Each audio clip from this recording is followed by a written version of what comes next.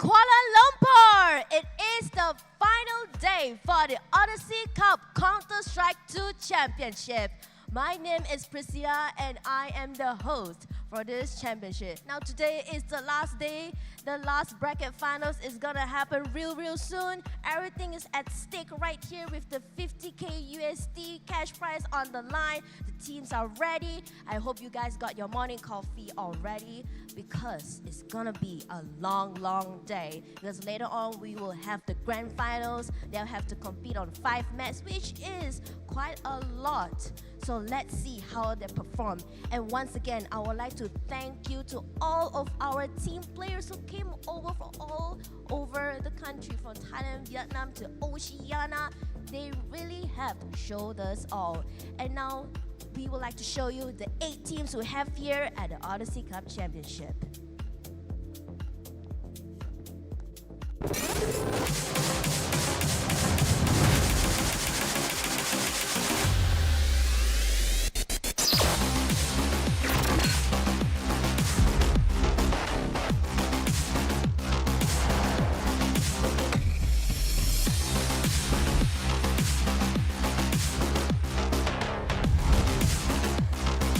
We've been working really hard and we're here to do our very best and hopefully we get the win.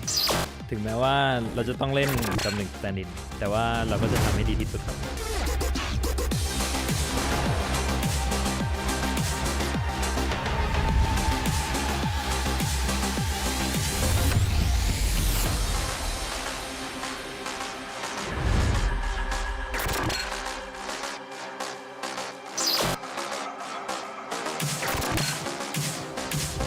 Xin chào mọi người, bọn mình đến từ Việt Nam. Ngày hôm nay bọn mình tới đây để khẳng định lại cái tên Việt Nam trên bản đồ quốc tế. Hãy chờ xem bọn mình sẽ làm được gì nhé.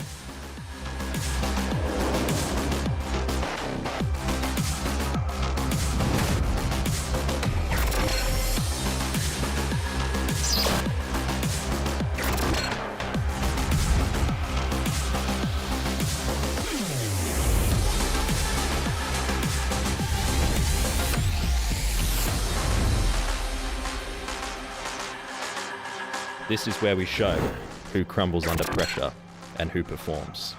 As a team, our strongest weapon is our mind.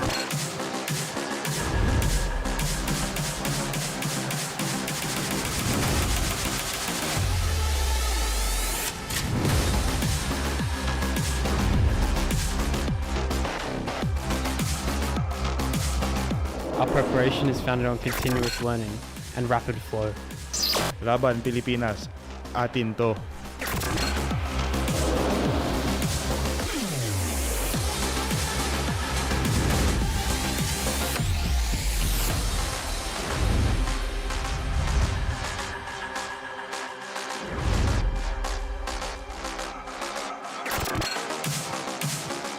Good luck guys, have fun, that's it.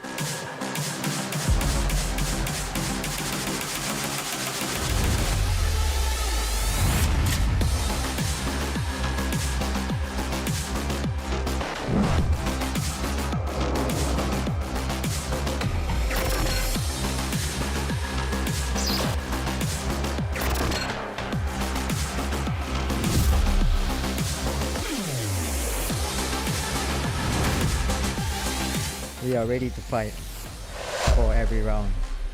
Malaysia didn't come here to take part. We come here to compete.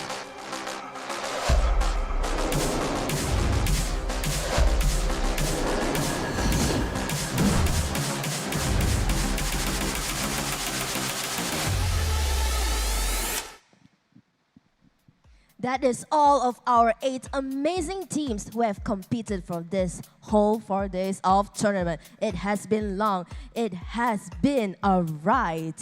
And now, without further ado, I would like to officially announce the lower bracket finals. Let us welcome the teams up to the stage with Bayman against Deep Cross Gaming.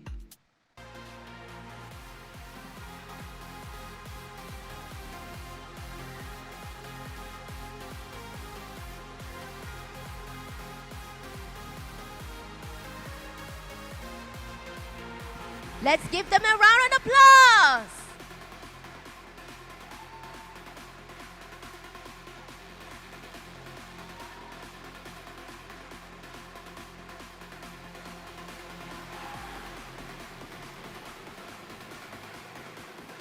All right, teams, a final fist bump, a friendly one. Do you have something to say to each other, team leaders? All right. Now, hurrah to you. Let's go and start the war. In the meanwhile, while they are setting up, I would like to mention that we are going to have a giveaway with Titi Racing and Samsung. So if you are here at the live audience or if you're still not awake yet, remember to watch back this live stream and mind you about the giveaway because we have a lot of things still ongoing here. The activity is going on right outside of this hall. We have the Guess the Champion event, which you can win Logitech keyboard and mouses. If you want to upgrade your gear, you know where to be at. And without further ado, I would like to pass it on to our dear casters. Thank you so much, Priscilla. Good morning, Kuala Lumpur, and welcome in to the Odyssey Cup Championship for Counter-Strike 2. You can hear the players getting ready. We're getting ready. It's early in the morning, but if you have the energy, you can sustain. I mean, it's going to be absolutely insane. We are on Championship Sunday, but we're not even in the grand finals yet. We are simply watching the lower bracket finals between Deep Cross Gaming, the Indonesian representatives, and our home ground team in the form of Bayman Esports. My name is Lot Caliber. I am joined here with FaZe FPS and Trevor. We will be your casting desk for today. FaZe, let's start off with you. What has happened overall in this tournament, man? Oh man, it has been a gruesome 3-day battle here between all these top 8 teams here around our region. We had on the first day itself all maps going 3 maps. You know, all the series, yeah, just incredible stuff. We had to say goodbye to 2 of the teams earlier on, but it was going to be made in Thailand alongside Galacticos, so the Thailand team and the Vietnamese team. Yeah, unfortunately, they were out on the first day. Second day, we did have to say goodbye to Team Nemesis Asia and Oasis Wolfgang, and yesterday we said goodbye to Ground Zero Gaming. So now, one more team has to go home here in this best of 3 series. Yep, so we started with 8, now down to just 3, and we are just playing for a prize pool of $50,000. Yes, so that's a lot of money for all of these players. Could be life-changing for some of them as well. But we'll get it all started with the match of Bayman Esports going up against Deep Cross Gaming, Malaysia versus Indonesia in this context. So what are your thoughts about this game and how?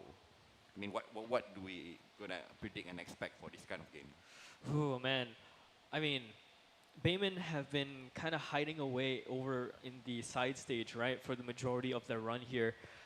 But we've been watching Deep Cross persevere. Yeah. The audacity, the plays that they make is so incredible. And you were saying yesterday, right, in comparison to a lot of these teams, it's just Deep Cross and I think Semper Fi that have a majority of the LAN experience just here. Yeah. To kind of get acclimated to the atmosphere, right? To get used to the uncomfortable setups, the sound, the loud booming noises. You can hear the nades.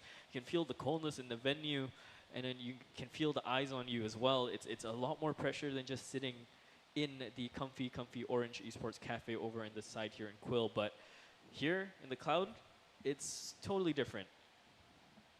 Yeah, definitely. I mean, just looking at the brackets earlier, we saw on-stage matches. Deep Cross had quite a few there. They actually got taken down to the lower bracket on the second day. And from there, they were just able to kind of storm through. They took down Oasis Wolfgang 2-0. They went up against Ground Zero Gaming 2-0 as well. And now they are here. So they're on quite a unstoppable lower bracket run. We'll see whether or not Bayman Esports can stop it here with these map and band picks. Yep, so we'll jump into the map and band picks. So we'll see Deep Cross Gaming picking into Dust2 and then Bayman Esports into Ancient. I mean, it's the other way around, but we will have the decider on Mirage. So Dust2 Ancient and Mirage are maps that we've seen a couple of times over the stream for the past few days. So we'll set it off with Dust2. Yeah, all right. Dust2 is, like we all know, beyond a legacy map. Historic, it is Counter-Strike's bloodline, right? It's its lifeline. It's everything about it. It's just bred into us. Multiple different generations of players have gone through each different iterations of Dust through to each iteration of Counter-Strike all the way up until CS2 here. it's only fair and fitting that it comes by in the final day.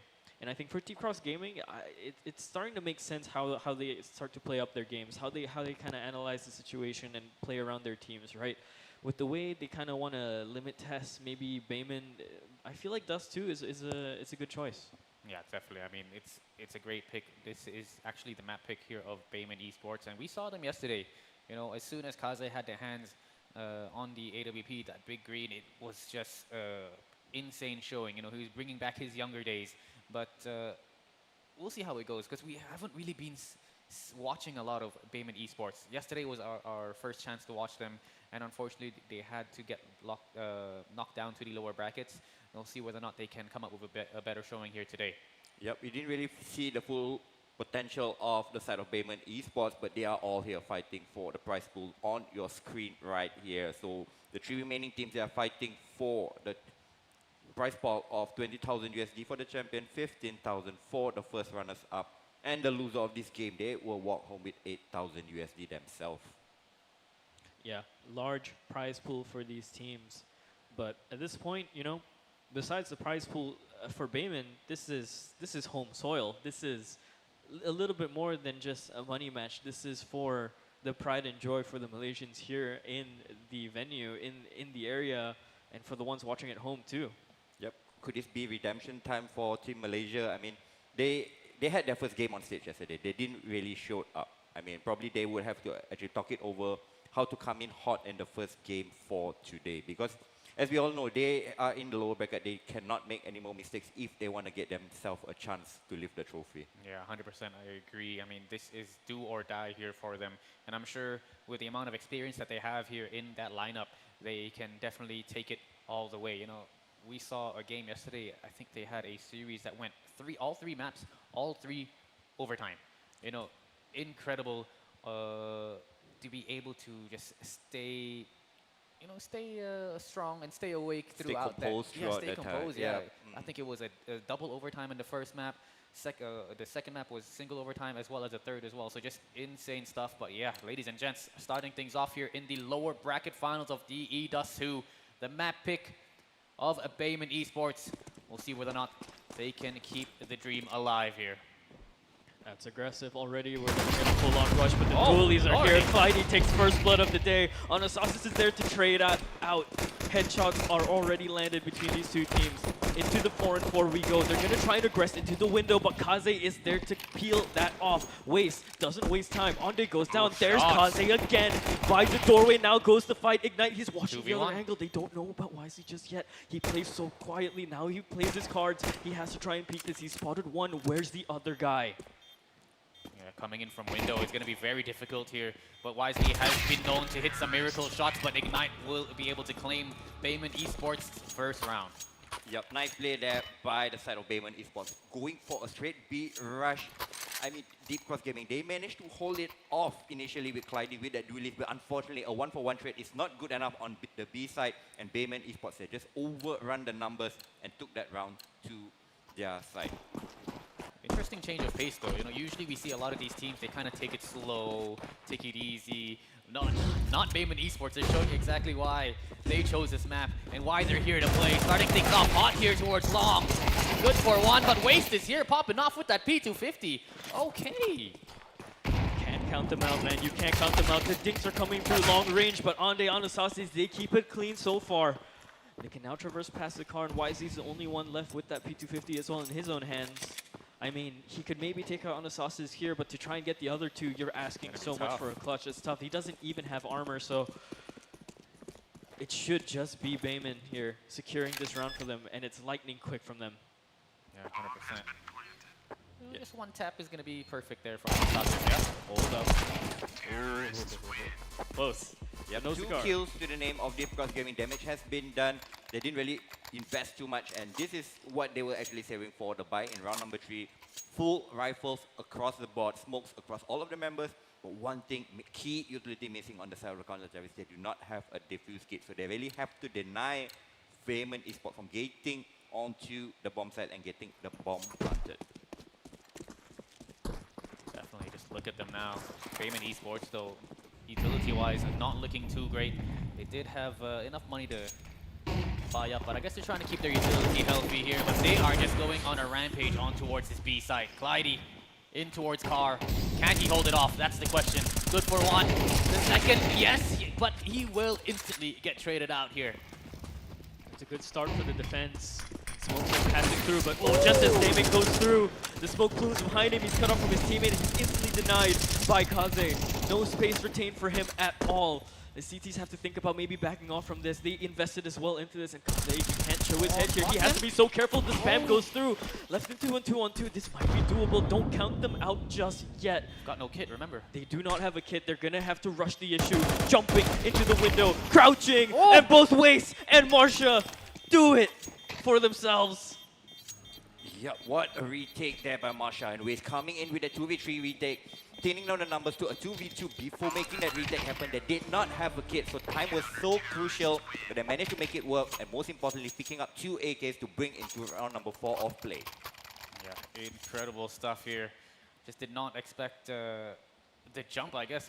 The 2 of the players from DCG just jumping out towards window, pulling the crosshairs from the player in towards that B main double stack, but just ended up whiffing. That's exactly how you should have to play it. You gotta send someone in. You have to go for the entry retake, I guess you could say. It just makes it work, but it looks like maybe a yeah, it looks like a technical issue here. Anastasis not moving in the server at all. Nonetheless, willing. Yep, so we'll get this round resetted. Waiting for our admins to actually reset the round, but that round, the previous round actually, it was supposed to be a round that Bayman should not be losing. They had the bomb down, they had the afterplan, they had the same numbers, and Deep Cross Gaming, they did not even have a kit, so the retake was kind of hard for them, but they actually make it work. Yeah, might be a little bit sloppy in terms of maybe the triple peak, right? Trying to get clear into that car position, so him getting out with 2 was everything that they needed, right? So that's unfortunately really rough. Yeah, definitely, but just insane stuff. I think that previous round was a little bit tough there because Kaze actually got taken out through the door, through the smoke as well. The smoke, yep. Yeah, so that kind of just gave them the advantage and the confidence to go in. Yeah, but it's good positioning from Waste, right? And we've seen how Waste has been playing over the past just few days, right? He's a very, very smart player. He knows when to catch these timings. He saw the arm throw, the smoke throw from Kaze, then the arm, and then he decides, okay, you know what? I'm just gonna do this. It'll give me my way in. We have the numbers. Then 2v2, jump through the window. One of the players is already low, and then that's it. That's the round.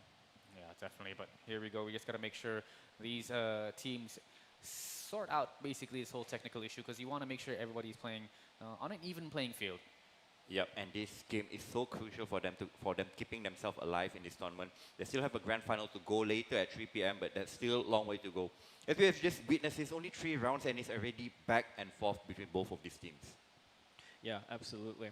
So in the meantime, though, I do want to kind of push off our hostess point earlier. We do have a lot of stuff here in the venue for you guys to grab.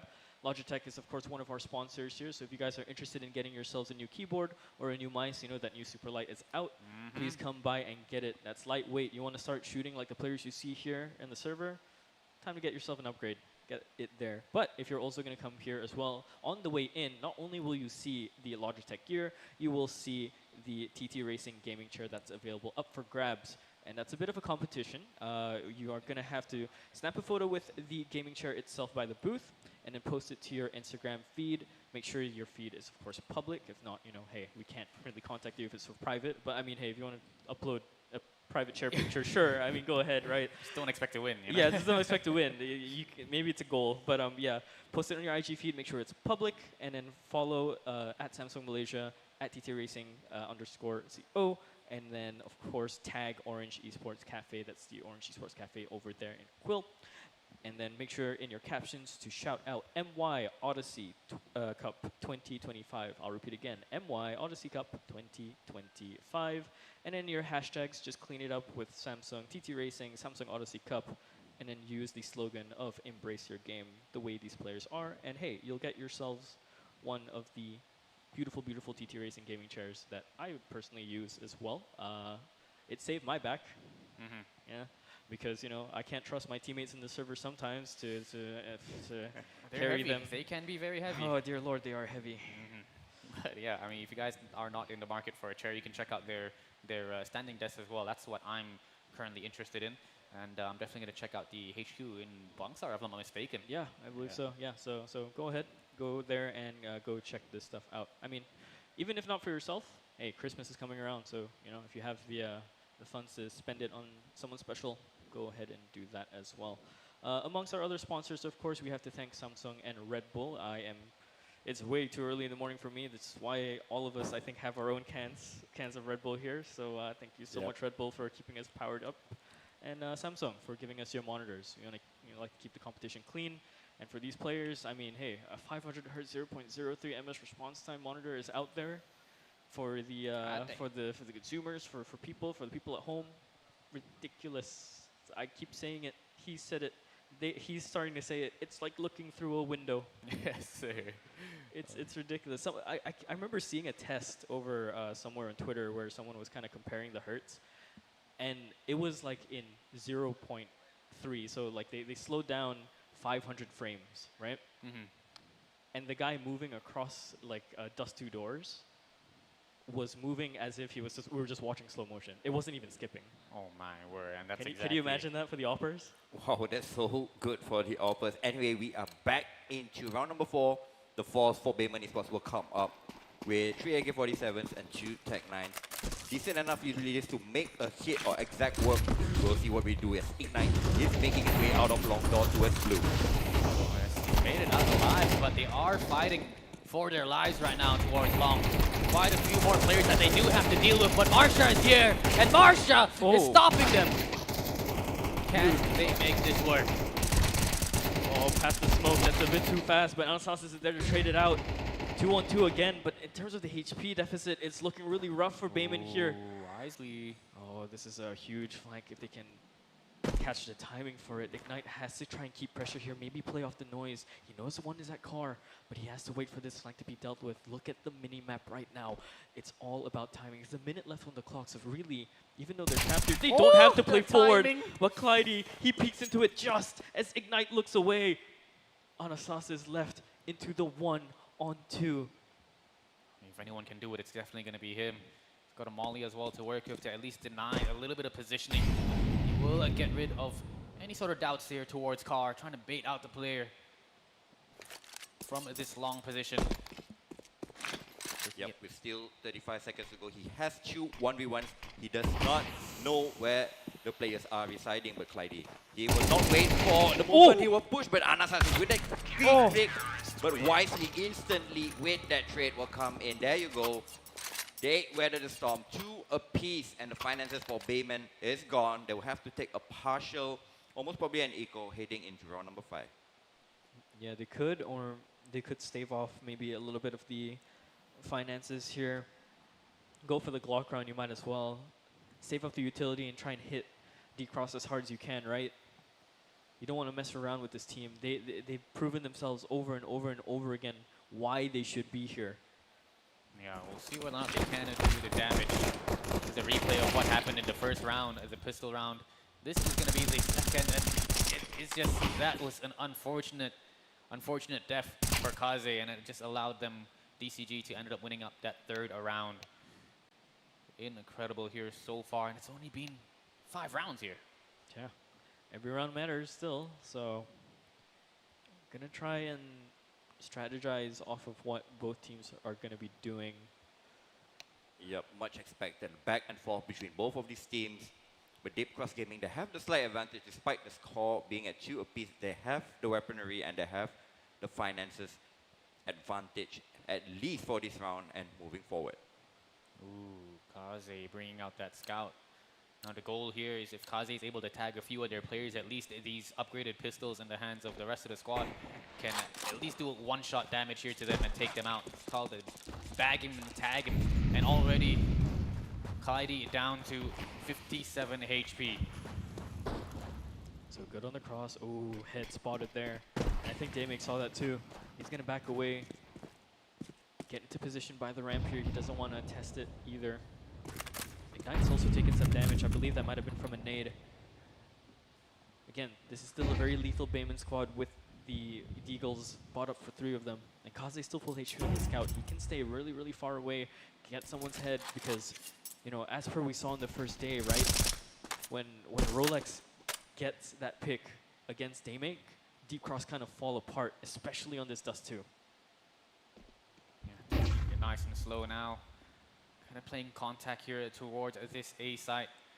Got a very strong position here. Daymake in towards that ramp area. If anything happens, Marsha is already there right below to be able to trade him out.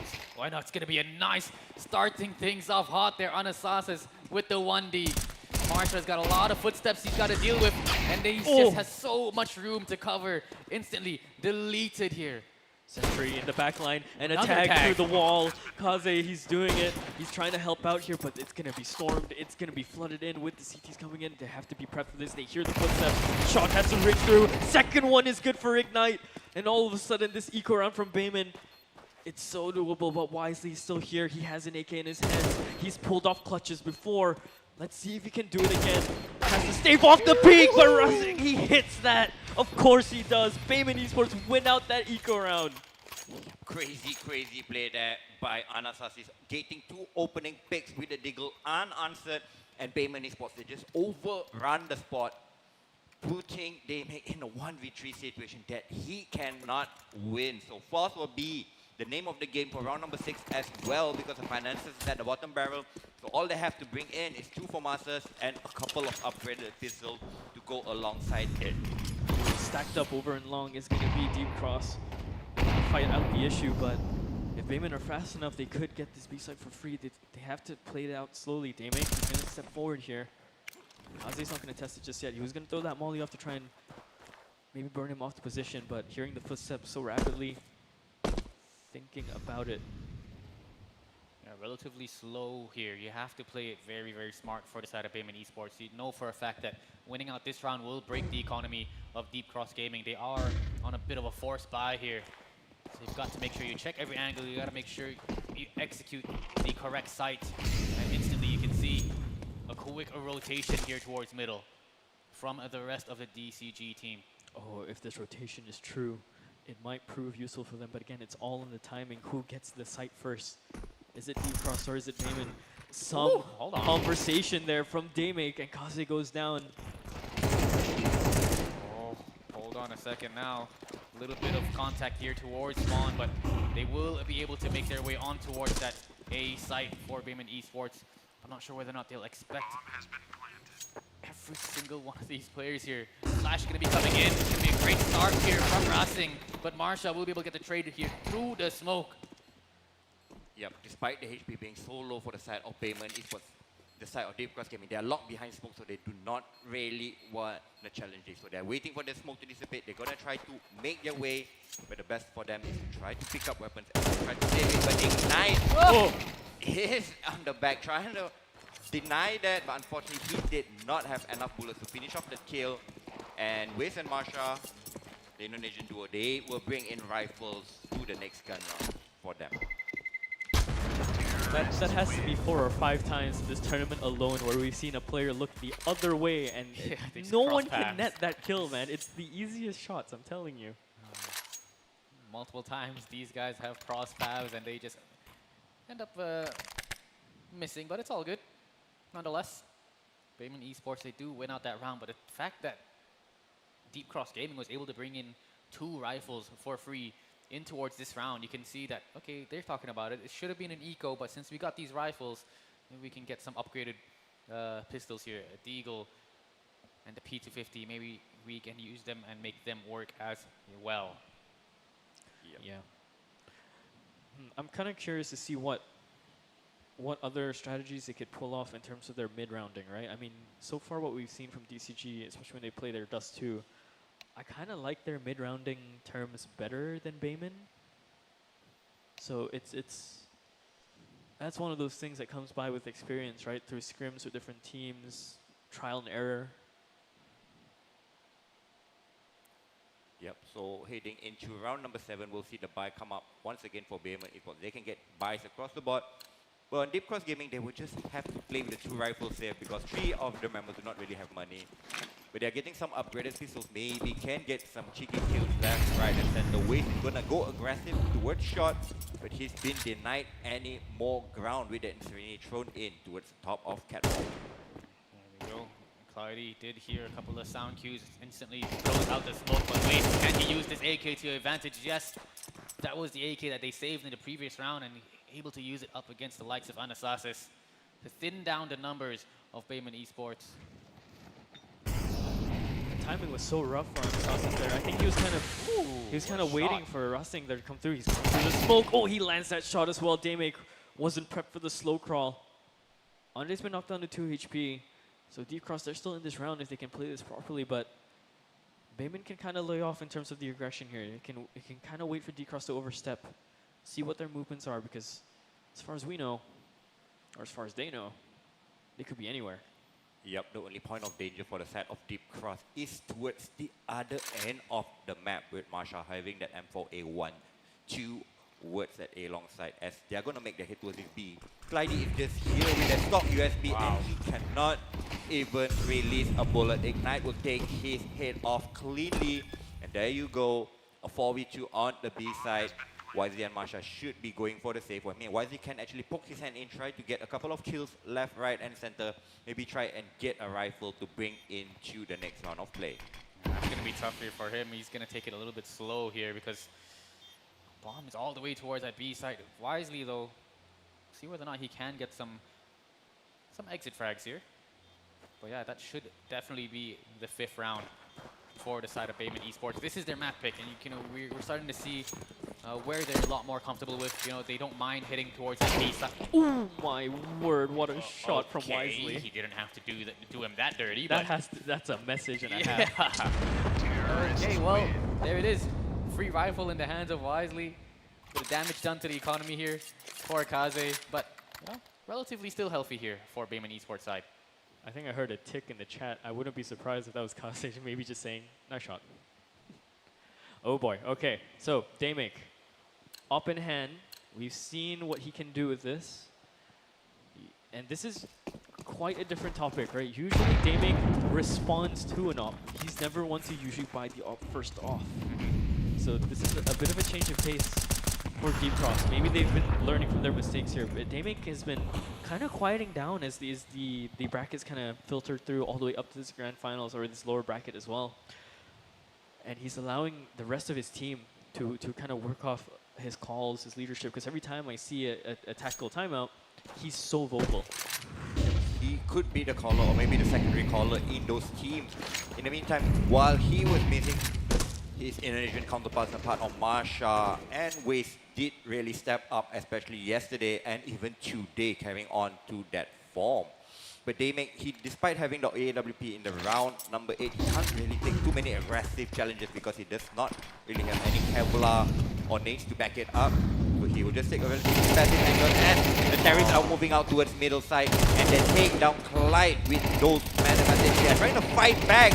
And Deep Cross Gaming, what a defense towards middle door, leaving just and they towards his pillar alone, and he's not long for the world, as Wisely will clean him up as well. Yeah, that was all thanks to Daymake with an incredible flash from that B side. Just caught Bayman Esports off guard. You know, the first flash came in, they kind of anticipated it, but the second one just caught them off guard, and they were just able to mow them down there towards mid door, just funneled them and secure their 3rd round here for ECG. Yeah, like I said, where he has lost his aggression from that first day, he's made up for it in his supporting elements. So it's absolutely beautiful to see him work this out with his team. Gonna be pushing forward here a little bit. They're gonna hold off into the smoke. Waste is gonna want to check this. He doesn't know yet that there's one in there, but he feels it. He knows it should be a threat here. Ignite. You have to be ready. Have a HE that should clear his smoke. Oh, he waits and he gets it. Patient rewarded for the side of Waste. That is long control for the side of Deep Cross Gaming, and an AK upgrade. So 3 of them on the side of the counter terrorists, and he's giving them more and more firepower compared to Bayman Esports. Yeah, Deep Cross has been landing these headshots everywhere on the map still. So giving them the one and done a little bit terrifying. Oh You my can see goodness. it already. Look at what's going on. They do make their way on towards short. They try to see whether or not they can Beautiful. come back and pop off again from that short position. But this time around, will eventually get shut down. 2 versus 4. It's going to be very difficult here. They need to thin down the numbers before they go for the plant. But it just does not work out. Kaze is good for 1. But does he have time? 30 seconds left here on towards the clock. And he Spotted. has the bomb with him. Yeah. Spotted where he was going to go as well. They should know. The thing about it, this clutch is going to be so hard for him. He had the chance to maybe pick up the AK, but he had to just book it. He knew he had the window already to in here. A 1v3 as stuff for Kaze. The first one is good. Second one coming by the window. He's isolated the fight on the right. Kaze, a tenured player, experienced through and through. Can he do this? He's running out of ammo in this Khalil. Waste has been hitting the shots over and over again towards the start of the round. Around the box they go. He has to swap to their sidearms. They both swap to their sidearms. He lands the dig and Kaze does it! What a play there by Kaze, the veteran for the Bayman Esports squad, clutching in that 1v4. He was stuck in spawn. Just incredible. I mean, everything was against him, basically. And he tried his best to at least find an opening pick, but man, he had to get taken down here on towards the site. But if anyone can clutch it out, it's definitely going to be Kaze with the years of experience that he has under his belt. Instantly swapped out to the burst. Was able to finish things off, but wow, great. Starting things off hot here in round number 10. Yeah, Deep Cross Gaming, they do not want to let footing off this game. They will have to force impact themselves. They still have the AWP on the hands of Damic, but he's not really having much impact. And he's getting towards the closing stages of this half, and Bayman Esports, they are having a breather of a lead at the moment. So they must have to try and change the script and try to get rounds on the board. Yeah, the fact that they already have Ignite just chilling in towards that B side, he should be hearing these utilities being spent towards middle. So Bayman Esports, I'm sure they are completely aware of what could happen here.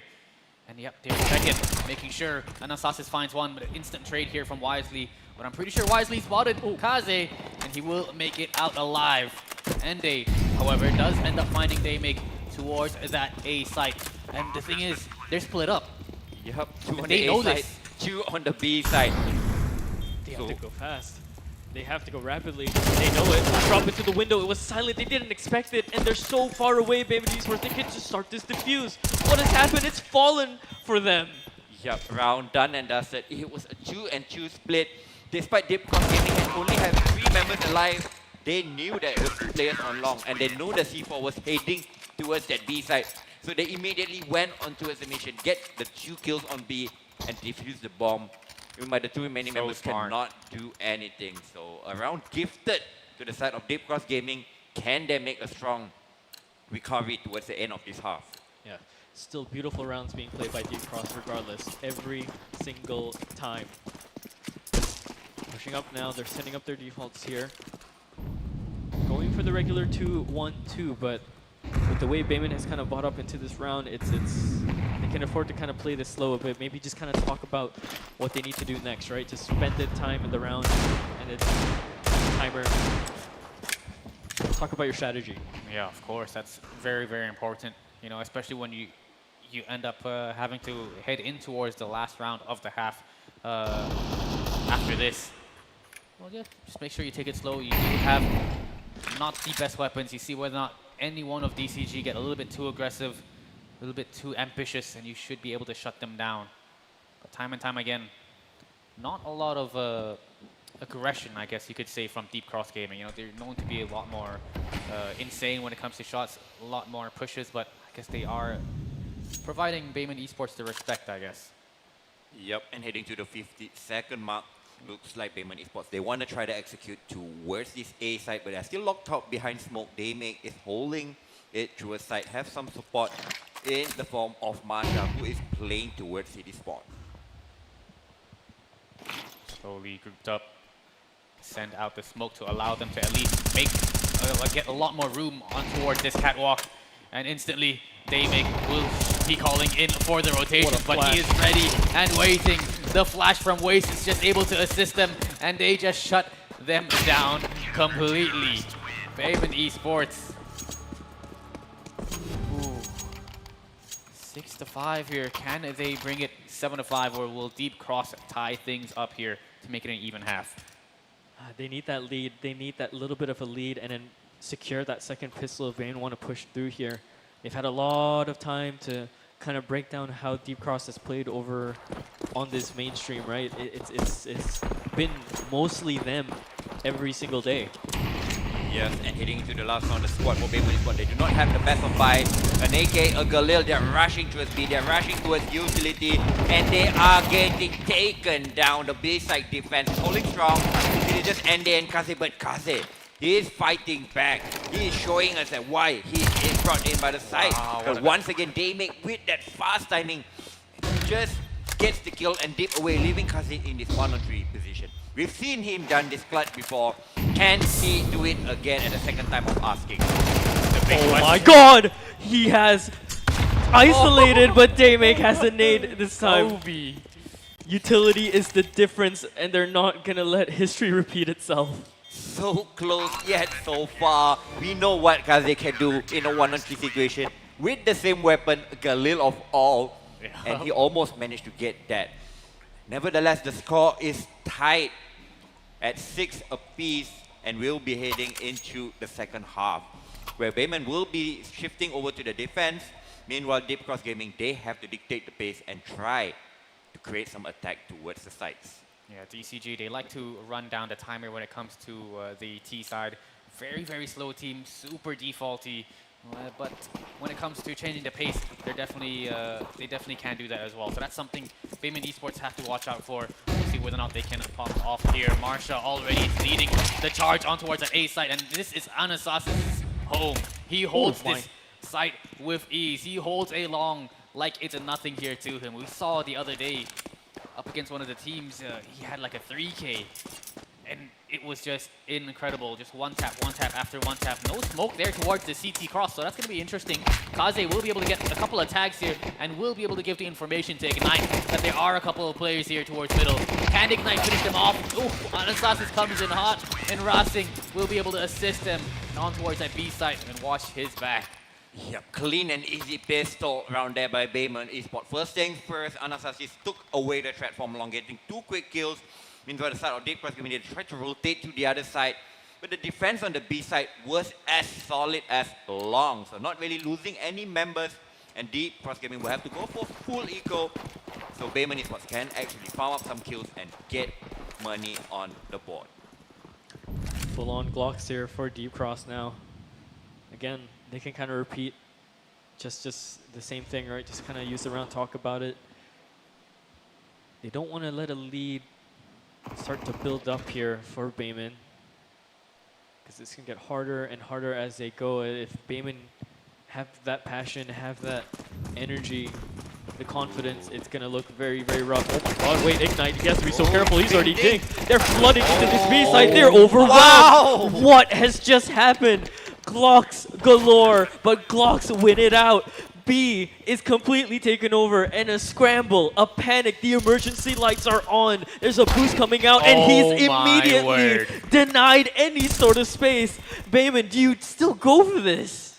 That's going to be a tough one. Oh my god, they make with another Glock kill. 3 M4s picked up, make that 4. Thank you very much, Baemin Esports, for providing us the buy in the following round. And the finances will crumble for the Malaysian squad. They have been totally caught off guard. Oh yeah, 100%. That was just incredible. They were able to find the leak, the hole in the defense of Baemin Esports. They didn't even need to smoke the CT cross. They just walked up mid-door and just rushed towards that B site. No Tech 9, no Deagles, Yeah, just Glocks. Insane, and that's how strong it is, you know, for the T side to group up together. You know, no matter what weapon you have in your hands, as long as you use the numbers advantage against the defensive side, it'll definitely work out. Oh my word. Deja vu once again for the side of Baemin Esports. Exactly the same scoreline when they finished the first half against Semperfi. And I mean, they won the pistol round, and I mean, on the side of Semperfi, they actually forced up. This time around, they Full lost eco. to full blocks. Not really acceptable, but they will have to buy in themselves. The one saving grace is because they managed to get that last kill and actually pick up an M4. So having one rifle to play, we'll see how mobile he can be. So good utility damage, taking majority of waste health at the start of the round, but they still need to try and get the kill. Absolutely ridiculous scenes that last round. Pushing over into this one. I mean, you see the amount of M4s over on a T side. And a lot of nades being landed onto Anasasis. Initially, it was Bayman with the nuclear option. There was 4 nades that was being bought up, but now health has been chipped away multiple times. Position is all they can rely on. Stacks upon stacks. They don't have too much armor to work with here either. Here comes the flash, here comes the cross, and the spray transfer from Wisely is clean enough to do it. Short is all theirs. Definitely nobody on there towards the A side. It's free real estate here for them. Just beautiful, beautiful utility usage coming in from Deep Cross Gaming. Nice little lurk there from Marsha, but only going to be able to get one. But that's the thing about Deep Cross Gaming, you know, they're so tactical. It's either they're coming in as a team, using the numbers here, you know, finding those 2v1s, 3v1s, or there's someone definitely flashing for Wisely or flashing for Waste. You know, the setup is just beautiful, and they definitely have that chemistry, and it's dangerous. It's incredibly difficult to fight up against a team like that. Yep, and Wisely and Daming have been so aggressive these past 2-3 days. I mean, they are not really just running in by, like we all just saw previously. It is well organized, it's well structured, with their teammates showing supporting flashes and nades to make their pathway a little bit more easier by just holding their weapon. And Daming will actually take down Ignite, so just and they bringing in the M4 to the next round, and he'll drop it over. But looks like the finances is still not that ideal for the side of Payment Esports to actually purchase. Meanwhile, on the side of Deep Cross Gaming, despite losing the opening round, after 4 rounds, they have kind of a bank and even having 2 M4s to play with. Not only that, Daming, he bought up that op as well, and he had the spawn for it too. Takes out Ande, they weren't expecting it. Again, every time I look up into that kill feed, I see Wace's name for the flash assist. Wesley, immediately run down by Rossing. Good timing on him for the peak. He was expecting it, but there's Marsha to watch over and make sure they don't run away with that AK. Yeah, definitely. They do like to pin down the numbers, and Waste lurking here towards middle will be able to take down Ignite as well. It should be wraps. Should be the 9th round here for DCG, but they're slowly, you can kind of feel the body language, the way they're moving as a squad here, taking over this first map. Yep, Payment Esports feeling like this map is slipping away from them. As we can see, round number 16 will go in the favor of Deep Cross Gaming before they can actually bring guns up once again. But looking at the finances, it's not really looking too good. Maybe Anasasis can get the op, but he will maybe have to forego some kind of armor or maybe some grenades. Not really an ideal position, but on Dust 2, the AWP can do a lot of damage and can get his team opening pick. So we will see as we will be heading into round number 17 shortly. Such dire straits in a way for Bayman. Completely just flipped the narrative ever since that round. Now they have to play catch up. They were comfortable, a little bit too comfortable, and then you know you let a round like that. I mean, I talked about slip ups, but that's almost unforgivable. Yeah, I mean, it is what it is. I mean, that's what we all actually were talking even in the pre-show. I mean, yeah, the land environment, sometimes you can't even hear those tiny little footsteps, and they're already at your door, 5 of them. And that's what happened to the side of Payment Esports. But let's forget what's that. Heading into round number 17, the bike can come out once again. Daming with that break, spots the weapon. Unfortunately, his timing shot does not connect onto the head of Anasasis. So 5v5 maintained, and we're heading into the 1 minute 30-second mark. Yeah, still very, very healthy in terms of utility for both these two teams. Payment Esports, no AWP in their hands, so it's incredibly difficult to find an opening pick here across the map. They've just got to wait for them to walk in towards their crosshairs. Just waiting for any sort of flashes. Will not come in just yet. Very, very default here from Deep Cross Gaming. But look at the positioning here from Ignite. extremely aggressive, but Marsha will be able to take down Ignite through the smoke in towards that B main position. Yeah, look at that. Immediately, the response is to go all the way up because they know that position is cleared. They know that B has at least lost one more of their defenders, but past the smoke wall, they're going to have to stop. They can take the time to kind of keep Bayman guessing here for a little bit longer. And the longer it takes for Kaze to get into this position, he can't get ready. Marsha is there. Kaze good for one, but he's swung upon with lethalness from Deep Cross. Wow, Deep Cross Gaming, after getting the kill push on the Ignite, they totally resetted, heading towards that B side. Use the number overrun, and there you go, Clyde will seal the deal of round number 17, going in the favor of Deep Cross Gaming, as Anastasis is left to scramble away, wondering what happened to his B side defense. Oh man, ever since that full eco win from Deep Cross Gaming, they completely just took over this map, and they were starting to look pretty good. You know, they felt great. You know, they won the pistol. It was looking super good. You feel the motivation, the body language is really confident, but instantly just Uno reverse card being pulled out from Deep Cross Gaming. Speaking of body language, after that round was done, I turned around to take a look at the Bayman table, and I saw immediately just 3 players just slumping their chairs.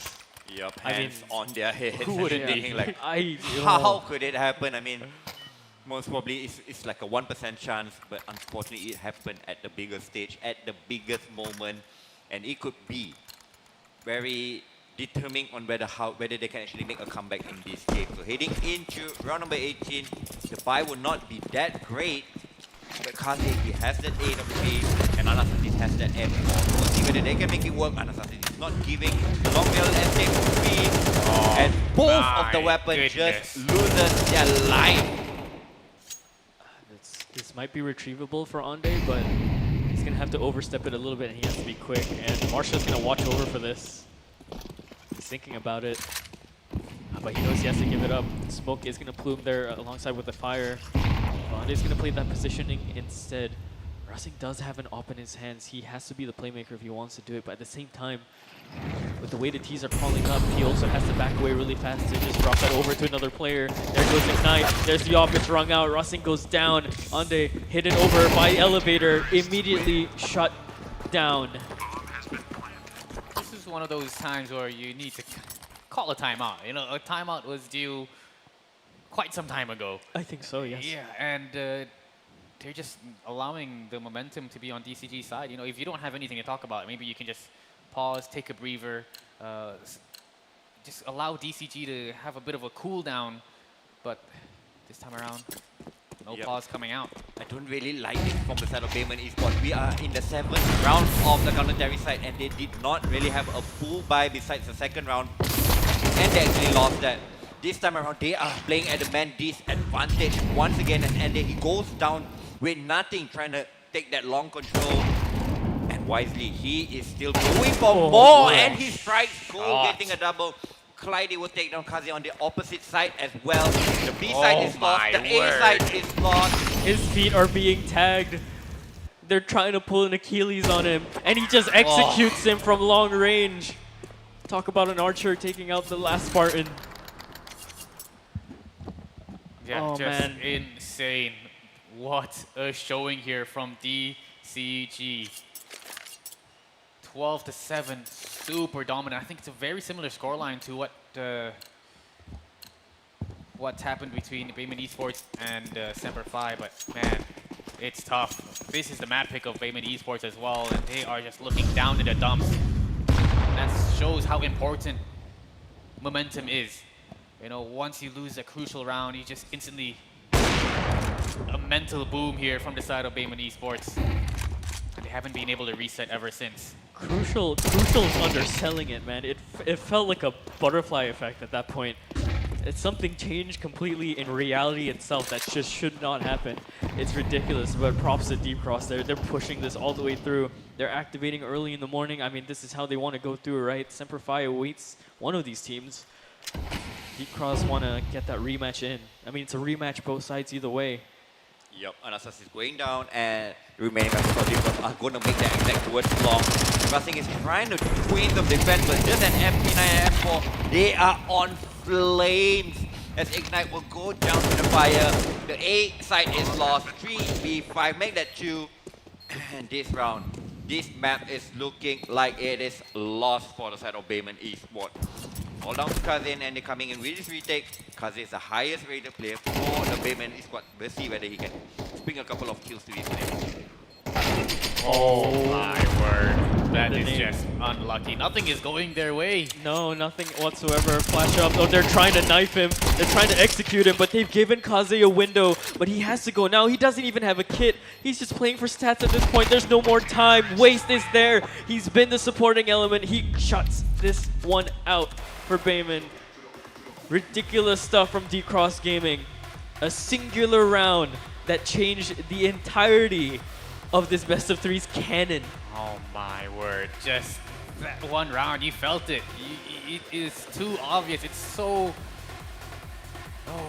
unlucky there for Bayman Esports, but you have to, take the time to call a timeout. You've got to reset your mental as a team, talk it out, and, just forget about what happened in the previous round. Forget about that full eco loss. Just get better, get good. I can see the gears turning in Trevor. I'm gonna let him just take the full floor at this point. He has words. Yep, I mean, it's the exact same thing that actually happened yesterday. But I mean, we couldn't actually paint the picture. It's a little bit worse on this side because they didn't invest anything. They didn't really invest in a flash. They didn't invest in PT50. It was just Glocks across the board. And I mean, on the counter-terrorist side, they weren't playing like with MP9 for Master Scout. They were full on M4A1S. Yeah. So that was basically a free upgrade, free buy. The momentum is gone, the economy is gone, and there you go. The map just disappeared from the Malaysian squad just like that. But that's just how DCG plays. Deep Cross Gaming, whenever they're on Mirage, whenever on the T side, they're always able to find an opening. They're always able to find a hole and sneak one player in at least. But this time they were able to sneak 4 players past that mid doors. And that's just the name of the game, and something Bayman Esports definitely have to take into account here, heading in towards Ancient.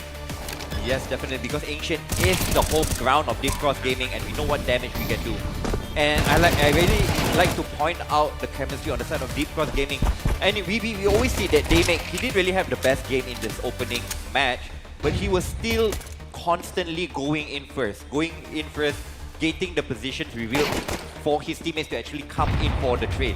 So we saw on this Dasu itself how the Indonesian duo of Masha and Waves of Nemo really activated behind his plays. Despite, I mean, Anastasis and Kaze always getting the opening picks for Bayman Esports squad. But the gameplay of Deep Cross Gaming, they know where's the remaining players. Where are these 2 players guarding from? So they managed to come in with the trade, get the bomb down, and round dusted. So Deep Cross Gaming really playing to the objective, and they did it with success. Yeah, absolutely ridiculous scenes. First map of the day, and we've already kind of had some crazy moments here, right? Yeah. Kaze's 1v3, the Glock round that just changes everything. Play after play, supporting element after supporting element.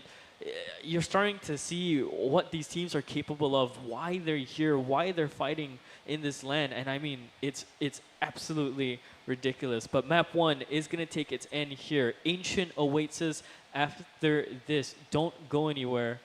We'll be back.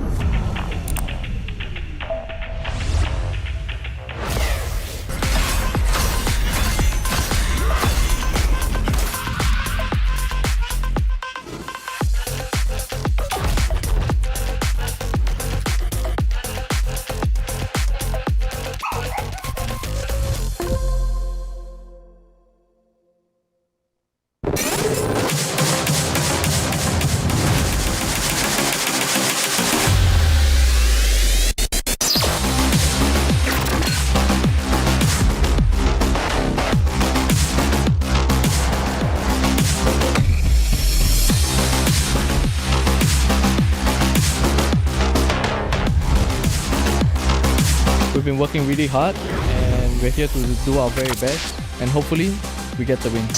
ถึงแม้ว่าเราจะต้องเล่นตำแหน่ง stand-in แต่ว่าเราก็จะทำให้ดีที่สุดครับ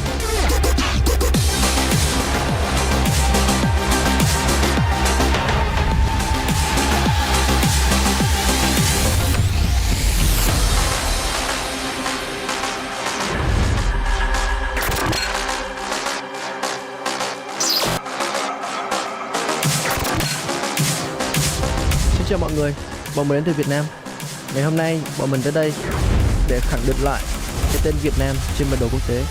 Hãy chờ xem bọn mình sẽ làm được gì nhé.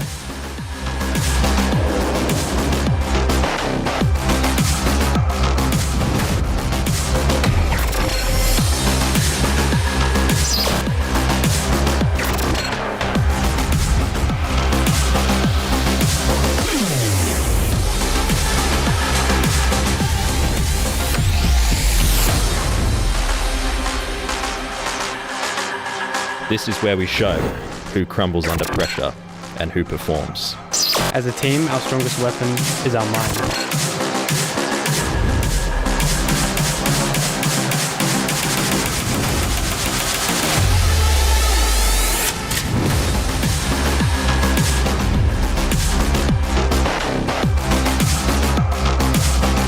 Our preparation is founded on continuous learning and rapid flow. Laban Pilipinas, atin to.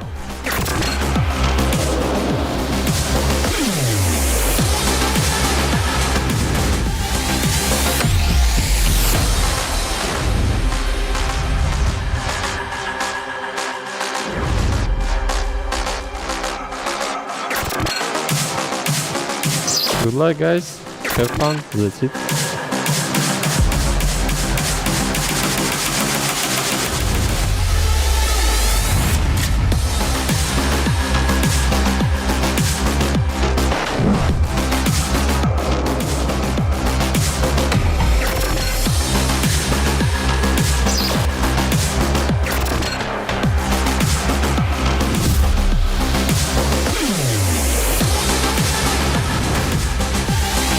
We are ready to fight for every round.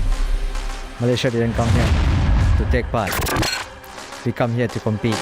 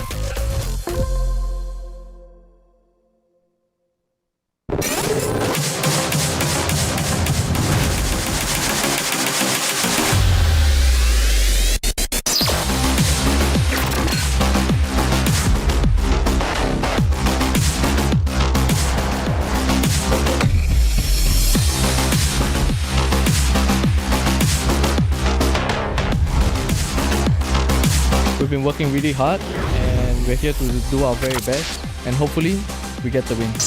ถึงแม้ว่าเราจะต้องเล่นตำแหน่ง stand-in แต่ว่าเราก็จะทำให้ดีที่สุดครับ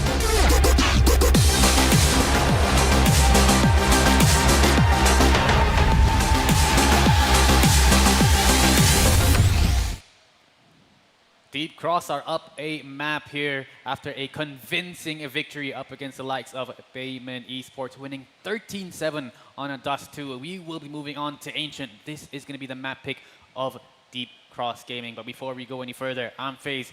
This is Light Caliber. And on towards the left side here is going to be Trevor. We will be your casters here for today. And man, oh man, was that a crushing defeat, I guess you could say, to Bayman Esports. Crushing is putting it lightly. That was hard to watch. Genuinely hard to watch. If you're just expecting greatness, it suddenly just got shut down by one round. One round's the difference. Yeah. But the circumstances of how it happened is I think still the thing that you have to talk about. And I mean, I can't imagine the conversation they had in their break.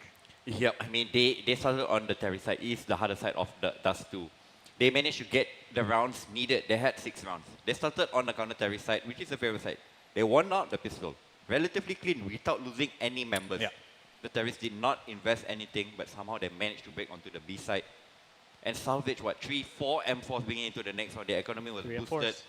And yeah, on the opposite side, Bayman, their mental was crushed and they did not find a way back. They did not use the tactical timeouts. They did not try to play out of the box. And yeah, I think they just lost the game from the second half, first round, basically. That's where Yeah. they dropped the ball. Yeah, I mean, the ball I think got buried in the pistol. I mean, okay, look, I understand if it's like maybe a P250, like maybe a flash or something, right? It makes sense, right? But it was, like you said, it was a clean marathon straight through the mid doors, immediately running up into ramp, no contest whatsoever, no sound was heard between any of them.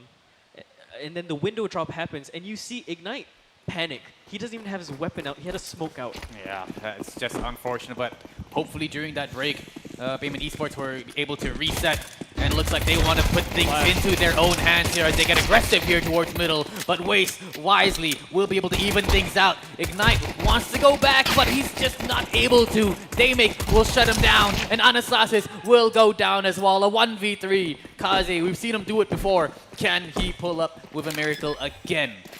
Yep, the HP is definitely favoring Kaze despite being in a 1-on-3 position, but it is the A side to retake. The one good thing is he does have a kit, he does have a smoke, but first thing first, he needs to find the players and isolate them and get kills to his name. Yeah, this is tough. Very, very tough here. Around the corner, Waste.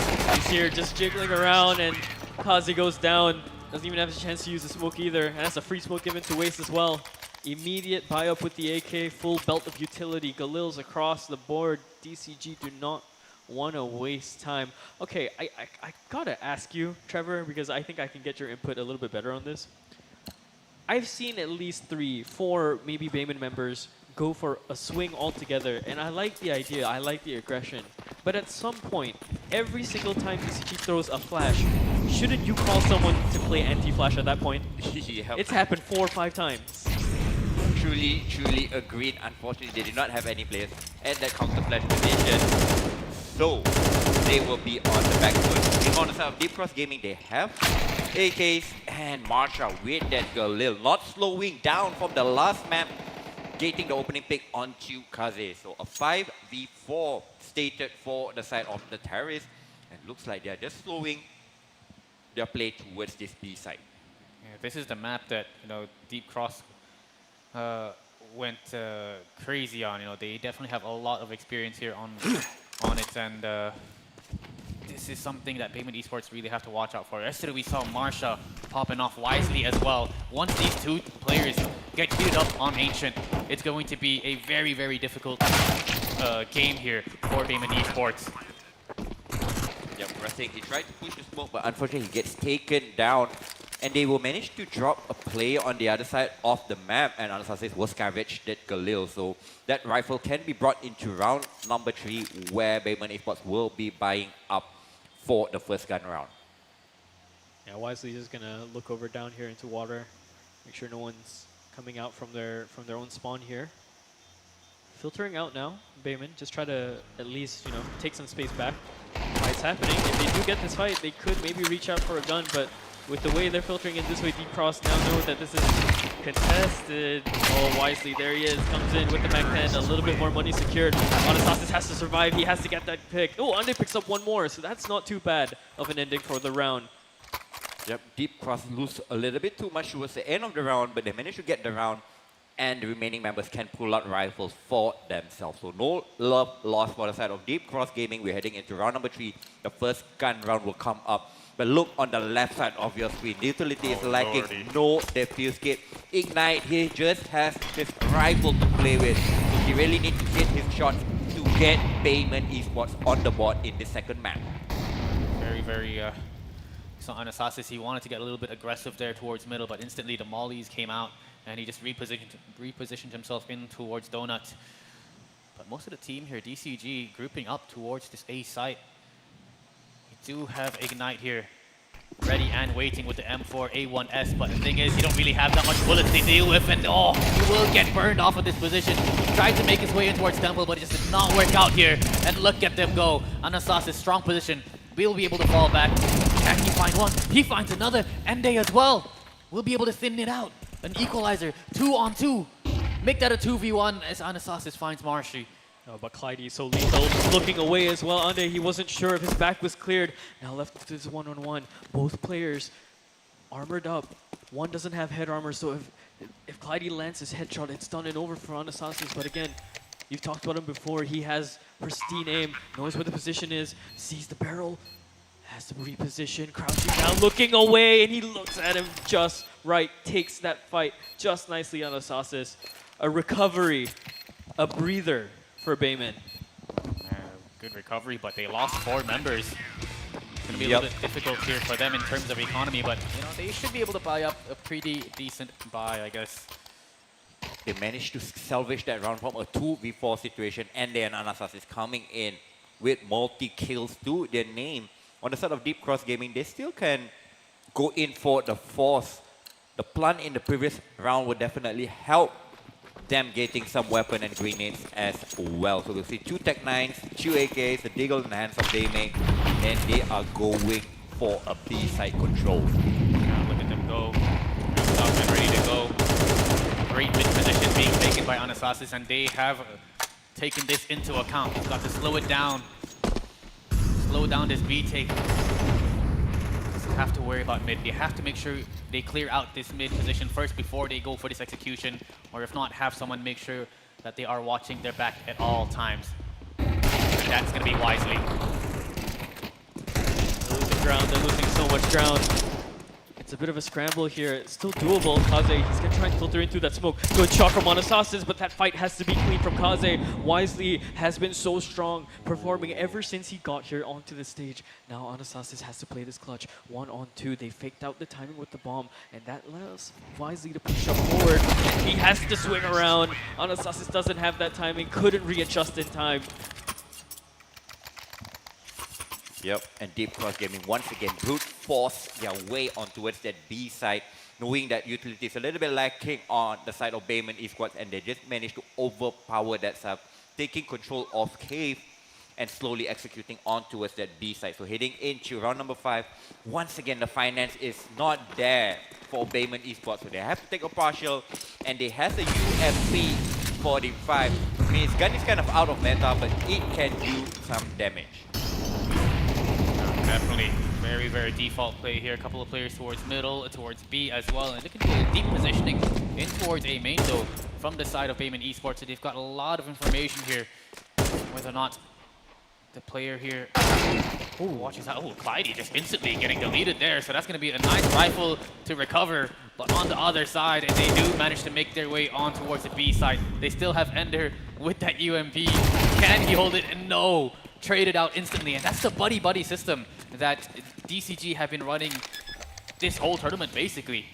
I mean, it should be standardized. It should be the protocol, right? We've seen that adapted into Tier 1 when Counter-Strike Go was a thing. If you're gonna swing the angle, you're gonna swing it wide, have a buddy there to at least help you out if you lose that fight. If you're going into the site, yeah, definitely so. Anasasis over on the other side, sees the head first. Good job for him. He might be able to get a weapon retrieval, but Wade's here to clean that one up. Ignite, looking for a way in. But it's just going to exit with an AK. I think that's all you can ask for. Might maybe get one more, but tested a little bit too much against Wisely, and he's been popping off. Yeah, you got to be very careful, because once Wisely starts popping off, it's going to be very difficult here for Bayman Esports to deal with, and you can see he's kind of continuing with the form that he had from the previous series up against Ground Zero Gaming. They actually took them out here on this map, 13-10. Wisely, Marsha, those two players just had so much impact on Ancient, and they just continue to do so here. Yep, once again for round number 6, the buy will come up once again, but it's not really looking too good at the early point. They only have 2 smokes, an incendiary and a HE, no flashes to actually delay or take map control. Ignite, he has the first point of contact. He will not actually go in for the kill, but Marsha will punish him. Anastasis is in for the trade. He managed to double down and dip away from there. So advantage given to the side of Bayman Esports. Can they hold on to this 4v3? Yeah, a little bit late on the swing from Marsha to try and get that trade in. Allows Anastasis to kind of reset that M4 and back away into position. It kind of looked like Ande wanted to pop that smoke open, but goes for the dry fight instead with Wisely. You choose that direction, and Wisely seems to win it all the time. Now up with the test against Anastasis. Running out of ammo here, running out of space. Kaze, 0 and 5 still onto the map. This would be the chance to try and get activated into the game. He does pick up his one because Russing is there to help him out as well. Yep, Bayman Esports spot stops the bleed at 4. Managing to get their second round on the board. The finances is not really looking too good, but we've been in this situation before. Can they actually pull up their socks? Can they hold ground and close the deficit? Yeah, up against Semper Fi in the last series in the upper brackets. They were down 6-2, and you know, Bayman Esports were able to string out 4 rounds in a row to bring it back. So, you know, Bayman Esports down, but not out just yet. Here we go, full on eco once again with the glove, but they're not going to allow it to happen again. Waste a good for one. Anastasis is there to help him, but that shouldn't be all she wrote here for the side of Deep Cross Gaming. Everybody has rotated here. They make last player alive. Nice and easy there for Racing to thin down at this scoreline. Yep, solid defense shown in there by Bayman Esports, denying the bomb going down on the A side. So we're heading into round number 8, where the terrorists actually save up for. They also do not really have the best buys, going in with some Galils. Some players don't even have utility to speak of for. So on a map like Ancient, if you don't really have much utility to play with, so probably go for something aggressive. And that's in the DNA of the Deep Cross Gaming players, in the name of Wisely and Daming. They love these aggressive plays, so we'll see what they can do. Oh, Anastasis sees the jump up for Waste there. I was watching the X-ray to see who would win out on the fight. It's either Waste comes prepped looking at the angle, or Anastasis is already going to clip his head out. Daymake is there with the return, and Ande responds back. So good stuff. They're going to halt away in terms of this assault here. And now, Deep Cross Gaming, bleeding. I was going to say bleeding resources. Marsha bleeding all over the floor at this point, 4 HP.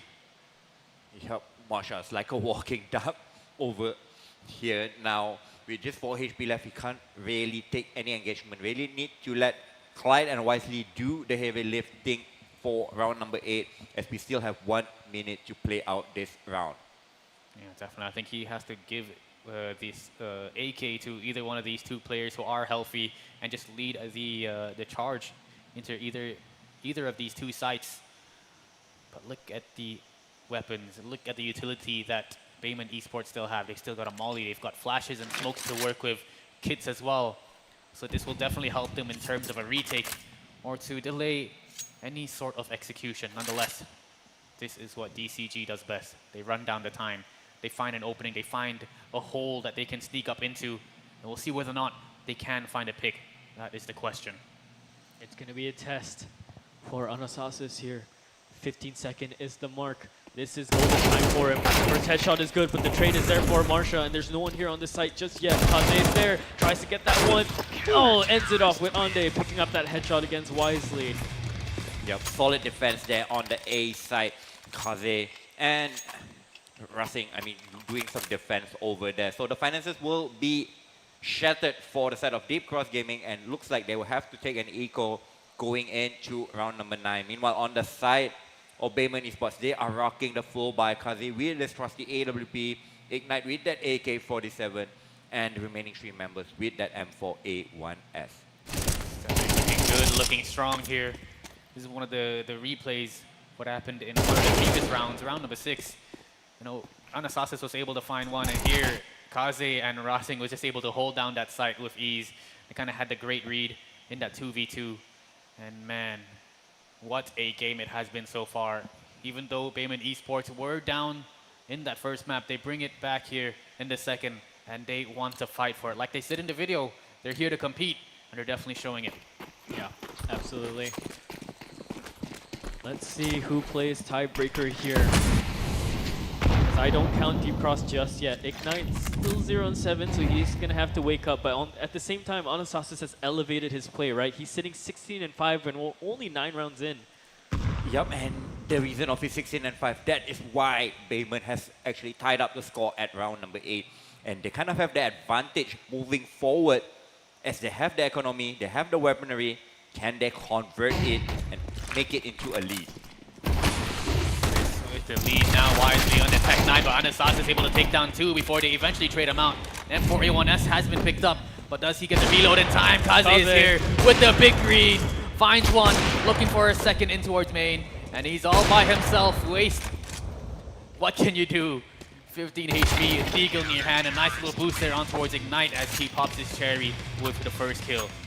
Yep, a double kill by Ignite, opening up his account into round number 9. That will boost some confidence for the Bayman Esports squad, because they really need all 5 members to be firing on all cylinders, because they're already down a map in this series and they cannot afford any more mistakes. Yeah, cutting down the margin of error, that's the way you have to do things. For D-Cross though, with the amount of mollies that they have, it's looking like they want to try and heat up the A site here. Ooh, ouch. Or heat up the B site rather. Good kills. Ende has been popping off, and Ende with that spray control taking down 2. Beautiful. Marsha tried to come in for that trade, but just did not work out. And Ende has been a phenomenal player here. He's been relatively quiet here throughout the on-stage time, but this game, he does not want to get taken out at all. 12 kills here from him. Yup, and they really stepping up when Bayman Esports needs somebody to step up. And nice shot there by Ignite, gauging the flick onto Wisely, and Anastasis will clean up. So 5 members alive, 3 AKs to play with. And Bayman Esports, they are having some kind of a run and making this comeback happen. Yeah, beautiful start to everything that they need to do. Got to keep this clean still for Bayman, not over and out yet. Again, BCG back to their rushing ways with the Tech 9, with the amount of utility. Never count them out when they're doing this kind of strategy, because they will always secure a few kills, and when they start doing that, when they're in the right places, right time, a whole round can fall apart regardless of advantage. Yep, the nades has been thrown in for the B execute. Long and short. Now this smoke off, a lot of pressure towards Cave, and Ignite, he goes down with nothing. So there's an AK to be played by the Terry side, and he's thrown onto the trusted hand of Wisely, who has been the heavy hitter for the side of Deep Cross Gaming. Really a tough retake here, and look at that, they're just using the numbers, going for 3-man peaks, taking control of the backhauls area. Anastasis here, he's been playing lights out, but can he actually win this one out? Oh, what a shot coming in from Marsha. Like I said, man, do not count Deep Cross Gaming out on an eco like that. Utility, Tech 9s, that's all they need. Just rush it down to the site. Somehow, some way, Bayman, they're just not ready for that kind of pacing.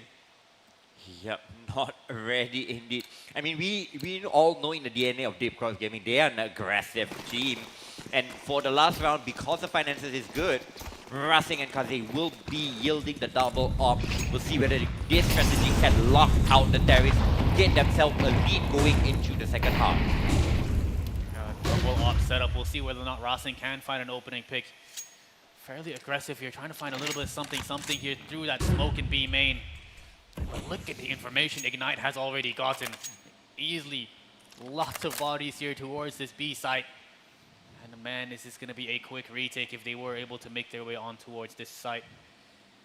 Slowly but surely, they creep up in towards B, but go Racing almost gets caught off guard. Can he find a pick though with this up? It's going to be very important, and yes he does. And there we go, the kill feed is just lighting up. Trades back and forth, but in the end it's a 3-on-2 here for the side of Bayman. Beautiful shot from Waste. Left into this 1-on-2. He almost could have pulled that off. The angle was correct, but Bayman, they secured themselves their 7th round into this half as we swap over. A little bit healthier this time, and well fought for as well. 21-8 is where we end that half for Anastasis in terms of his score line. Ande is kind of behind him as well, 13 and 8 as well. Again, Ignite and Racing are finding their impact frags alongside with Kaze towards the end there. Yep. It's more than just pulling weight. It's needed. Anastasis and Ende really carrying the Malaysian squad, keeping them slightly in the lead heading into the second half in a map where they must win to stay alive. If you guys are just only joining us, this is the best of 3 that Deep Cross is leading 1-0 after stealing the opponent's map pick 13-7. So we are going to head into the second half where Deep Cross Gaming, they will be on the defense, and we know what kind of defense they can do on Ancient. We saw yesterday, even in the upper bracket game against like Semperfi, they managed to win out the city side with a clean 8-0 scoreline. So we'll see whether they can replicate that form, take it over the line with a 2-0 score, or can Bayman is what push us to a decider of Mirage. They only just need 6 rounds. We'll see how round number 13 plays out. Already starting things off hot, grouping up towards his B site. They do have Molly's smokes. It looks like it might be an execution, but look at the weapon that Daymake has in his hands. The dualies have been very, very menacing. Tough to deal with here throughout this whole tournament. And we'll see whether or not he can continue to do so. But look at that, the numbers. Just running it down towards B, and oh my word, Ignite. Okay, coming in for the drive-by through the smoke, deleting the CT there towards spawn. Beautiful flash as well. Friday can't see. All he sees is white. And it is just a convincing pistol round here for Bayman Esports. Convincing indeed. Ignite, we called him out earlier that he was 0-7. He has stepped up massively with 7 kills to his name. Wisely will not make it a clean sweep as he takes down Kaze. So trying to keep this release alive. Ooh. Gets another nice hit shot over there. No slash players on his left and right. We'll see how much more damage he can does as Anastasis, the man of the hour, will take him down, ending this round with 22 kills. Beautiful round for Bayman Esports. Something absolutely needed that should give them that little bit of confidence to kind of carry it forward. But, you know, they've been here before.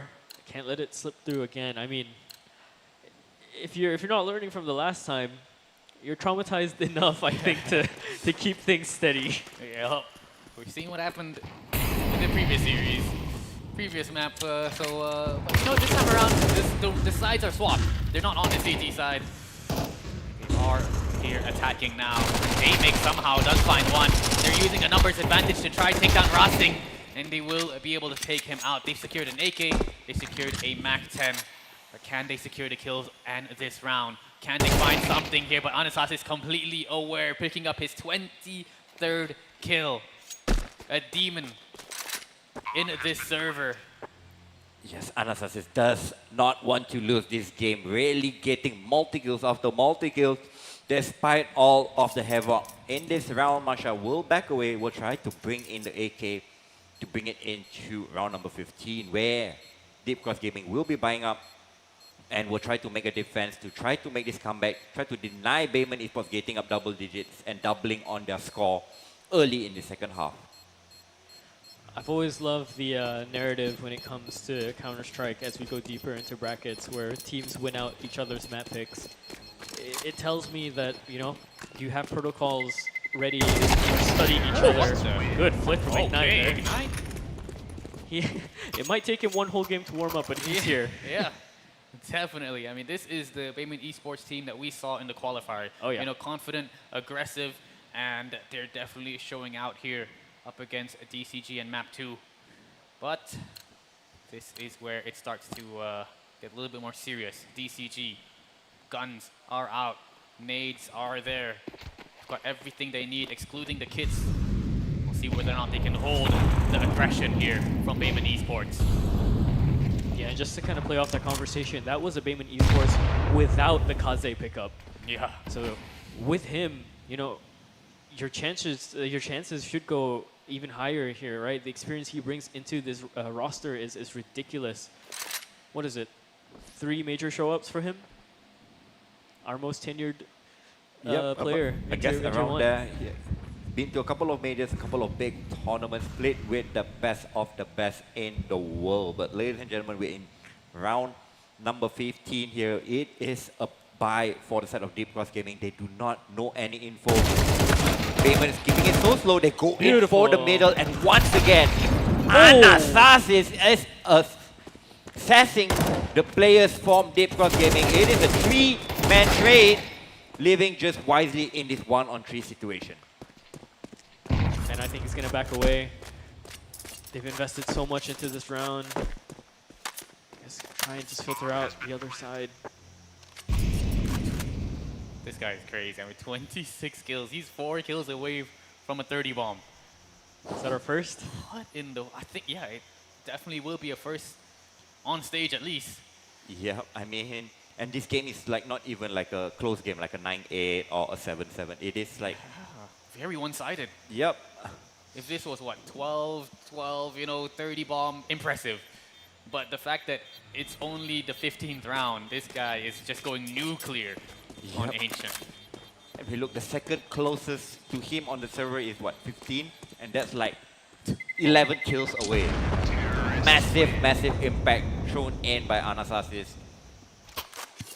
As we're going to head into round number 16, where the finances is not really that great for the side of the Deep Cross Gaming, but the loss bonus has already built up, so they can actually purchase something in. So we see 4 MP9s brought into play. Marshall will refund it, probably get a pistol instead to try and supplement the M4 safe from Wisely into this round. A lot of nades towards his mid side here. Wisely has to be careful. He does have his teammates here to try and push up into the smokes. But he's going to filter out the other side. Back here. And things are going to slow down a little bit here for Bayman, right? They don't want to test things out because there's been a few times where they overstep the marker and get immediately taken down, punished for unchecked violence. Here we go, off the smoke, but immediately Clyde is there with the MP9, and he's going to go into the smoke and try and retrieve that weapon as well. I think Anastasis is trying to do the same. But the weapon is already gone. Yep. Yep, Clyde is a little bit too quick to that. So man advantage given on the side of Deep Cross Gaming. They have an AK to use that for this round itself. Can they capitalize? Can they turn it into a round victory? Because the score is getting larger by the round. So throwing in some basic utilities to clear out the close quarters.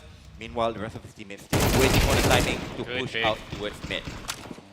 Starting things off hot there, and they will be able to take down Waste, but on the other side of the map, Marsha did take down one of the Bayman Esports players. They've made their way in towards that A site.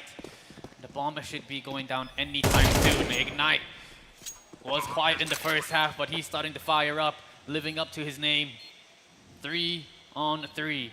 No kit here in the hands of Deep Cross Gaming, and Ignite wants to look for more. They've gotten full control of a donut. That's something that they've got to be very careful of. Wisely starting things off hot. The plan is not for them. The plan is not for them. Has to swing out, has to come in, sees both players, goes for the spray. Ande, he was late. I was so concerned watching him. He was the latest player to come in, and with Daymake picking up the AK on the way in, it looked like they needed just that extra bit of firepower, and it was looking good for them. But Ande, I don't think they were expecting him to be so late. Good timing there by Ande, coming in late to get Bayman Esports up to 11. The buy can come out once again for Deep Cross, but they cannot make any more mistakes. They can actually get the op on the hands of Daymake if they want to go to see whether that's the strategy that they will go into. What a showing here so far from Bayman Esports. It was looking a bit iffy early on in that first half, but now you can tell Bayman Esports, when it comes to the momentum, when they have it on their side, they just can roll DCG with ease. And yeah, that's something they gotta keep doing if they want to go all the way to the grand finals. Keep their mental healthy, keep that momentum up, and bring the energy all the way through. Nonetheless, down to the 17th round. Neither of these two teams want to give up just yet. They've got the AWP in the hands of Daymake. Can he find an opening? Can he find anything? Yep, Bayman is still playing a relatively passive default. The most advanced is Anasasis. He's got so close towards the red room. Meanwhile, the rest of his team is gathering up to make the hit towards this B side as Anasasis can come in late towards that red to try to provide flank. Has the idea now, has the clear, saw the shoulder as well from Marta. Kind of looking to his teammates to figure out the plan. Tosses over the flash, so he wants to be the one to get activated here. Pass the spam, flashes go up high, and that's a blind one coming in for Marta. He takes out Ande. There's a second as well, takes out another one. Ignite goes down. Rasen, Kaze, Anasasis are picking things up though. Clyde goes down. Wisely, last one alive into a 1v3 scenario, but this is Wisely we're talking about. He can absolutely do it if given the chance, and he has to be so careful. Advantage, swings out over the right side, finds that headshot. Kaze is low, he's 10 HP, has to swing, and he does clean it out cleanly. But Wisely, don't give him that window because he could absolutely have done that in another universe. Yup, so close yet so far, but that round is all down to Anasasis. Despite Bayman Esports losing the first 2 kills, the position of Anasasis deep towards red just caught off the rotation and made the players towards B have to look towards all the angles. So 7 match point for them to push this into a decider. The Malaysian squad, it is fighting back hard. So a fast rush towards this A side. They want to end it right here, right now. And Rasen will take down Daymake. Meanwhile, look at the bigger picture. The C4 is not towards them. But because of them getting the kill and Rasen getting so deep inside CT spawn, the C4 will come. He's continuing. Wait, Waste didn't turn around. What happened? Oh, I'm not sure if he's having any... He was not in the round or what, but nonetheless, we just move on. A full-on rush on and towards that A site. And it definitely caught Deep Cross Gaming off guard. That might be all she wrote here. Clyde by himself. Takes a tick of damage as well, swings up, flash out, and they are screaming for it. Kaze closes that map out with that final frag. A chance given in this lower final. Yep. We go all the way. Redemption time for the Malaysian squad of Bayman Esports. They managed to strike back on their opening map, their opponent's map pick, and in a very convincing fashion.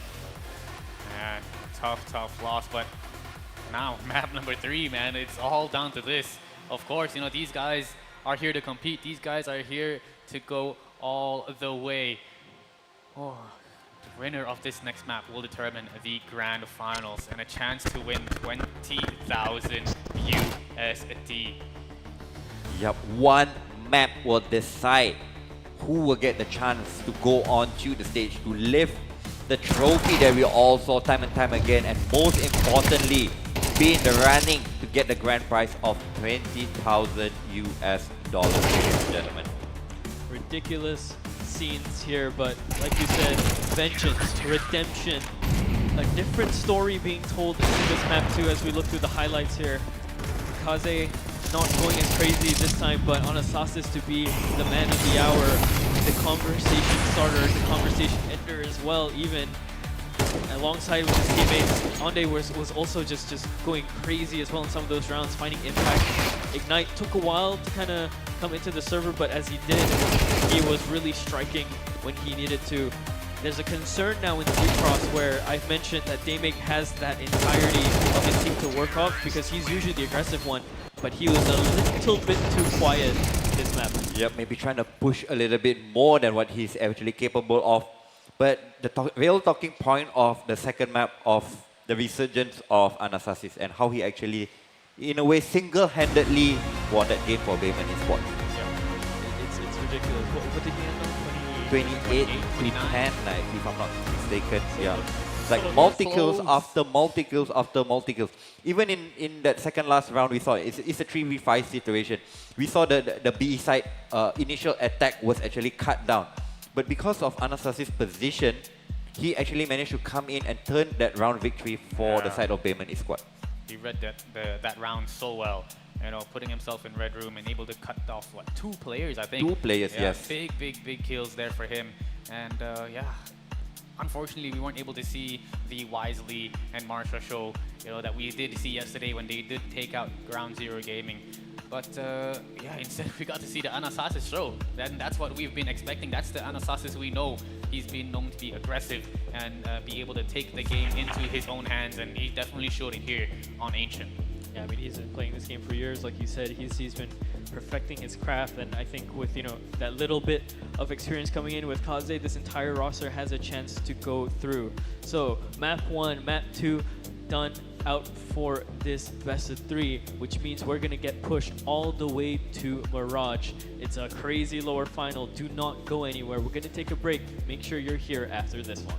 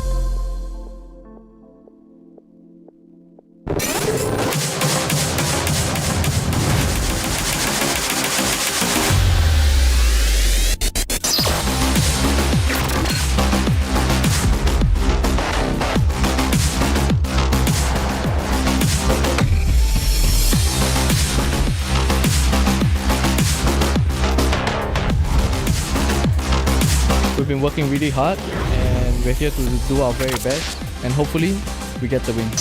ถึงแม้ว่าเราจะต้องเล่นกับ1 stand-in แต่ว่าเราก็จะทำให้ดีที่สุดครับ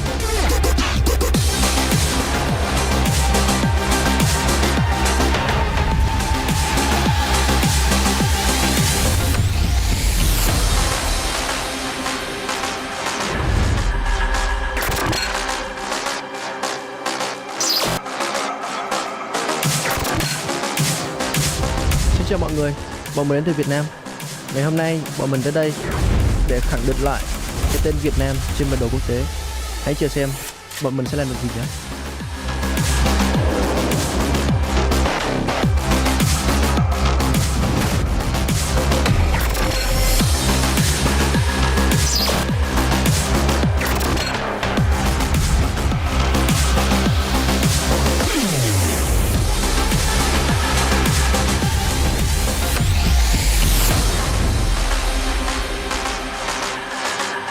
This is where we show who crumbles under pressure and who performs. As a team, our strongest weapon is our mind.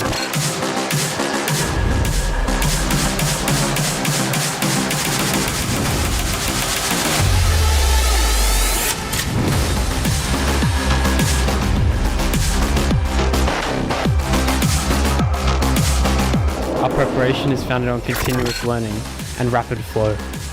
Laban Pilipinas, atin to.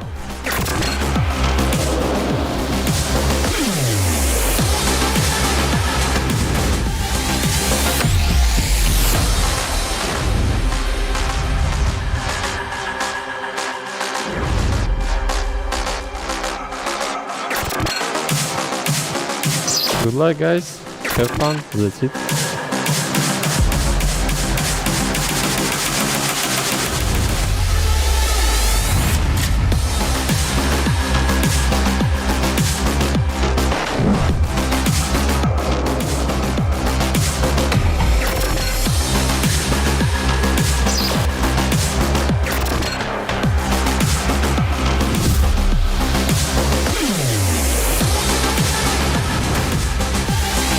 We are ready to fight for every round.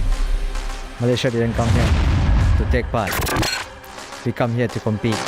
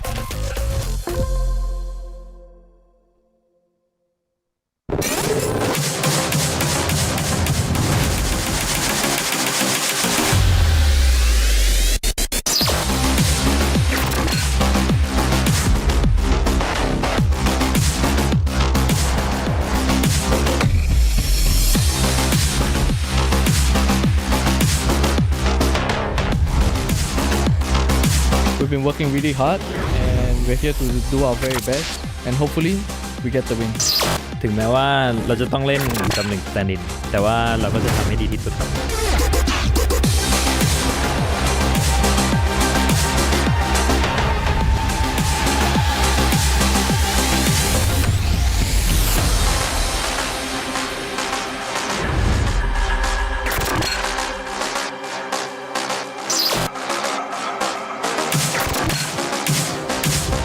Xin chào mọi người, bọn mình đến từ Việt Nam.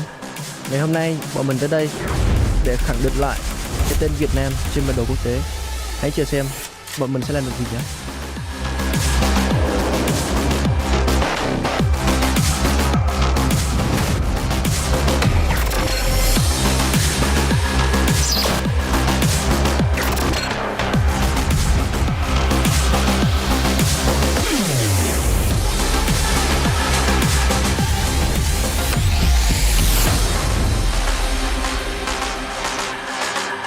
This is where we show who crumbles under pressure and who performs.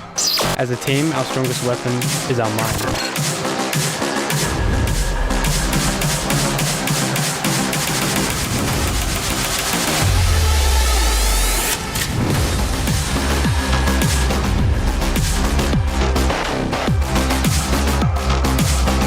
Our preparation is founded on continuous learning and rapid flow. Laban Pilipinas, atin to.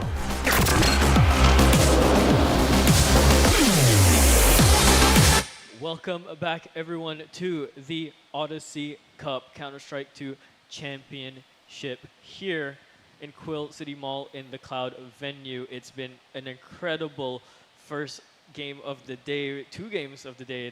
This best of 3 has just been giving and giving and giving. Things are heating up. It's 15 minutes to high noon, and until we hit that point and things heat up, we're going to our third map over in Mirage. My name is Lot. I'm joined with FaZe and Trevor. Bayman Esports versus Deep Cross Gaming has gone all the way. Yep, all the way indeed. Both of them winning on their opponent's map pick in convincing fashion as well. I mean, on the second map, we saw that, I mean, it was getting a little bit rough for Bayman early on, but somehow, I mean, NSSCC just popped off and he just managed to carry the whole Bayman squad on his back. Yeah, ridiculous stat line, right? Yeah, definitely. I think within the 28 rounds, I guess, 28 kills within what? 18 rounds, 13-5, yes. Bruh, that is just insane, incredible performance from him, and that's exactly what we've been watching throughout the qualifiers and what we want to see more of when it comes to the Bayman squad popping off. You know, he is just one of those players that can take control of the server and just shut down a whole team, I guess you could say. Yeah. Insane. It's so impressive to see. And again, this is how, if you're just now tuning in, this is what has happened here. Dust 2 was that first game. Ancient was the second. We are now lined up for this Mirage third mapper. And I mean, Mirage is a third map. We've seen this before for a lot of teams, but this is where, you know, your excellence as a team, your synergy kind of really pushed through. Because once that's kind of fixed in, once that's been dealt with, you start to push your individual players to another level. You start to get them comfortable in their rosters, you start to get them comfortable in their roles, and then next thing you know, you have your own personal rosters, you have your own personal Zywus taking off fights in mid, you have your own personal donks making spaces for you here in your own roster, right? And again, Mirage, it's a testing ground. Testing ground indeed for both of these teams. So to decide whoever actually picks the side, they will have to go through a formality of a knife round. So they can't use any weapons. They just need to use their melee to determine who will choose the starting side. It's a standoff here. It's a standoff. Nobody wants to go It's in not, first. Like I said, not high noon yet. Yeah. maybe they gotta go until high noon first. Tumbleweed's gonna go cross in front of them, and then they start. Yeah, if you guys don't know, this is pretty much important. You get to choose what side you There start we go. on. And here we go, starting things off. Ooh. Very, very aggressive, and well, Bayman win it out. Yep, so winning the knife, most probably they will be switching on the counter-terry side. So they get to set up their defense first. So looking at the buy, it will be almost across the board. see some kind of light utility picked up for the terrace side. No utility just yet. Flash on Clyde, now push to Daymake. It's fascinating, right? I mean, for me, I don't know about you guys. I've been just watching this entire thing with Daymake where he goes from this aggressive player to now this supporting element. Heavy too in terms of utility. We have what? Molly, smoke, flash, second smoke as well. So that maybe a B rush. You know, smoke the windows up, go in, filter in, Molly backbench. Yep, definitely. I mean, we're having 2 smokes of flash and incinerary for the pistol round. You can do any executes. You can do a setup towards this B side, even towards that A side. I mean, smoking the jungle position, mauling that stairs, maybe flashing towards CT and try to overrun the defense. So we'll see what kind of calls the in-game leader make for the side of Deep Cross Gaming, because this is crunch time, ladies and gentlemen. There are no advantages for anybody. We are reset. And whoever gets to 13 rounds first will be having a chance to go at that lion share of 20,000 US dollars. Yeah, but that lion share has a lion in front of it in the form of Semper Fi Esports. They're watching, they're waiting. And Savannah is not too clean out just yet, so it's looking like they're going to filter out into the A site here. Most probably. We are contact A play, but a pick there by Kaze instantly deleted by the Ray Boss off the P250. Puts in the hands of Wisely, but Anastasis is not slowing down, gating the instant trade back, leaving us in a 4v4. Oh, he was flashed. Thought he was flashed by his own teammate there. He does clean that angle out, but they have to kind of fight this into the spawn. There's that smoke to come in now, and Russing might have been seen shoulder over towards the side. So now Wisely's going to sit over on this side. Oh, this is a cheeky little boost. They can see the move around past the grates. Can he hit this shot? There's so much metal in between them. Now this is going to be pressured into the smoke. He has to take that reload. There's nowhere else he can go. He started in the spawn. He dies in the spawn. Yeah, what a play there by Deep Cross Gaming.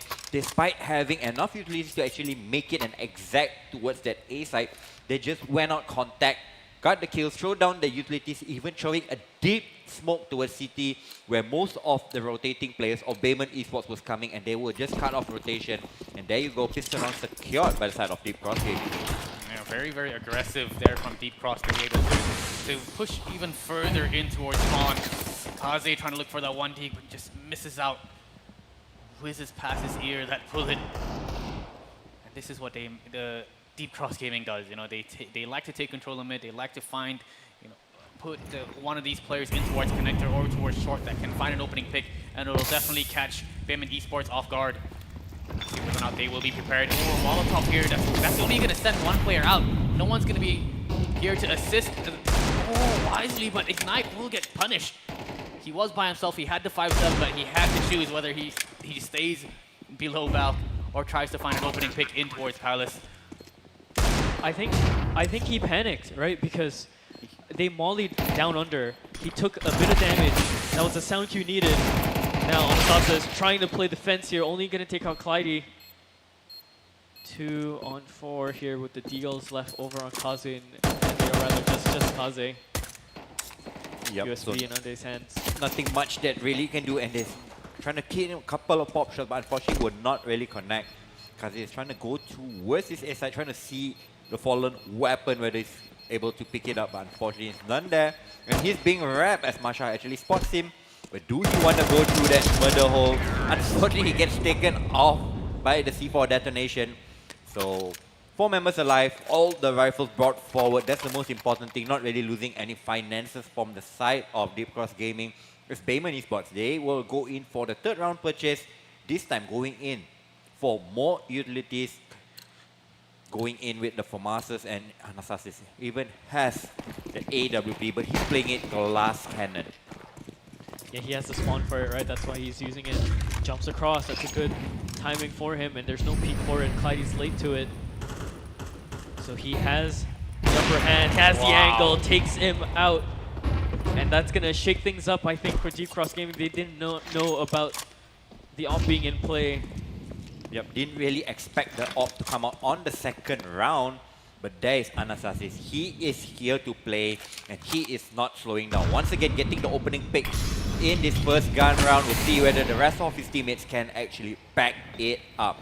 And they is holding towards shot, will be pressured by the incendiary throws down, but he does not fall back. He throws down a defensive smoke and holds on to his position. Yeah, look at the position that Daymake already has. Ignite has a very important kill here in front of him, but Wisely just completely aware, deleting him. Barely had any chance to even react here. And the A site is now under siege. Kaze by himself, but he has a little bit of assistance from the side of Ende. And Asas is there as well to provide overwatch. 1-on-3 for Daymake. He can isolate some of these fights, make sure he's not cornered here.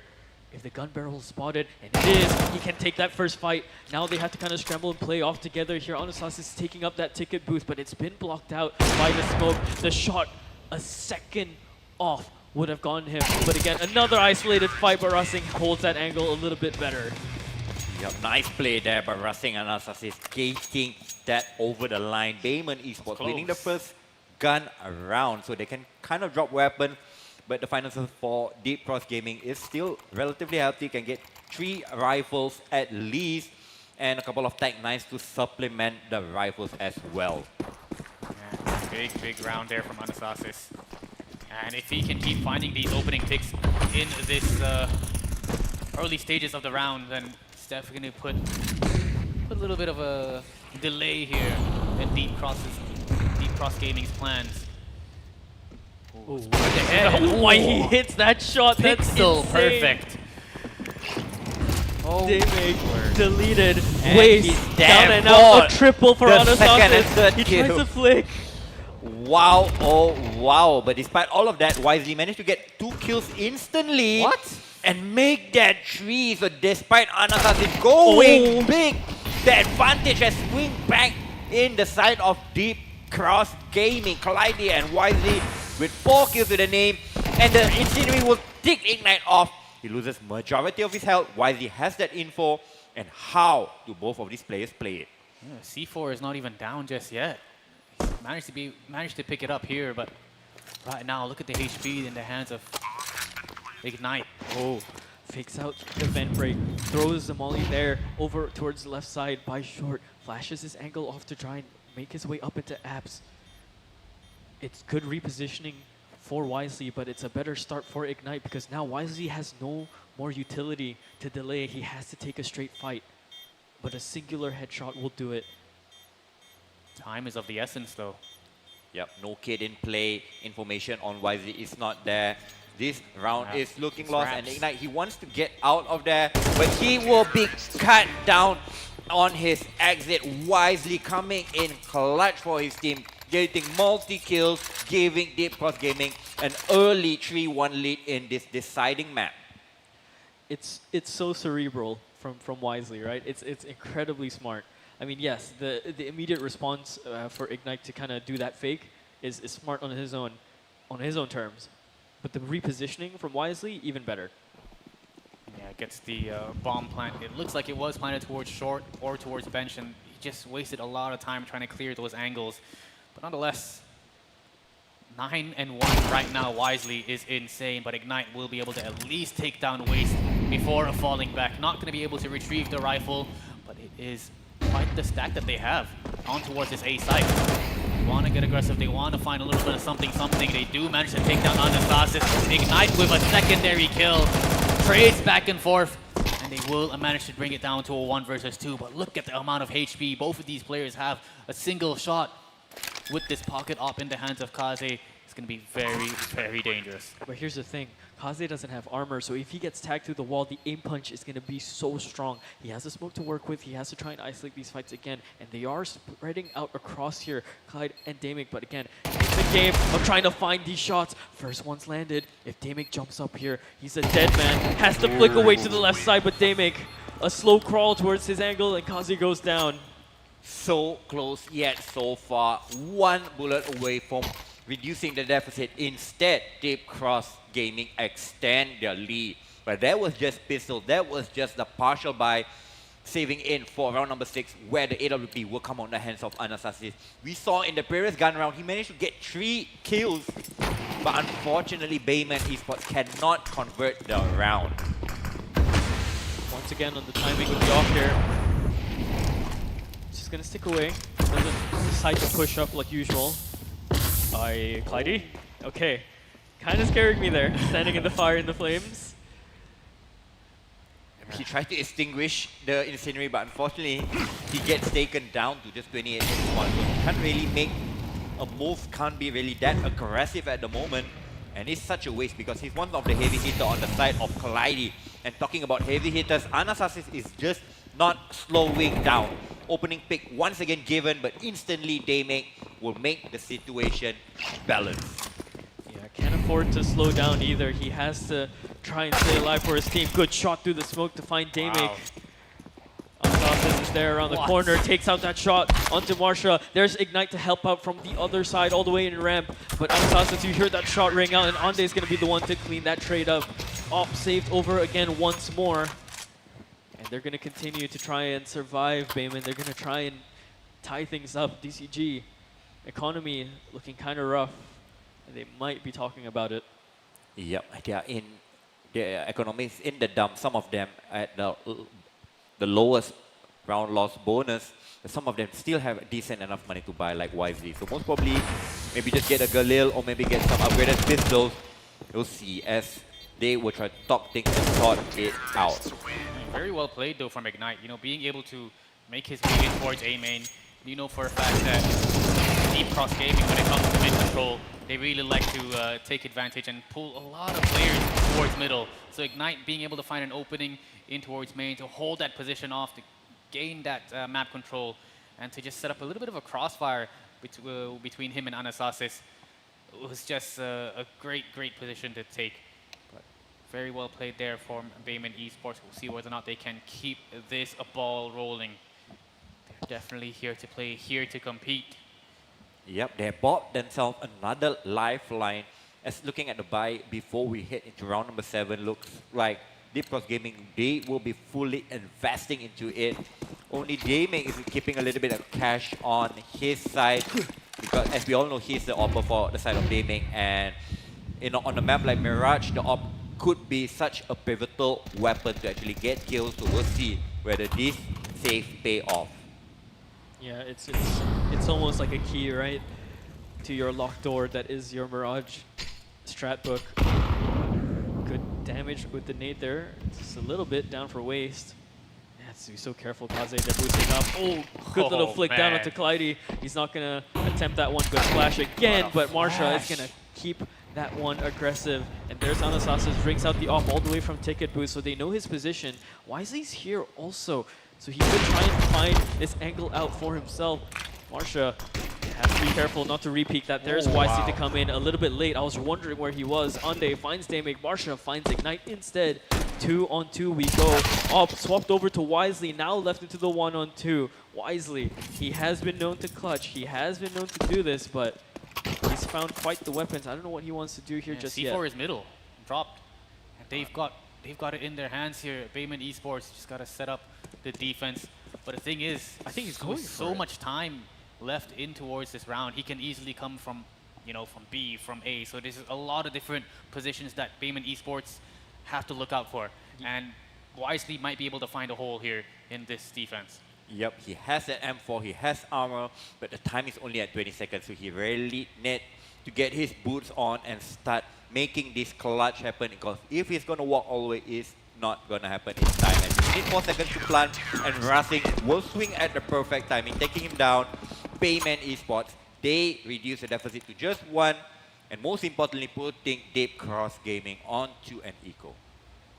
Yeah, good stuff for them as well. I mean, for Wisely there, he had two options, right? He could just go for it straight. Again, he just has to be a little bit faster, and Bayman would have to kind of basically give them those fights.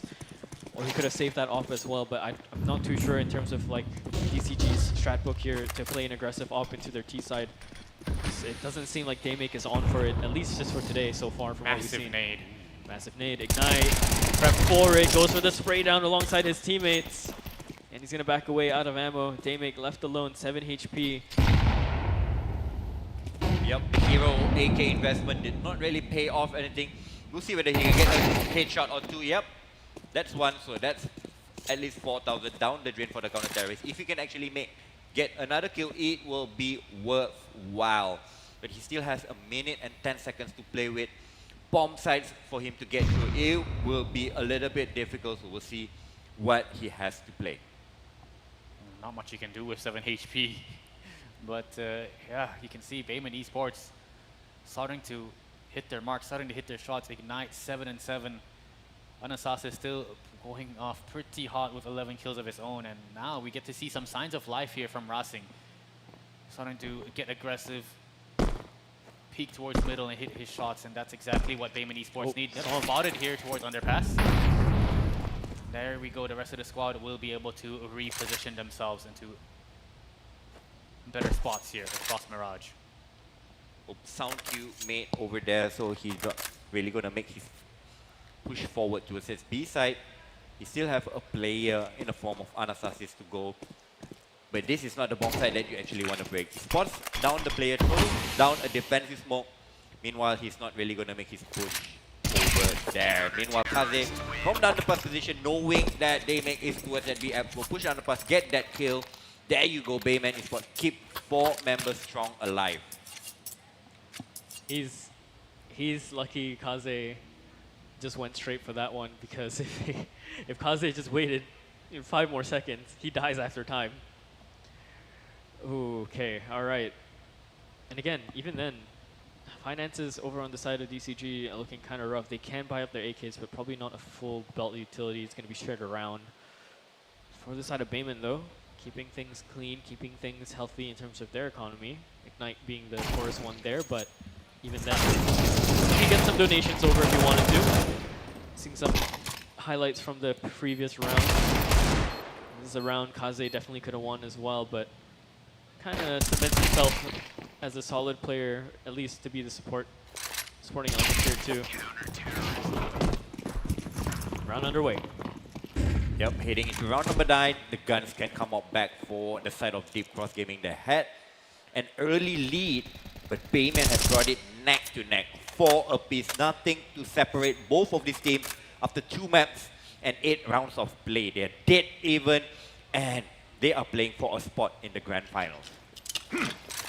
Couple of smokes here towards this A site, seeing whether or not they can pull any sort of rotations, but I don't know if they will be able to go in for this execution just yet. Want to find something, want to pull rotations, see if they can find an opening pick, and here we go, Clyde does find it towards middle. That's just going to thin down the numbers and keep them guessing. That is how Deep Cross Gaming plays. Take control of mid, take this A site with ease as they just take them out slowly but surely, make their way in from towards connector. And well, a 4 versus 2, and I think this might just be a save. If Anastasis can find an opening pick here, then there may be a chance, but I don't think any of these Deep Cross Gaming members will want to give it for free. Had to hit that shot. That was the one to maybe try and activate themselves into it, but with that being missed out, he's just gonna head on home alongside with Ande, because they can't really die out here too much because they have a lot of nades in their belt still. Yep, I mean, they can definitely buy up in the next round, but if they were to drop the following round, their economies could be shambled for the whole half itself. So trying to limit the damage on the economy and try to keep themselves as healthy as possible to get weapons and try to contest this map round after round. Yeah, and someone, at this point, I think someone probably does have to buy up for Ignite here. Only having 1,650 in his pocket, so yeah, and likely going to be on day. Over. Yeah. Yeah, just well played there from DCG. You know, pull rotations. What they did was they put Clyde towards the top of middle. You know, they sent nades, utilities, all towards that A site. And we saw, I think Racing got a little bit too aggressive, wanted to go for a rotation, maybe from towards the top of mid towards spawn, but Clyde was just there, ready and waiting. As soon as they got that kill, they started to slow things down to keep Bayman Esports guessing, and that's exactly what they have to keep doing. Take control of mid and dictate the pace here in this map. Yep, Look at the nades thrown in by the terrorists, really harassing that connector position. But Anasasis, he's not too deterred by the nades, but he wants to fight, and he will once again get the opening pick, taking down Daming of all players, and even rushing with that jump spot. Will spot all players towards that BF, but they are not going to push the issue so far. They're going to reset the round and try and get up back with Clyde, who is holding top mid. Yeah, I'm starting to feel bad for Damick. There has to be a statistic of how many times he's died first out in the past 3-4 days here, man. Or even it could be more in his own qualifier. Yeah, unlucky there for him, but someone's got to go down, and unfortunately it has to be Damick. You know, he's one of the players that can definitely pop off, but when he's going down, you know, Wisely is there to help back him up. Clyde has been playing very well. Marsha a little bit quiet here in this series, but slowly he's going to start to heat up. Rossi is here, only good for one, and look at how they're moving together as a squad. B-side is clear, but the op is here. Anasasis wants to find one more before he gets taken out himself, and oh, he's turned it into a one-on-one. Kaze, incredible. Yep, Kaze showing his experience over there, rotating into the bomb site before Deep Cross can actually make their move. Getting into good positions, getting the final 2 kills. Once again, tying up the score, not really letting Deep Cross Gaming get into any advantage position in this deciding map. 5-5, we are at an equal standstill for both of these teams. Deep Cross are a little bit lower onto their economy, basically broken at this point. It's their last buy that they can do. Shattered here, they're gonna have to eco into basically the last round. It's gonna be rough, so we'll see if Bayman can kind of continue their pressure in the scoreline of the 7-5 for themselves and get a better head start. Yes, indeed. Closely contested maps between both of these teams. Both of the half was in the like 6-all and 7-5.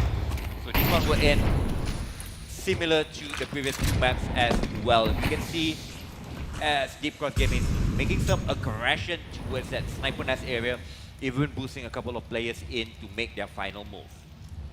That's exactly what they like to do. They always do this. Send a player in towards nest, a couple in towards connector, and wait for a wrap from that A main position. But now, slowly but surely, they find their picks, they find their marks, and they go for the execution. Contact has been made, but Kaze is here, trying to see whether or not he can wither down this storm. One more here for him. 1-on-3 though, Racing all the way in and towards the T-spawn. Can he make this work? He's got to remember, he's got to look for a kit. He's got to look for some utilities. He's got to find an opening pick here, otherwise it's going to be difficult here. 1v3 situation. 3B is on his back, but Clyde is too quick on the trigger. Instant headshot. Deep Cross Gaming secure at least the tie game on half, or even they can even secure it with a lead if they were to close out this final round. Yeah, that would be so good for them as well. Because look at what that's done to Bayman's economy here. Yeah, they can buy up their rifles, but I mean, not going to even have their head armor, not going to need it, I guess, against the AKs, but flashes, a 5-7 on the hands of Rosing. It's looking very desperate. So they're probably going to have to play this aggressively, maybe find some window into this. And there's that first pick needed for Ignite, but immediately Waste is there to kind of wrap things up against Rosing there. Kaze is going to hold this line, watching for it, but smoked off the angle. He has to peel away and find a better option here. Ignite, he's pushed up all the way into T-spawn, but Waste, he's so aware, he's super aware that this is a possibility. His head might come up slowly, and yeah, immediately executed. So flank is denied, and now all of a sudden, Deep Cross Gaming have a way in to an open A site. Yep, what a hold there by Waste of Gaming, anticipating the push by Ignite.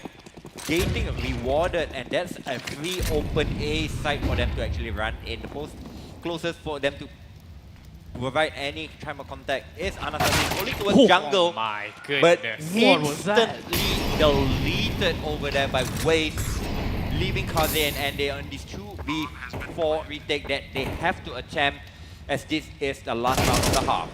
Oh, Waste is just continuing this. He wants to end this all. Tech9 out in his hands, trying to take out Ande, but Ande survives just a little bit more, but there's Marsha, executes him right through the crawling wall. 7-5, Deep Cross kind of bring that back and lead the way this time. Again, Final map. Semperfi awaits one of the victors here. It's looking a bit dire. We'll see as we go into this reset. Dire indeed. I mean, it has been a very strong showing from the T side of DCG. I think BME, Bayman Esports, they've managed to find a bit of a counter a little bit too late within this first half, and they were able to win out that half there for Deep Cross Gaming, but nonetheless, the sides have been swapped. Looking at the utility, a single flash, a couple of decoys here in the hands of Bayman Esports. See whether or not they can use the numbers advantage here up against the likes of DCG on this B-side defense. Yep, going in for a contact B play, but there are 3 members to defend this side. Marsha in this bait and switch position will get the first 3 drop, and there you go, defense has been shut down. But Racing and Kaze is fighting back. They're still gliding towards the side, and Kaze will delay him. 2v5 turn into a 2v2, and this turns into another game as Damien and YC have to come in for the retake. Damick needed that timing there. He could have possibly picked them out while they were repositioning, but now he confirms where both of them are. It allows his teammate to come through. There's Wisely with the headshot over Racing. Kaze, again, you're asked to do the impossible clutch. Good headshot for the first one. Second fight is there, but Wisely's been hitting crazy shots. And Kaze gets that goosh, gets the finality of it. Wins out the pistol round for Bayman. It's so needed. Oh man, if anyone can do it, it's Kaze, and he is the player that you want to have in these clutches. With all the experience he has, you know, he's always calm, composed, and is able to finish off these players when it matters. This is when it all starts to slowly gain here a bit more mentality, a bit more emotion, a bit more inspiration here for the side of Bayman Esports. They've been shut down, I guess, in the first half, but that's exactly what they needed to bring it back. Yep, opening pistol round definitely leads the way, and Kaze showing us his years of experience playing abroad, playing with the better team, showing us what he is still capable of doing in the server. Things are going to slow down now a little bit here for Deep Cross, and I mean, I think Bayman are playing this right. They're keeping Deep Cross just guessing. They filtered out towards the B side because there's been absolutely no information given towards mid. Everything's been kind of smoked off, and look at the walk up. Open sight for Bayman, and the moment they clear Sandwich, clear these first 3 boxes, I think they'll start to know. Yeah, free real estate for the side of Bayman Esports. They will be able to get that bomb down, will take control of CT, and now we'll see whether or not these pistols can have a say in this round. We've seen what it can do in the hands of Deep Cross Gaming, and I'm sure Bayman Esports did not want to fall victim to that again. Damage being done, a nice easy headshot here. Cool, calm and composed from Ende, being able to pick up 2 here so far. Oh, there's 3 kills over there. I mean, a little bit more damage than I really expected. Is this Masha and first test, Ignite will clean up the mess.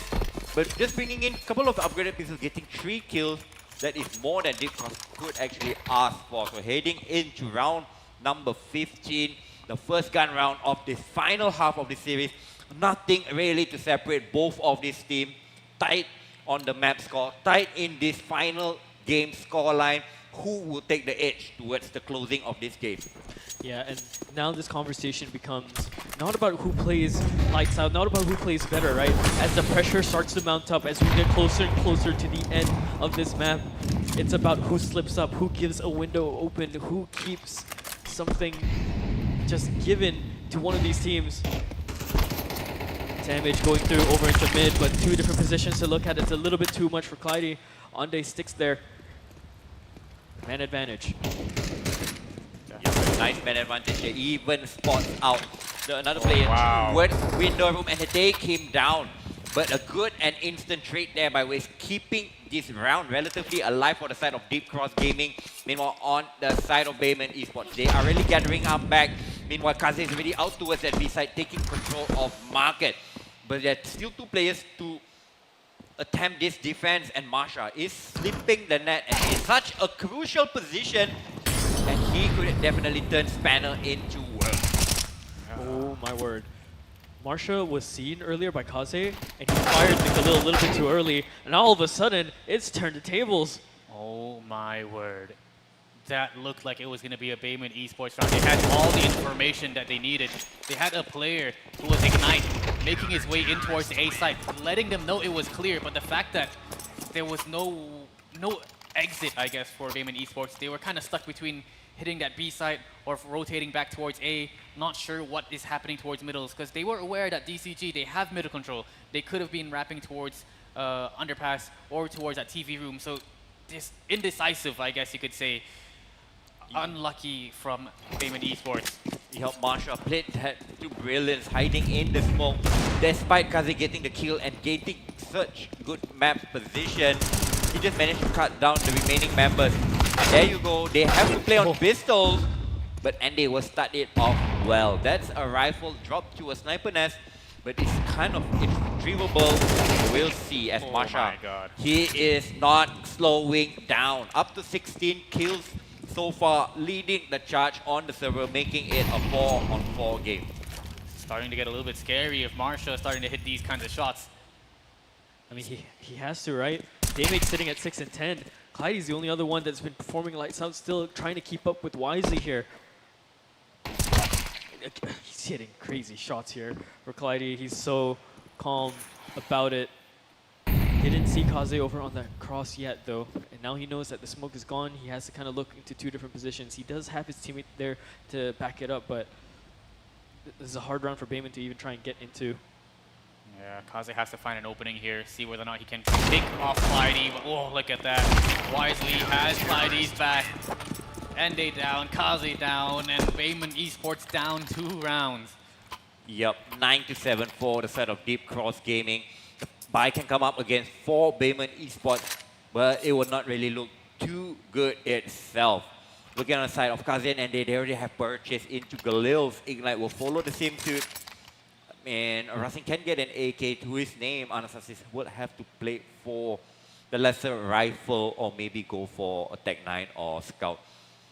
Because utility is also kind of lacking, and on a map like Mirage, if you don't have utilities, you can't really get map control or can't get space on the map. So it'll be much more difficult as they're taking a tactical timeout to try and see whether they can make a comeback in round number 17. Yeah, deep conversation for both teams. Heads are turning. They're all asking each other questions and what they need to do. That's healthy, that's good. It means, you know, their brains are ticking. They're still in this. Mentally, you don't want to be checked out. Not when you're so close to possibly getting into that final. Smoke's going to go out. Molotov's there to try and take up some space to push away some of these players. Ignite might be the first one to take contact here into this connector position. But they're going to give that angle away so far. And Clyde's been hitting crazy headshots every single time he sees a player. If you're Bayman, you see Clyde on the screen, you see him for maybe just half a second. Yeah, that's the kind of firepower that these guys have. You know, they've been playing for quite some time and they've got a lot of hours here under their belt. We see the kind of firepower waste of ammo also has. You cannot count any one of these players out, but they've made their way into connector. Can they keep this position? Clyde, completely aware, has been playing so well here throughout this map. Yep, Clyde is caught between 2 spots. He needs to look towards connector and also the jungle at the moment. Meanwhile, on the side of Terrace, they are still gathering up as they will make their hits towards the B side and they all just fall. Anastasis is the only one to come in back with a response, but response immediately cut off as YC will take him down, leaving this Kaze in this 1v4 situation. We've seen this before. Can he come up clutch? As Marsha will say, this B side is mine and no plan for you guys. Double digits secured by the Indonesian core and they have a 3-point lead heading into round number 18. Yeah, now if you're Bayman, you're starting to get a little bit of horrible flashbacks from the dust too. Not from that crazy Glock round that was won, but because of the way the scoreline's going. You're struggling to try and pick up rounds again. Granted, they're on that T side. They're going to have to work their brains to try and get a little bit more proactive here. Because if they let Deep Cross into this game with the disadvantage that they had because Naming wasn't really performing too much, with the rest pulling the weight from Marsha, from Clyde, from Wisely. It's gonna be so dire. Ross saying he's gonna step forward into this smoke, but he hold might have on the a second timing. now. He might have the timing. He looks forward, does get the one, but Wisely turns around to try and clear that up. But the excess of the forces are here. Footsteps are being shown. What a beautiful flash from Daymake. He's been that supportive element that they absolutely need, but they're being run down. Anastasis is there to take out Waze. He takes out Marsha too. This site is suddenly his. A jump up over across the angle. A tag with the Deagle. One more shot goes through with Daymake and Kaze goes down. A 1v2 for Ande, but look at the HP for Deep Cross Gaming. He has to find the angles. He has to work off the time. He has a minute left to do this, but no armor and a singular flash. Ande, you're being asked the world to continue your bloodline, your lifeline into this tournament. Where do you go? You might have been spotted. Shadow might have been seen, and Daymake sets the sun on him. Yep, Daymake and Wisely really communicating there, getting the final kill, not letting Ende get into that clutch round. But they have been saving for this round to make their final comeback, to make the final push, to try to get themselves into the grand finals.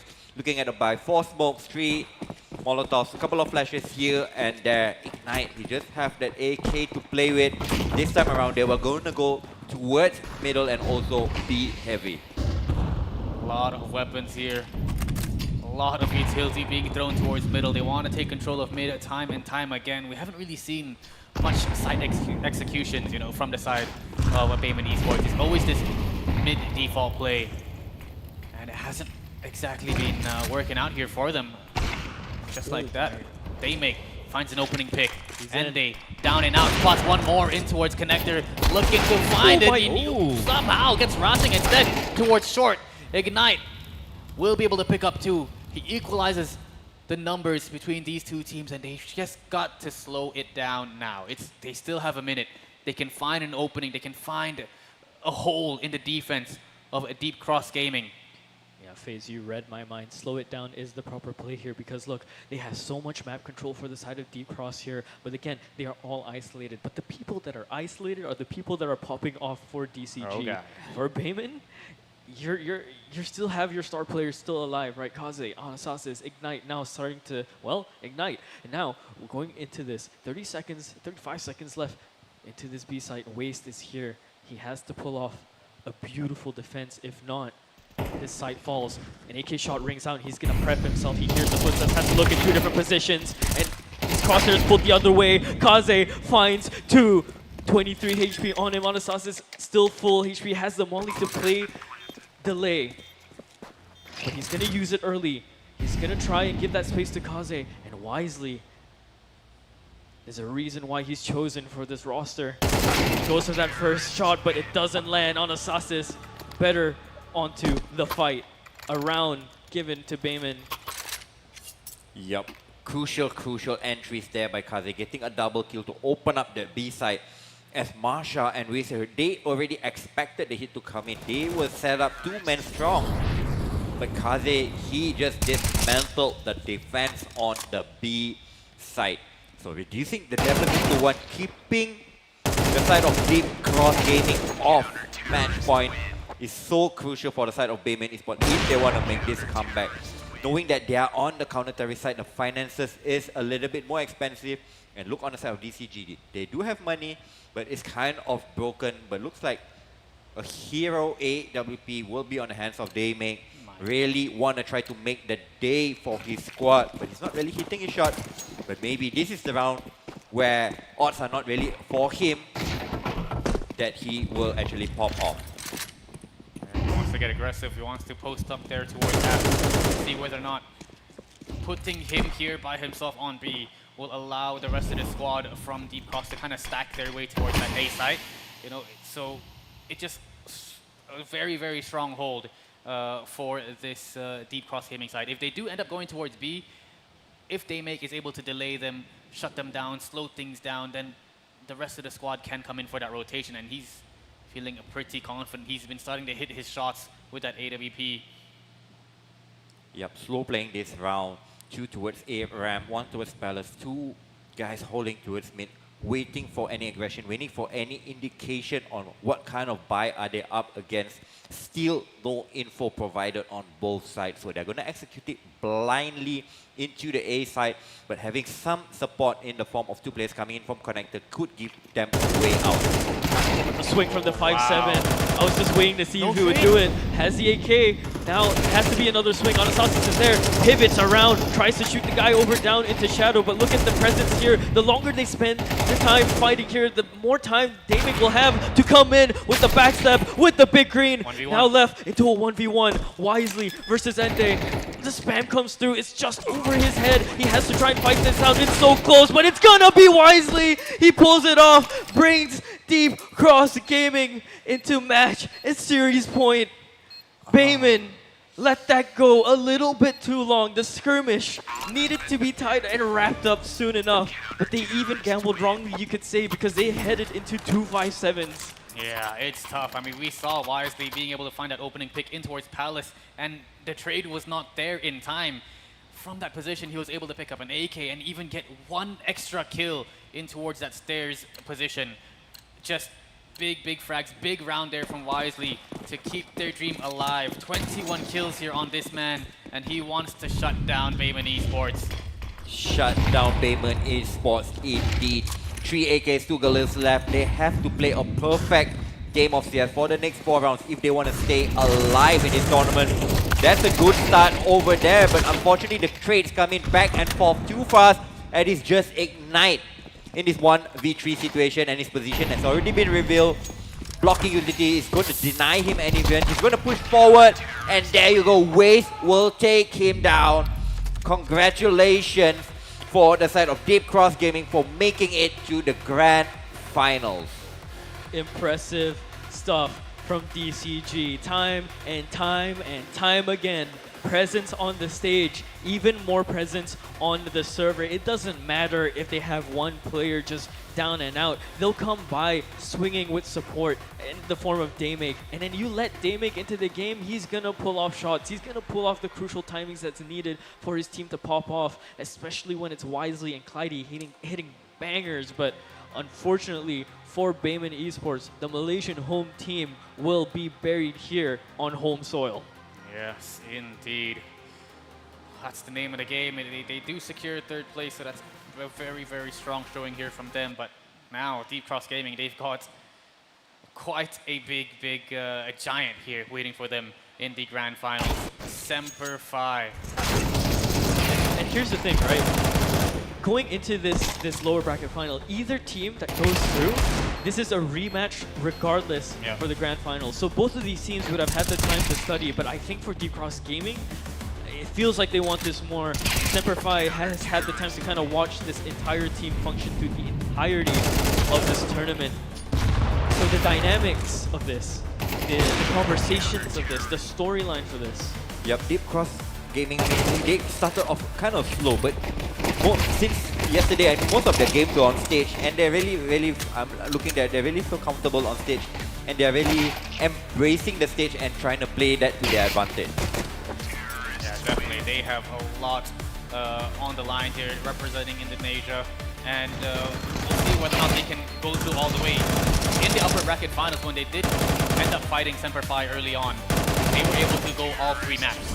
Yep. You know, so there's a chance, and if there's a will, there's definitely a way here for the Indonesian team. Yep, and we saw one of their players.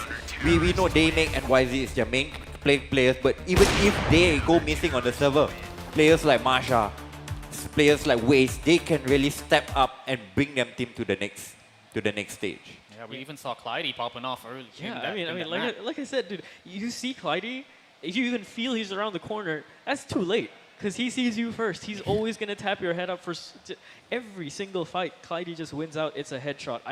If you look at his headshot statistic probably for this game, it's probably ridiculously high across how many frags that he got. And then you have Wisely there to back you up, right? Daymake's basically second hand at this point. And he's been doing so well. From the start of the tourney, right? He was already in really good form to play here. But the longer he's here, it seems that he just tends to adapt more to the situation, adapts more to the teams that are playing here, and it's ridiculous. But this is going to be the final bit of the tournament. This is how the tournament brackets have gone. All these teams, the 8 representatives, are now down and out essentially for 6 of them. 2 are left. Indonesia and Semperfi Esports, of course, fronting the OCE side. Yep, and one key important change that we'll have for the grand final, it is not a best of 3 anymore, ladies and gentlemen. No. It is a best of 5. So it will be a marathon till the very end. The game will kick off from 3 p.m. onwards. So you have more than enough time to go get some lunch, get some snacks, sit back and relax because we will have a cracker of a game. It is a repeat of the upper bracket round 2 where Semperfi Esports edged out Deep Cross Gaming 2-1. But we'll see whether Deep Cross Gaming have anything left in the tank or whether Semperfi will just run away with this championship. Yeah, definitely. We'll see. It's going to be a long wait here before we can continue any further. These guys got to make sure they get their rest. And I'm pretty sure Semperfi, you know, from their hotel room or even from the venue here, they might have been watching and they know exactly what to watch out for. So much information. The fact that Deep Cross Gaming had 5 series already on stage.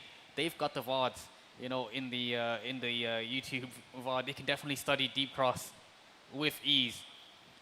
Yeah, I mean, their coach has been here in the venue itself to kind of look over the entirety of things going on here. So he knows what to kind of look out for. And I think Semperfi themselves, they're just been watching, they've been playing, they have all the experience that they need. I mean, here's the thing.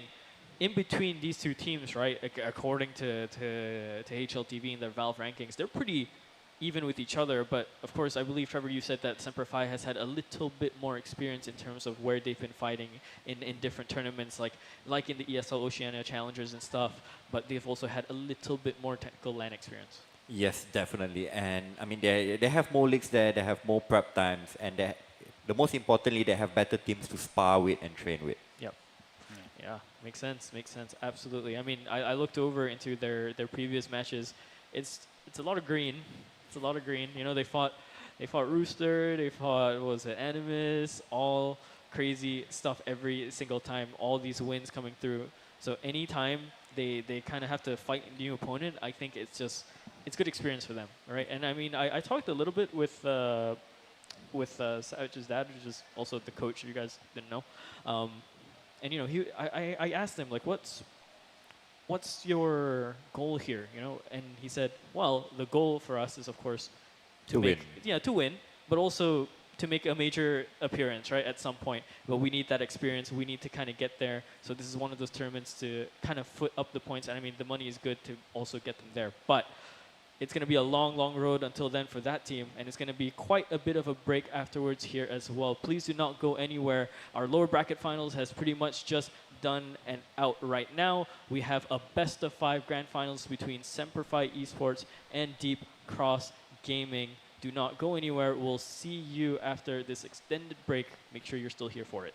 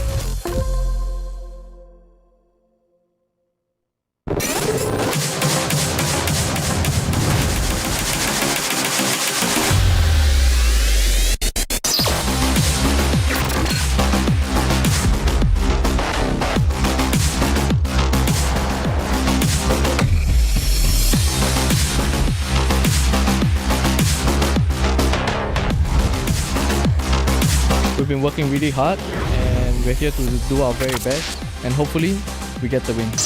ถึงแม้ว่าเราจะต้องเล่นกับ1 stand-in แต่ว่าเราก็จะทำให้ดีที่สุดครับ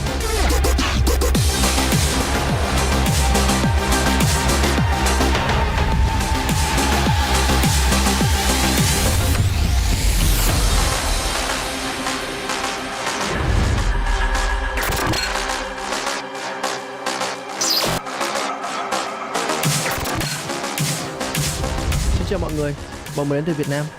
Ngày hôm nay bọn mình tới đây để khẳng định lại cái tên Việt Nam trên bản đồ quốc tế.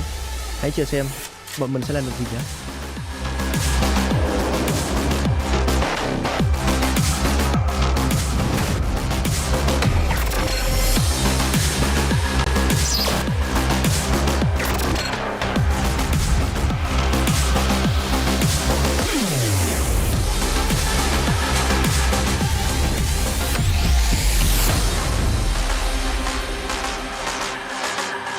This is where we show who crumbles under pressure and who performs. As a team, our strongest weapon is our mind.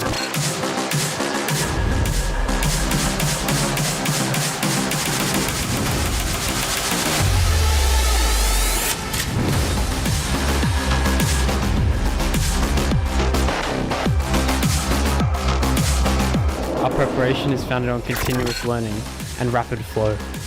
Laban Pilipinas, atin to.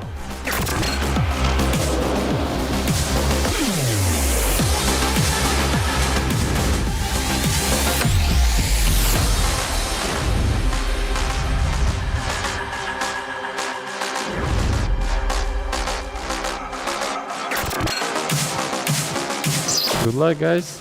Have fun. That's it.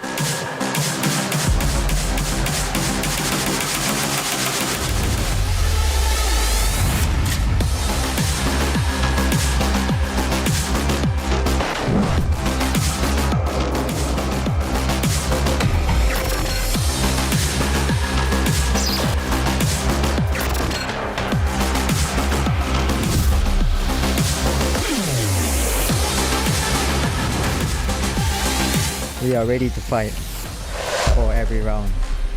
Malaysia didn't come here to take part. We come here to compete.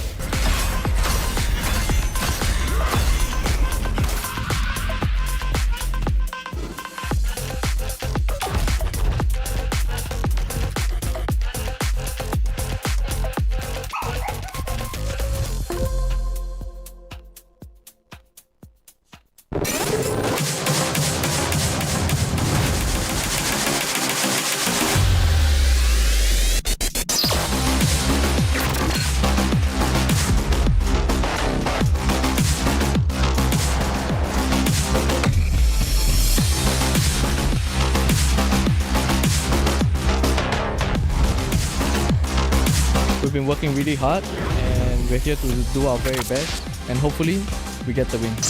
ถึงแม้ว่าเราจะต้องเล่นกับ1 stand-in แต่ว่าเราก็จะทำให้ดีที่สุดครับ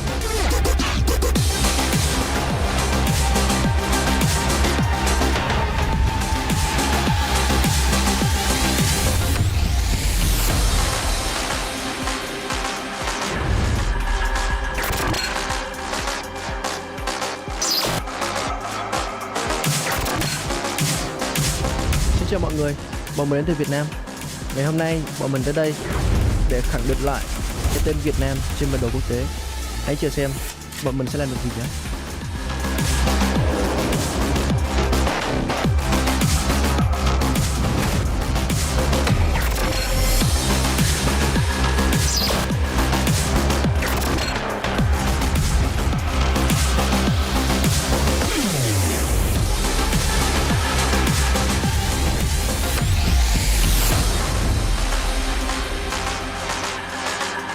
This is where we show who crumbles under pressure and who performs. As a team, our strongest weapon is our mind.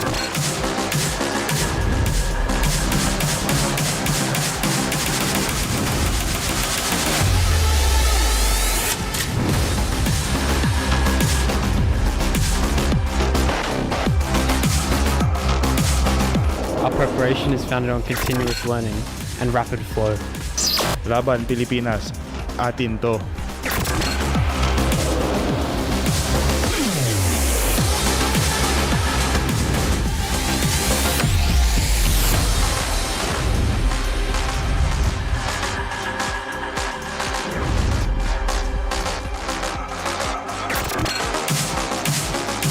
Good luck, guys. Have fun. That's it.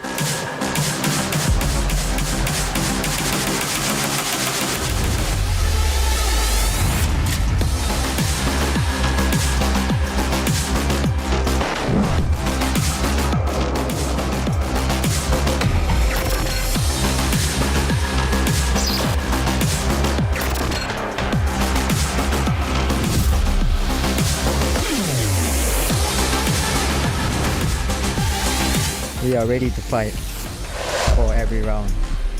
Malaysia didn't come here to take part. We come here to compete.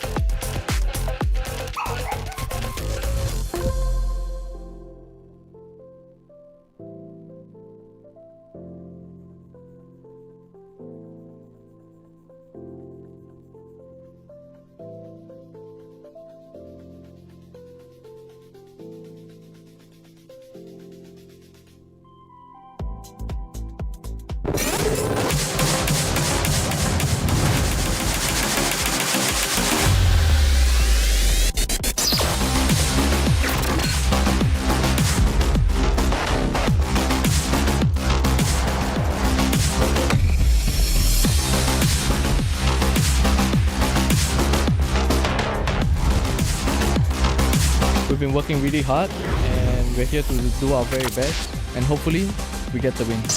ถึงแม้ว่าเราจะต้องเล่นตำแหน่งสแตนด์อินแต่ว่าเราก็จะทำให้ดีที่สุดครับ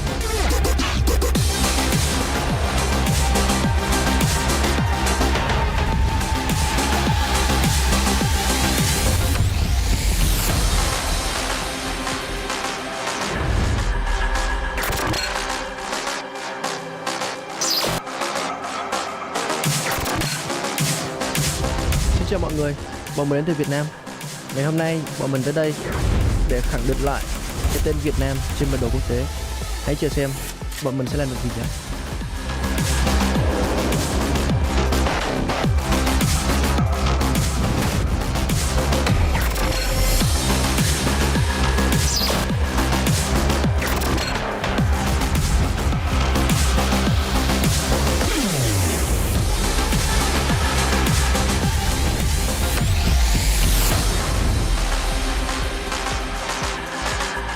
This is where we show who crumbles under pressure and who performs. As a team, our strongest weapon is our mind.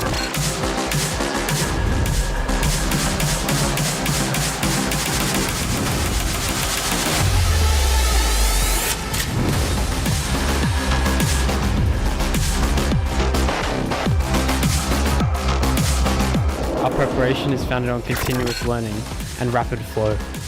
Laban Pilipinas, atin to.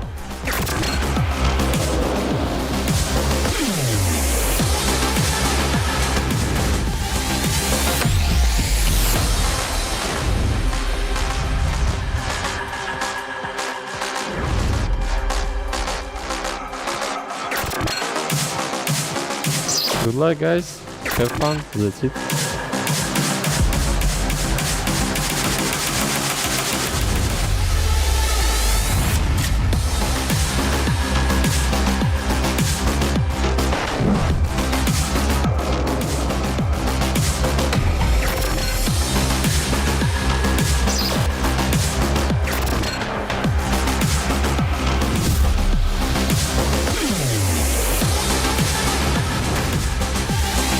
We are ready to fight for every round. Malaysia didn't come here to take part. We come here to compete.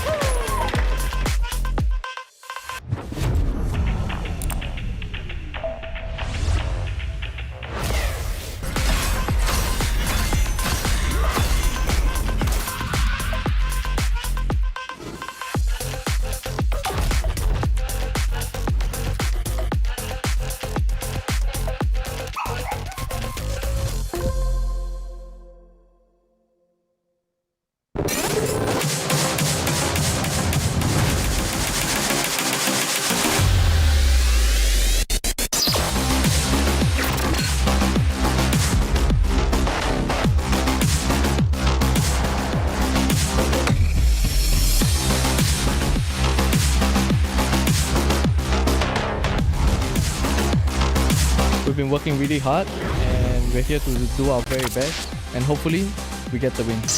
ถึงแม้ว่าเราจะต้องเล่นกับ1 stand-in แต่ว่าเราก็จะทำให้ดีที่สุดครับ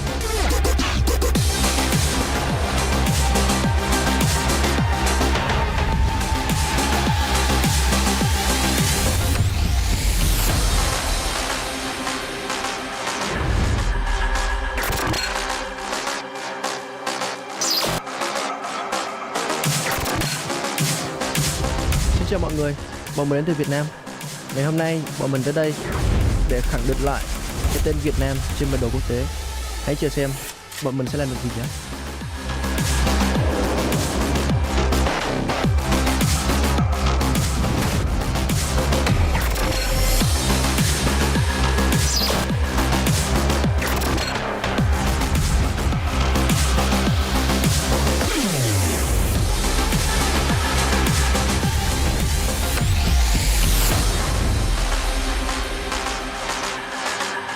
This is where we show who crumbles under pressure and who performs. As a team, our strongest weapon is our mind.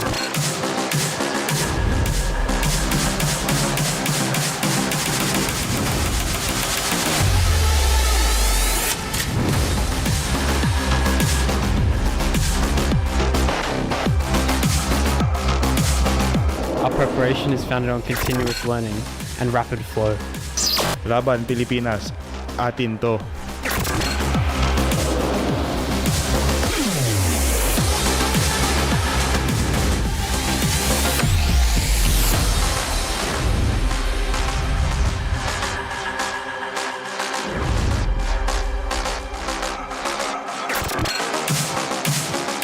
Good luck, guys. Have fun. That's it.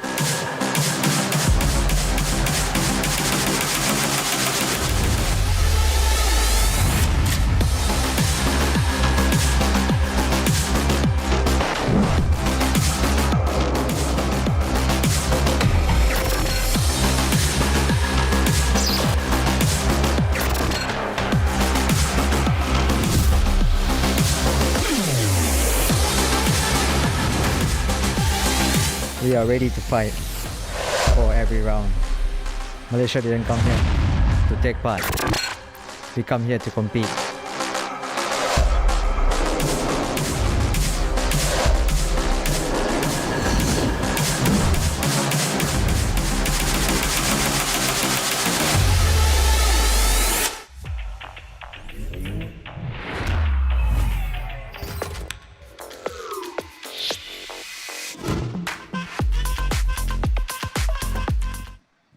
Kuala Lumpur, are you ready?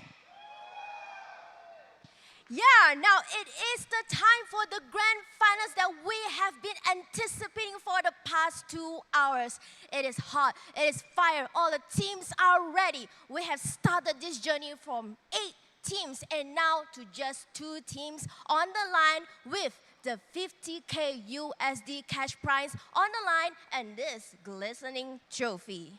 And now we would like to introduce the teams who will be competing on the grand finals today. Let's give it up for Deep Cross Gaming against Semperfi!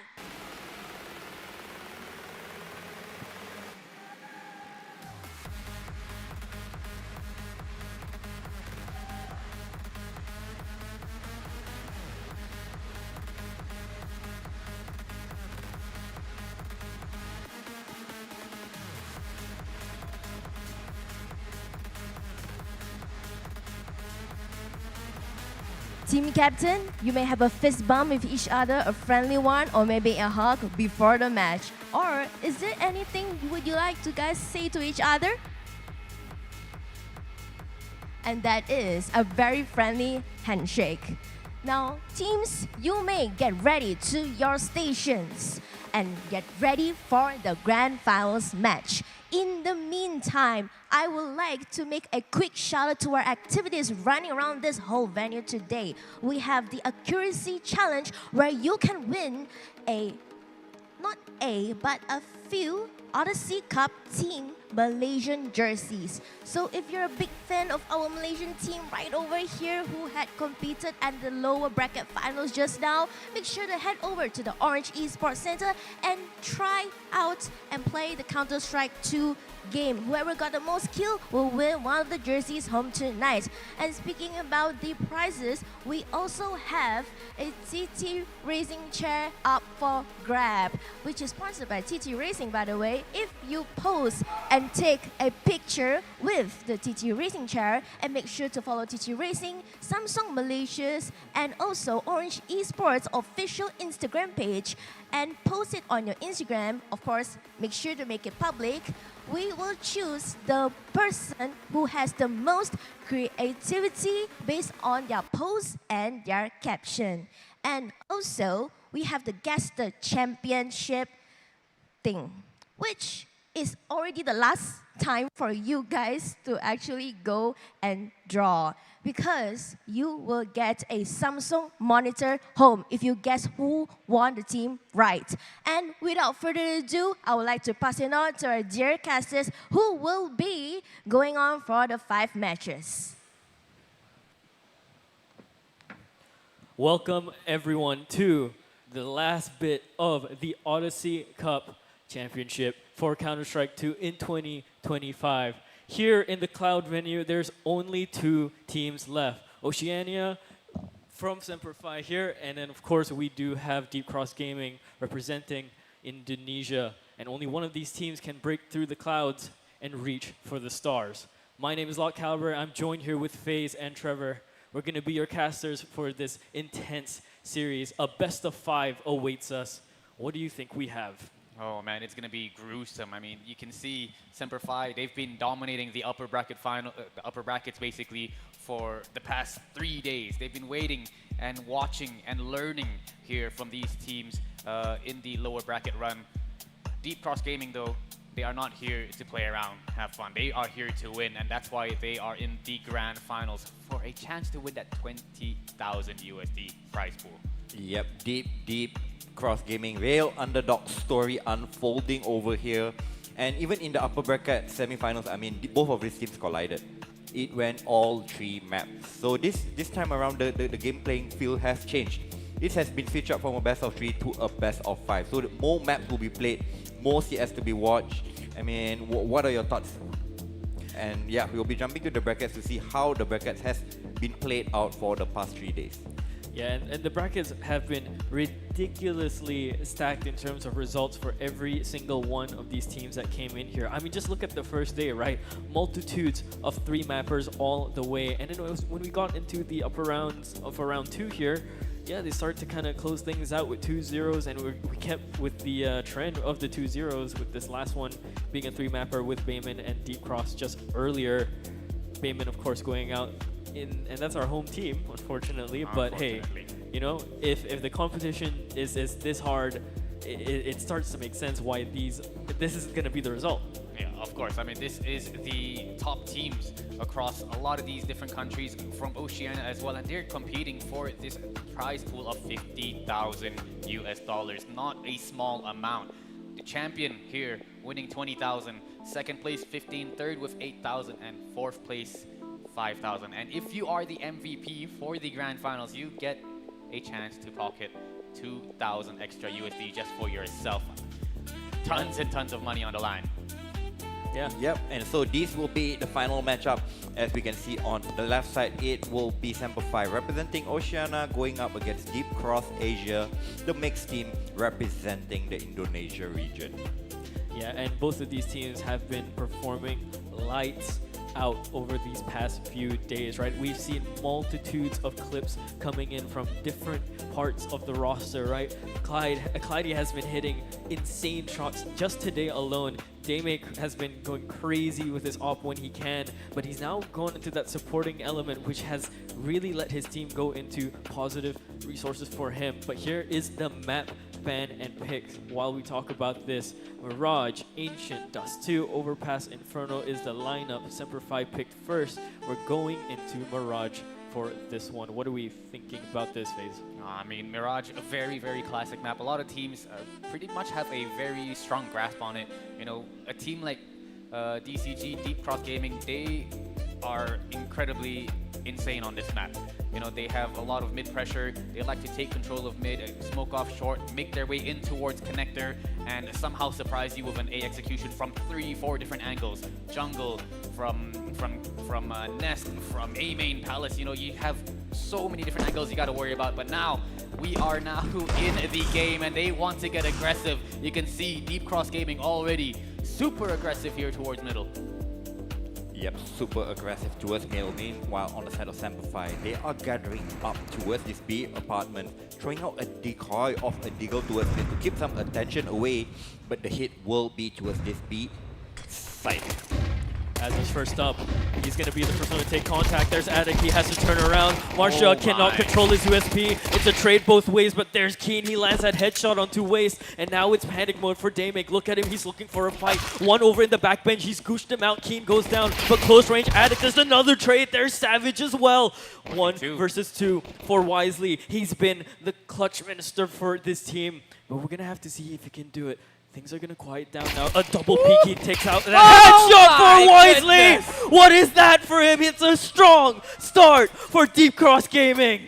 Yep, Wisely coming in clutch there with that pick from the market entrance. Gating the 2 kills, gating Deep Cross Gaming off to a perfect start in this grand finals. That's exactly how you want to start things off. You want to start it off hot. It was looking like a Semper Fi round right there, especially with the waterfall coming from Apps. Addict, Keen coming in with kills of their own, opening up that B site. You know, Marsha was in towards that short position, unable to get any frags at all. But of course, when you see Wisely alive, you see a 1v2, 1v3 situation, this man is the person you've got to watch out for. That's going to be something Semper Fi has to watch out for. And yeah, that is just wisely. You've got to watch out. Clyde, Waste, Marsha, basically anyone from the DCG lineup can heat up and get this ball rolling here for DCG. Yep, so going into round number 2, despite not getting the C4 planted, Team Semper Fi, they were going for a force in themselves, getting tech 9s across the board, getting decent enough utilities to go in for an exact. Meanwhile, sending a couple of members up to a stop mid to see for any pushes from the side of Deep Cross Gaming. Okay, a little bit quiet here now, and they're not going to try and go for anything super aggressive. Good block on the smoke. We love to see that from Daymake. Now that that's fallen into underpass, this kind of control can be maintained here, but the thing is, that's more of like a fake smoke, right? That's just a self-presence, maybe around mid, because the hit is going to end up over here in A. They're swinging out wide, but the spray has to be wrestled down by Wisely. He's being trapped in the back corner of this box. Weapons walked over to the terrorist now. He's stuck in the back wall there, and Clyde has to reposition. Bomb's going to go down into this 4-on-4 scenario. Yep, 4v4 retake is on the card.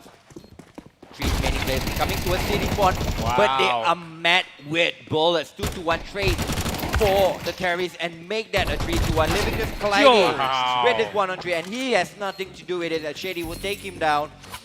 Semper Fi, they answer back with a force of their own. That's an eco too. They only really bought nades and tech 9s for that round. Tried to sell a hit towards mid, you know, sell some presence there as well. That didn't even matter, just run them down immediately. Wisely, I think he was a bit more calmer with the spray, had a few more bullets. Maybe he could have fought his turf off alone, but got pressured immediately. Yeah, it's Addict. Addict is in the server. This guy has been playing incredible throughout these past few days, and he is still popping off already with 4 kills of his own, starting things off hot in that previous round. Again, Semper Fi playing a quick default, showing presence all around the map towards B, middle, and towards that palace position. Keeping a Deep Cross Gaming guessing. However, you can see Deep Cross decided to go for a full-on force. You've got some Deagles, you've got 5.7s, P250 here in the hands of Clyde. And we've seen what these pistols can do. Semper Fi brought it out in the previous round. We'll see whether or not Deep Cross can gain it back. Yeah, playing up close and personal is the way to go for these pistols. They don't really have much economy to play it because that lost that previous 4th round. First things first, they're going to throw in to replenish the smoke towards window before making their hit towards A side. But little do they know there are 3 players up close and personal, ready to greet them all with the dangerous pistols of 5.7. Yeah, 1 shot to the head at this range is definitely going to delete you. Hazard completely ready for it. Clyde will be able to get the trade, but instantly the Addict is there. The man you can trust. Marsha, Deagle in the hands, looking for 1 in towards Sandwich. The 1 and done spot, but Addict is completely ready. Spray right through the smoke as well. They see a little bit of contact coming through, but again, yeah, just gonna go down. Shady gets that pickup, and Daymake left all alone by the stairs here.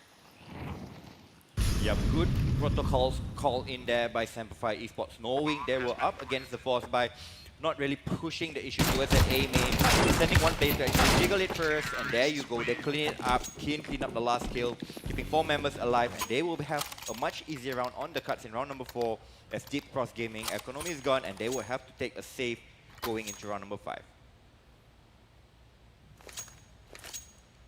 We're gonna kind of talk about this as well, I think, on the side of DCG. What would they want to do? How do they want to play this late into the game? And again, they pulled off crazy pistol round just like this before, but against the likes of Semper Fi, I don't think that's going to be even remotely possible. Here's Addict looking to clear underpass, has the idea that 1 might be here. Oh, good dig coming in from Clyde. That's what I was talking about. He hits those headshots for some reason. Hazard, Shady are going to go for the pickups. It's a clean sweep so far. Daymake, last 1 alive, spots the last 1, and Savage takes him down. Yep, Savage, despite getting taken down to 35 HP, managed to regain his composure and take the last player down. So 3-2-1, the guns will come up once again, but because of not really having the best economy, they cannot bring out the AWP on the hands of Daymake. And we will see how the Semper Fi actually play out this one, because it's still kind of a bonus as they still have a Mask and M4 in their hands as well. Yeah, they're slowly building up their economy. Team with a maximum of 7,100. Well, that's a nice little angle made by Daymake, but we'll see whether or not he can spot any of the players here towards middle. But nonetheless, slowly but surely, Simplify making presence again all across the board, all across the map. Making sure to waste as much utility here from Deep Cross because they started things off, you know, no kit, barely any type of utilities here. So you want to run down the time, run down the clock to just waste it all before you go for an execution. Grouped up now, looking like they want to make their way towards this A site. Good flash, but Wisely's going to move in front of it. Sandwich position is going to be fought for trade after trade almost immediately within the span of 2 seconds. Molotov is going to come in, but it's a wide swing out from Keen, and Wisely goes down 3 on 2. But the problem with D-Cross right now is that they don't really have that much utility left. They do have one incendiary to maybe peel that bomb off, but Keen is going to have the idea to try and get this defuse in. Oh, but no one's watching for him. No one's watching for him! Up onto the Palace position, getting tagged down. Savage, double kill for him to wrap up that round. It looked a bit messy, but it's saved in from Savage. Looking at the scoreline here, everybody from Semper Fi chiming in. You had Savage and Shady with about 5 kills, Addict with 7. They are on fire. They've been warming up in the venue for, what, about 2 hours now? They are here to play. Yep, Savage coming in big in that previous round, getting a double kill to keep up his score to 5-1. So heading into round number 6, once again, Eco is on the cards. We've seen it a couple of times again, but Savage, he will trim down 3 of them, make it 4. He's on for the ace, give it to him. He is going for it, but unfortunately he will not check towards his left, and Keen will clean it up. But what a play there by Savage, coming in strong with 4 kills. Headshot after headshot after headshot. Kind of a shame we couldn't close it out with an ace there, but hey, you'll take those. You'll definitely take those. All right, so here's the thing now. Almost immediately, we're seeing a whole different level of CS, right? For a lot of the teams, there's this kind of mind game that kind of goes on in between these rounds, between round 7 and 9. Look at how Semper Fi set up their rifles. Look at how Deep Cross has set up the op already. Spawn for the op is good for Keen, but there's not going to be anyone really hit here. Yep, nice attempt there by Keen, using his spawn, trying to get the pick towards A main. He had the shot, but unfortunately his vision was covered by the incendiary, so he didn't really get to hit the shot. But in all contexts, he didn't really lose too much HP, and that's info that there's an op in play on the terrorist side, on the counter terrorist side. So that's information for his team to play on. Yeah, if Keen can power on with the big green in his hands, it's going to be a little bit dangerous. I think they did spot the head out there. Molotov and Execution going to be making their way towards B. Addict instantly jumping down towards window, finding one. They've cleared out the B site. Will Deep Cross Gaming come in for the retake? It's a 3-on-4 situation. Yup, and Addict still has the smoke block off the choke point. Oh, that's and tough. Keen is just trimming the numbers. It's a 2v4 situation. Clyde picks up the 8 WP, and he is getting the hell out of there. At least looks like a safe call is called in for the side of Deep Cross Gaming. They want to preserve whatever weapons that they have. As Semper Fi, they are running away with this half. Yeah, running away with it is definitely what I'd say too. I mean, just look at Semper Fi's money here alone. Oh, look at Shady alone right now in this round. He's going to have more than enough to buy up his entire team if he needs to. Oh, that's ridiculous. Ooh, has to get an exit. Good exit at that as well. Addict goes down, so a little bit of damage to the economy, but I mean, for T side, it's a little bit easier to build that up in comparison to CT side here. Yeah. An AK was what? Only 2.7 compared to an M4, which is 3.1. You don't have to worry about buying kits. I'm pretty sure the Molotov is a lot cheaper as well, so economy It's much harder on the counter terrorist side. Oh, so 100%. Plus the extra you have to spend on the defuse kits too. And we're running 4 of them, right? Okay. Yep, looks like a tactical timeout has been called from the side of Deep Cross Gaming, trying to figure out how to hit back and how to hold this Semper Fi attack that has been coming constantly towards that A site. Starting to hear a bit of conversation happening between the players here. So see what we can kind of cook up in terms of strategy for this next round as it comes through. I really want to see this Keen and Daymake head-to-head. Daymake has been a little bit slow on the op today. He's been playing more filter for his team, right? Just throwing nades every time back in the Bayman matchup. there was always a flash coming in. That's either Damage or Waste. Someone else was throwing the flash, making sure their players are getting those frags in. Getting those frags indeed. So we'll look at Shady. He's holding towards top mid, just playing a relatively passive default. Meanwhile, on the side of Deep Cross, once again, they're putting a lot of pressure towards that D side. Wow. Oh, good shot from Marsha. Hazard was looking at the fight towards short there, but couldn't reposition in time. Didn't know that his window was wide open there. Now they're slowly going to kind of filter back over to the other side. They're thinking the rotation is going to come in really, really fast, but so far, I like this from Semper Fi. They're holding their ground a little bit more, right? Because, yeah, you can play the rotation game against the CTs as well. You are at that man disadvantage, but if you do that, you might lose that extra bit of map control that you do currently have here over in mid. Yeah, definitely. And just like that, they pulled the rotations towards B, and now Deep Cross Gaming have to be very, very passive because they don't know whether or not there was a player who came up in or towards that A site. Very, very passive positioning here. It should be free real estate, and they should be able to get a 5v4 retake. But Bomb, though, still has yet to make its way towards that A site. Shots being fired, rang out towards middle, and JD will be able to take down Daymake with that nade. 3 on 4. They want to make their way in towards this A site, but Marsha is here. Marsha's holding things down. USP is out and about, and he gets the 3K to hold it down. They just somehow keep things alive here for Deep Cross Gaming. Yep, Marsha coming in big. They're getting 3 kills. The sole defender on that A side, and even managing to salvage her up towards the end of the round. So still keeping themselves a chance to come back in this half to tie up the scoreline, but they really have to do it in this round because the finances is still looking pretty decent on the Semper Fi eSports squad. But Hazard and Addict, they have run out of cash themselves. Gonna slow down a little bit here. Nades are being traded off, but it's Keen going for the aggressive play. He should be able to hear these footsteps, but his teammates should have it handled. Hazard takes out Clyde, so that threat is done and out. Headshot landed onto Daymake. Not a chance he was given upon that peak. One more over up onto the top. He could land this Hazard, but Waste has to kind of back out, has to be careful with this angle, and he loses that duel. Yep, Waste really wanted to go in for the trade. Unfortunately, he only gets one. Marsha trying his hand as well, but Addict is just too quick on the trades. 7-2. They don't let Deep Cross string rounds together and look for the finances. It's kind of broken. Some of them do have enough money, but I mean, Marsha and YZ, they are kind of low to actually get the full rifles and Kevlar for them. Yeah, Semper Fi just moving down towards middle. Just insane stuff. They really looked like they were a Marine squad here, just getting trades, having each other's backs. This time around, you can see a little bit of aggression here. Flash towards main, but Keen completely ready for it.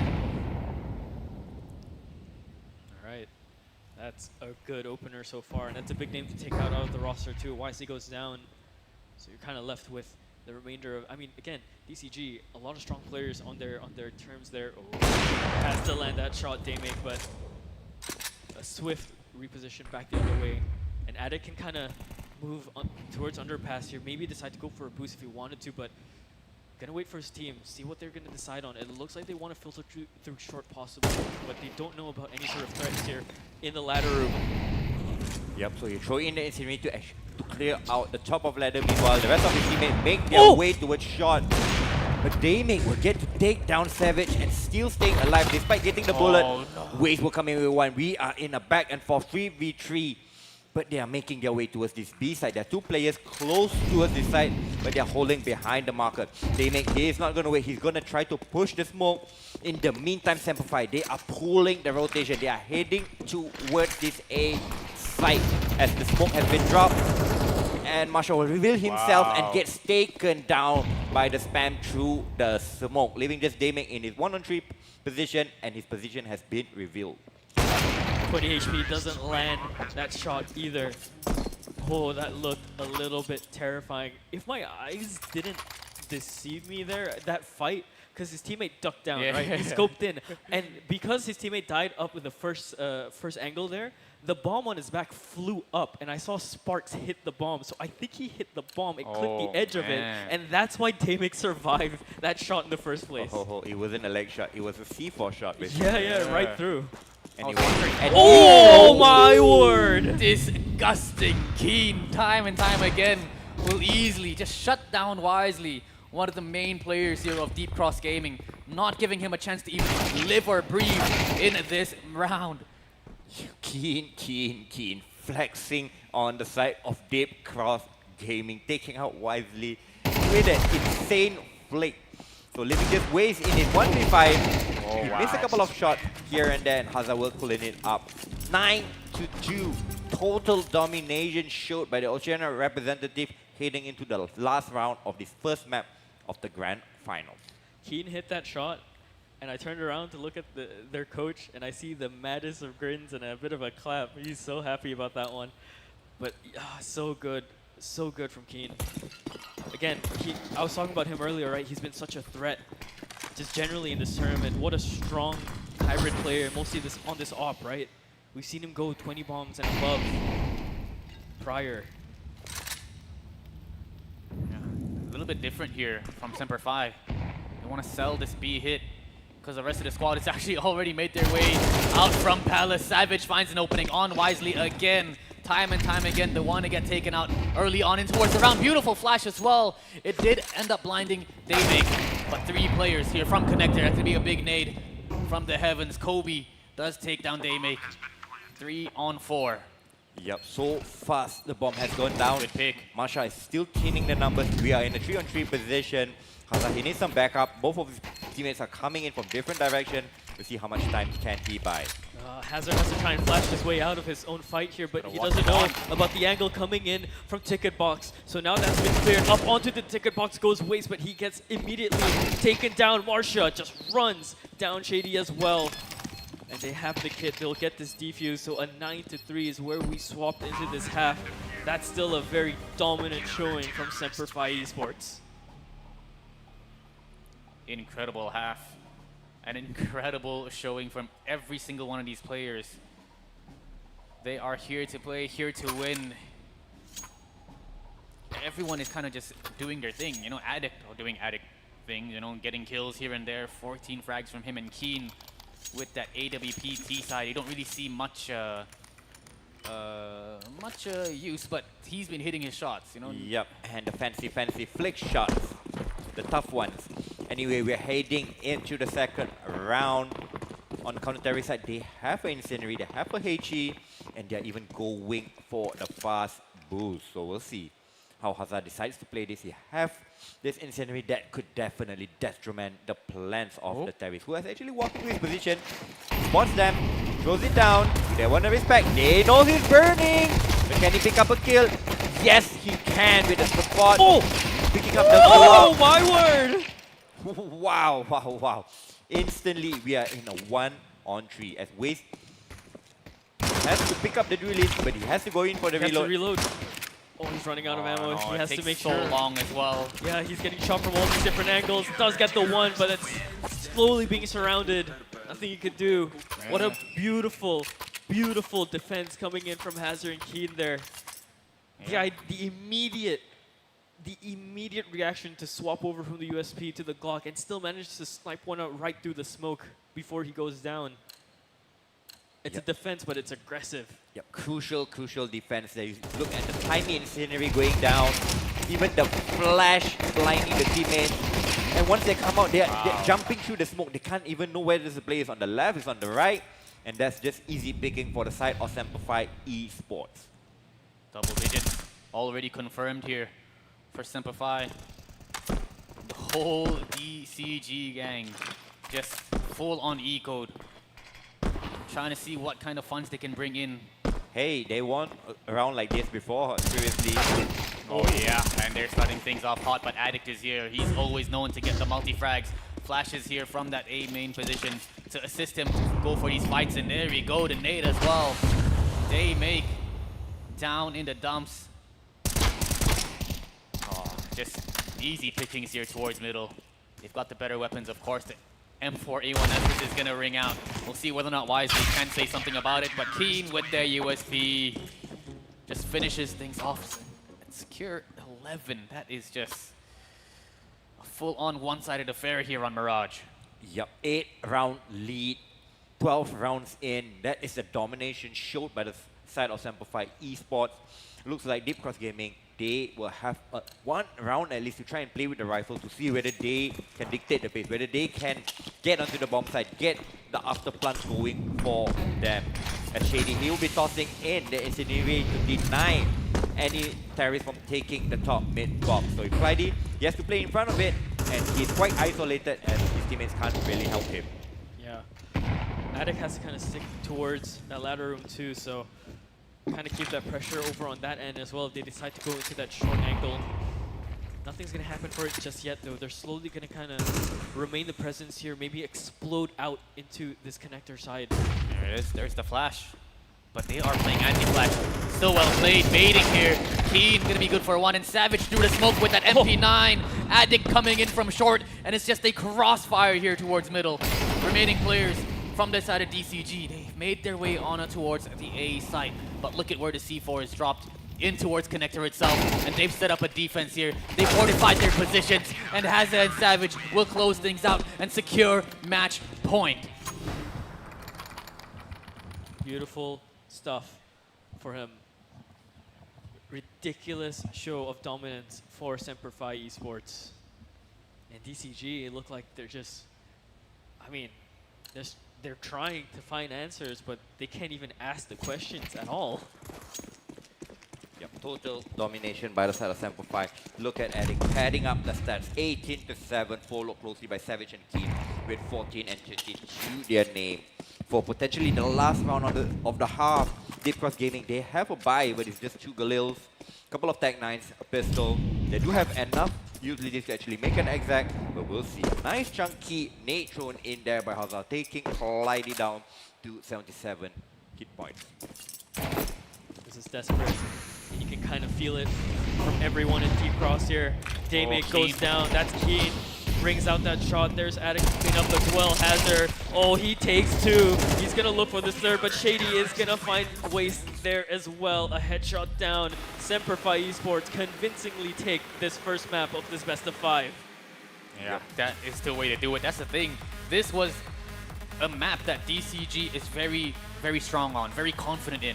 We've seen them take maps away from Bayman, from the likes of GZ on this map. But Semper was just able to stomp them. 13-3, total domination. We saw them fully execute the terrorist side to perfection, going A for some timing B rushes, going A for some contact A plays, even taking middle control and then going in towards jungle and connector. They have variations of play in Mirage, and it just shows their preparation for these finals. Yeah, and this is one of the first few times you even see DCG, I mean, go below just 7-8 rounds in terms of what they can get for themselves, let alone single digits for them when they've been fighting so many double-digit games. Yeah, exactly. They've been very, very competitive. They've been, you know, giving it their best shot. We've seen some signs of life, but every single time, you know, Semper find a way to shut it down with Keen with that off on the T side, finding opening picks every single time on Wisely, one of the top dogs here in the DCG side, not allowing him to heat up at all. Wisely really bent his kryptonite in the form of thing, and just beautiful stuff as well from Keen and Hazard as well. That pistol round went completely their way. The defense was everything. It's basically just a Semper highlight reel. I mean, yeah, it was one-sided. You know, you can't ask for a DCG highlight. There was just none. I mean, there was a little bit of something in that first pistol round. Masha did something great towards that A side. He got a triple kill over there, but that's about it. Yeah. And that was, honestly, I was going to point that out. That was crazy he even got that because he was stuck in jungle. He hears the footsteps come in. The stair smoke comes down right in front of him, and he just manages to sneak away just as I believe Daymake comes up through the stairs. So he would have seen him, but he just entered the smoke. Turns around, gets 3. Crazy stuff. Regardless, the first map has been closed down in this best of 5. Semper Esports are showing why they topped this bracket in the first place, why they're even here for these grand finals. DCG have to look for answers. More after this break.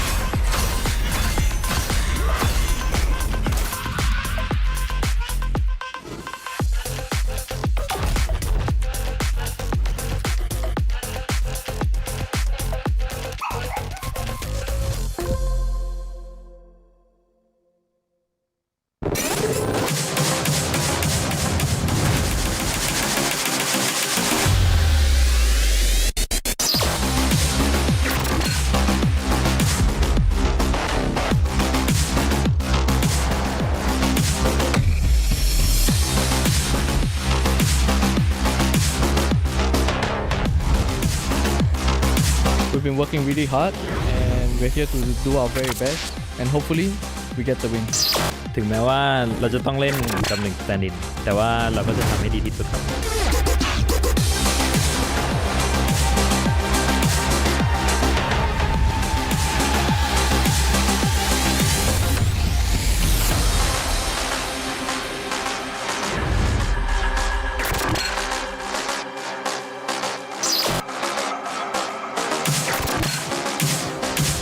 Xin chào mọi người, bọn mình đến từ Việt Nam.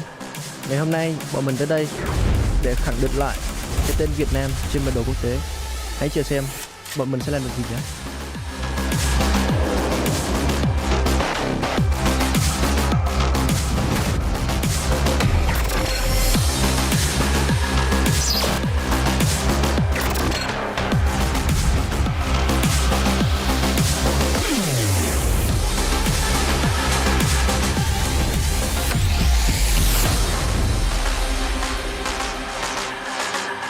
This is where we show who crumbles under pressure and who performs. As a team, our strongest weapon is our mind.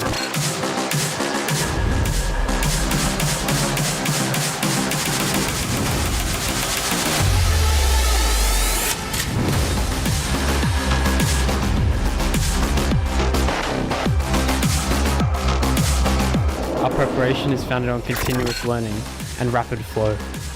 Laban Pilipinas, atin to.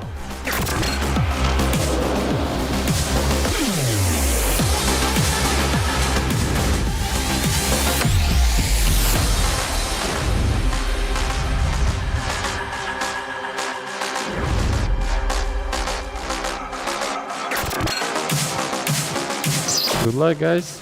Have fun. That's it.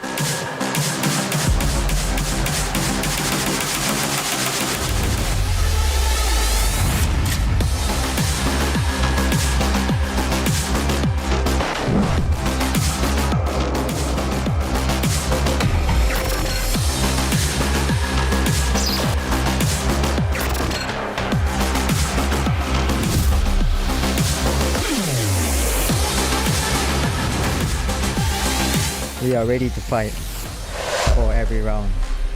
Malaysia didn't come here to take part. We come here to compete.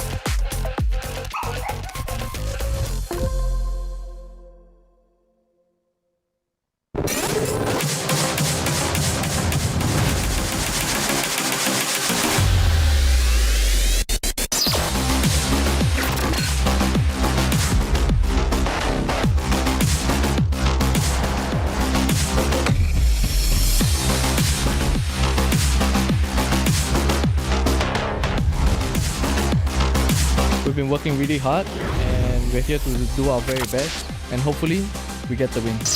ถึงแม้ว่าเราจะต้องเล่นตำแหน่ง stand-in แต่ว่าเราก็จะทำให้ดีที่สุดครับ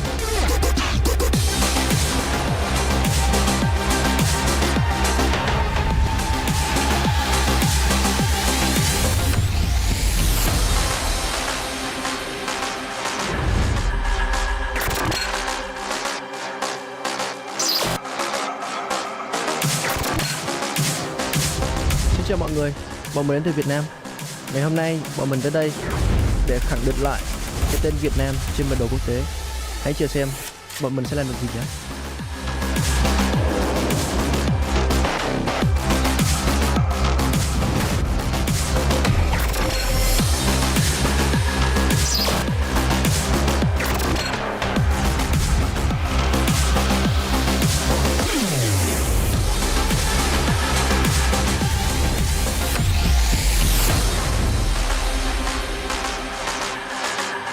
This is where we show who crumbles under pressure and who performs.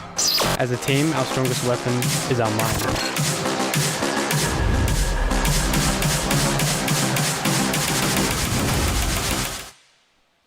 A 13-3 domination brought to you by the team from the Oceanic region. Semper Fi winning so convincingly. We'll see whether or not they can keep the performance up, can keep that form here in towards the next map, which is going to be Mirage, FaZe, Slot Caliber, and beside him is going to be Trevor. We're going to be your casters here for today, and man, oh man, was that a one-sided affair.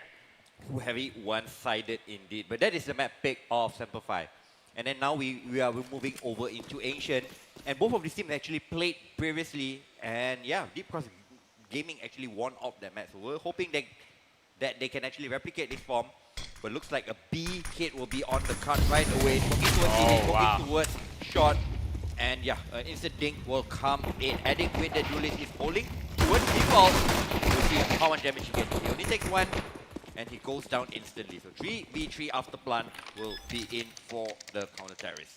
All right, okay. It's a strong start from both teams, really. Savage does have armor and does have the dually. Shady just executes waves, but now that they know that this is an issue, he has to try and turn around, and Daymek doesn't sustain that fight. Shady picks up one more.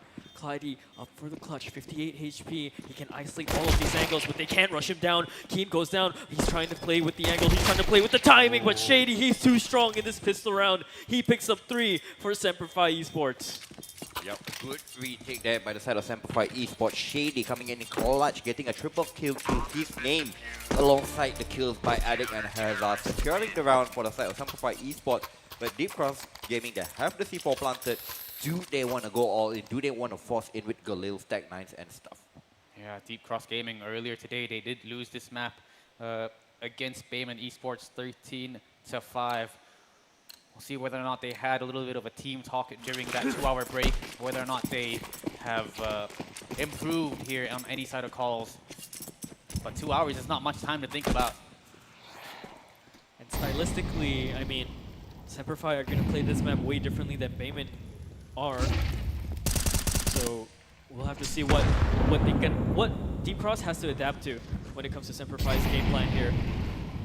Yep, Daymek playing towards this B ramp, trying to show some presence, trying to pull the rotations coming in, but he gets put off of position with that nicely timed flash over there. He managed to take the head of Shady and do even a little bit of distraction towards his B side. Meanwhile, the hit is coming towards his A side. And he's been taken down with that ding. And yeah, M4 has been turned over to the side of Terry. 3v5 retake. Looks like Semper Fi has lost the sight of A. Looking like they want to go for it a little bit, maybe just find a pick or two, an opening somehow. I don't know what they know about the values for the damage that they've done to Deep Cross, because if they do, they definitely would have rushed this down. But with no one really showing themselves, yeah, they're looking like they want to exfil out of here. Yeah, very well played, Deep Cross Gaming. Shady, sorry, with Daymek actually making his way towards that B ramp position and able to find an opening pick on towards Shady. That kind of forced a little bit of a rotation, a bit of a misjudgment here from the Semper Fi side, expecting an A hit. And Deep Cross Gaming was just able to run in together towards that A site with ease and get the bomb down. But there we go, 1-1 full-on force buy from the side of Deep Cross Gaming, able to win it out. Yep, once again, Semperfi has been put back at their place because of winning the first round and then losing the subsequent round. They will have to go all in, shove in whatever they got. So pick up a couple of 5-7s, get some useless to actually support him. Hazard will try to keep some money in the bank, most probably will try to support and bring out the AWP for the hands of Keen for the later stages of this game. Ooh, the spam coming in from Marsha did a pretty decent chunk of damage towards Shady. And now they want to get aggressive, they're aware. Of course, when you lose out that second round, you have to go for the force, and they're aware, already making their way in towards this A site. Oh, spotted. Has to be careful because he has to isolate the fight, and no, Savage is going to take down Clyde there. Daymake, he has his teammate here, but Wisely now has to pick up the pace. Oh, to the left side, good headshot for him, but a returning headshot coming in from Hazard with the USB. All of a sudden, this round looks so messy. Semperfi pushing their way in here. And now Deep Cross slowly starting to realize that this is open space that they can work with. Marsha has a fight close range, takes out Keen. Ooh, has the smoke in hand, is gonna put it down, but Shady's gonna play in front of it. And now there's a flash coming in as well. He's disconnected this fight wisely. He picks up one more, a flick over towards the left side. It's a one-on-one. He picks the bomb plant, he swings out and Hazard gets that kill against Wisely. He was looking like he was gonna go on fire, shut down immediately. Yes, what a clutch play there by Hazard, coming in big, getting the final 2 kills. And Semperfi, they win the force back. So he's going to put the pressure on the side of Deep Cross Gaming. But because of winning the last one relatively clean, they still can manage to get this force with 3 AKs and 2 Tech 9. We'll see whether they can turn the favor into their hands. And this time, Keen will be starting the round from Donut, trying to take pressure from that heaven position. Yeah, big green in the hands of Keen. Ready here. Posted up something that DCG have to be very wary of. Oh, but Daymake will shut him down. Clydey with another one towards mid. Yep. Headshot after headshot. And they've got free passageway towards this A site. Free passageway, free bomb plant, and the most importantly, free AWP. But Shady is trying to fight back, but he played in front of his teammates, only managed to get one, stealing the numbers to the 2v4 situation, and they are locked behind of smokes. There's a chance that Addict kind of follows up past a second frag there if it was doable, but yeah, not going to be the case, and I think they're just going to get out of here. Addict already has an AK saved over. Savage doesn't want to lose any more of his armor. He's basically on 0. Waste, however, because they had kind of run down Keenan, because he invested into the big green here as well. Free op for Daymake next round. Yep, free AWP, and that is 4,750. A lot of money in terms for Counter-Strike. We'll see whether Eddie can actually hold on to this gun. He's been fine out there by Marsha, but unfortunately a nice headshot will take him down. Looks like he is good to save his weapon. And yep, the back and forth goes on once again. Man, this is just close. I think we had a game like this earlier on today. Or was it yesterday? It was just one team winning out. Respectively, it was just a full-on stalemate here. And we have the same thing here. 2-on-2, of course. A full-on force buy coming in from the likes of Semperfi. 5-7, a deagle in the hands of Hazard. MP9 and 2 rifles. What can you bring in? Decent nade there. Wisely chunked down to 59 HP. And they're taking it a lot more slower. Who can string rounds together? Shady getting aggressive. Nice little flash, but did end up getting traded out. Oh, that's a dangerous game. That's a very dangerous game, Keen, but he's up for it, I think. But he's going to back away. Just play a little bit back here. Doesn't want to give any more advantages over into D-Cross, because everything's kind of stabilized so far here. The 2.57s, even though they just have these pistols, or rather just the 1.57 and the 1 Deagle, just because they have these pistols doesn't mean they're out just yet. Yeah, we already saw a couple of times what the pistol can do. Especially in the hands of Keen and Hazard. They are no stranger to this pistol. Wow. Mid will be the next point of contact, and Daymake will take down Addict, so giving them more avenues to get across to the bomb site. Oh, Keen has to find a gun. Gets a good flick as well. Utility and rifles for him gifted. and that's his first kill into the game as well. Now, moving forward into this site, it's a 3-on-3. Again, this is actually still doable for Semper Fi, but Savage has to stay his hand. His teammate, though, is going to go down. Hazard shows where his positioning is. Kian is there to back up. They don't know about Savage just yet. He can play this safe. Strikes from behind. Damon misses his shot. Then he hits it again. But he's so low on HP. So is Kian. Has to swap to the gun, and he doesn't make it out alive. What a steal of a round once again. DS Jam going down to the 1v1 and clean, clutching it out. What a conversion from Kian. 5-7 only, you have to remember that. Yep, just insane stuff. I mean, big play by, I think it was Hazard or Savage who was inside Temple. And is kind of staying alive at the very last possible moment, running down the clock as well. Being able to get that kill and denying any sort of plant. Just in there, Savage. Big round there from him. Impactful kill and, well, DCG. Semper Fi still full on stalemate. They've got to talk about this tactical timeout here being called. Yep, money is on the line for round number 6 once again. And Deep Cross, they are on the back foot, but they have done it twice already with this kind of buy or even lower. Let's see whether they can make it third time lucky. Careful, you say that one more time, Bayman are going to have some trauma there. Oh man.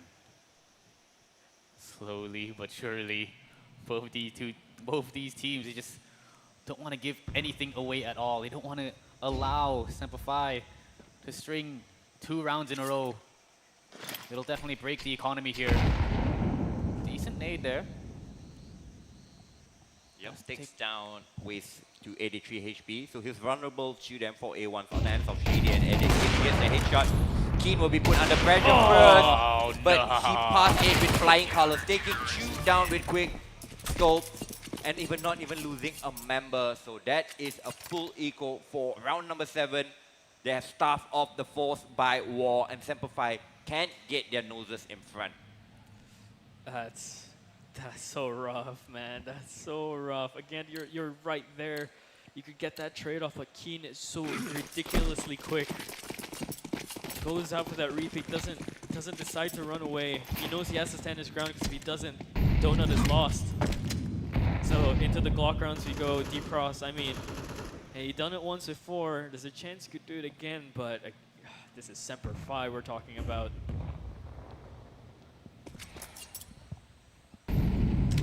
What can you do here? Take this time to kind of talk about what to do in the next round. They've grouped up here, want to go for a full-on execution towards this A side. Full-on blocks, we've seen this before, but I'm not sure whether or not it's going to work up against the likes of Semper Fi. Yep, clean and easy there by the side of Semper Fi. Only Addict dropping towards the end, but they can replenish their weapons with relatively ease. Even Hauser has some bank to even support to trade over if they would need it. Meanwhile, on the side of Deep Cross Gaming, they will have the buyout, but without getting the C4 down, they will have to go in with 3 Galils to prioritize getting more utility to get control of the map. So upset, Wisely would like to play in front of this, but it would be so aggressive. Speaking of playing in front of things, look at the aggression from Addict here.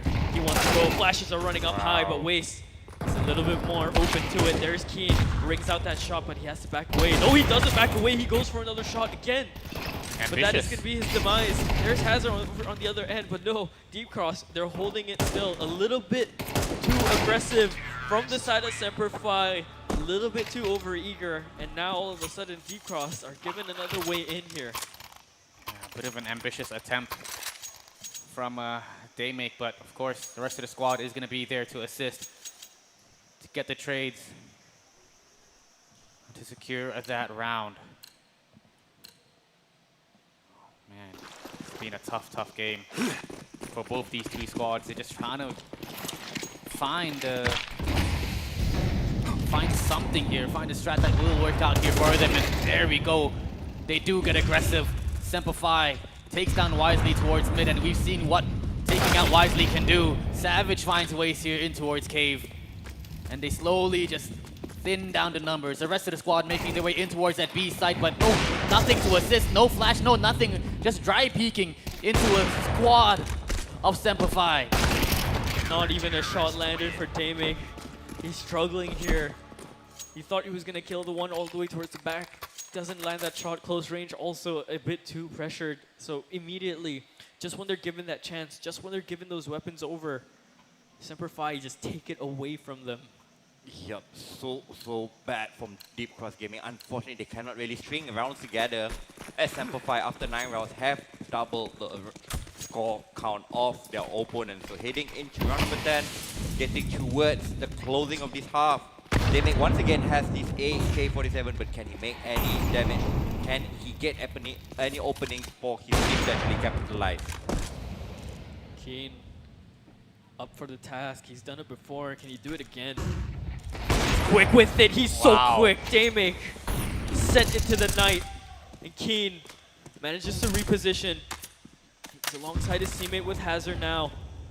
And Deep Cross, they're stunned, they're shocked, they're shady as well, hitting the shot, but he goes down as well. There's an opening here towards the mid side in Temple here. They're gonna have to push forward, they dodge the flash, but Addict is there.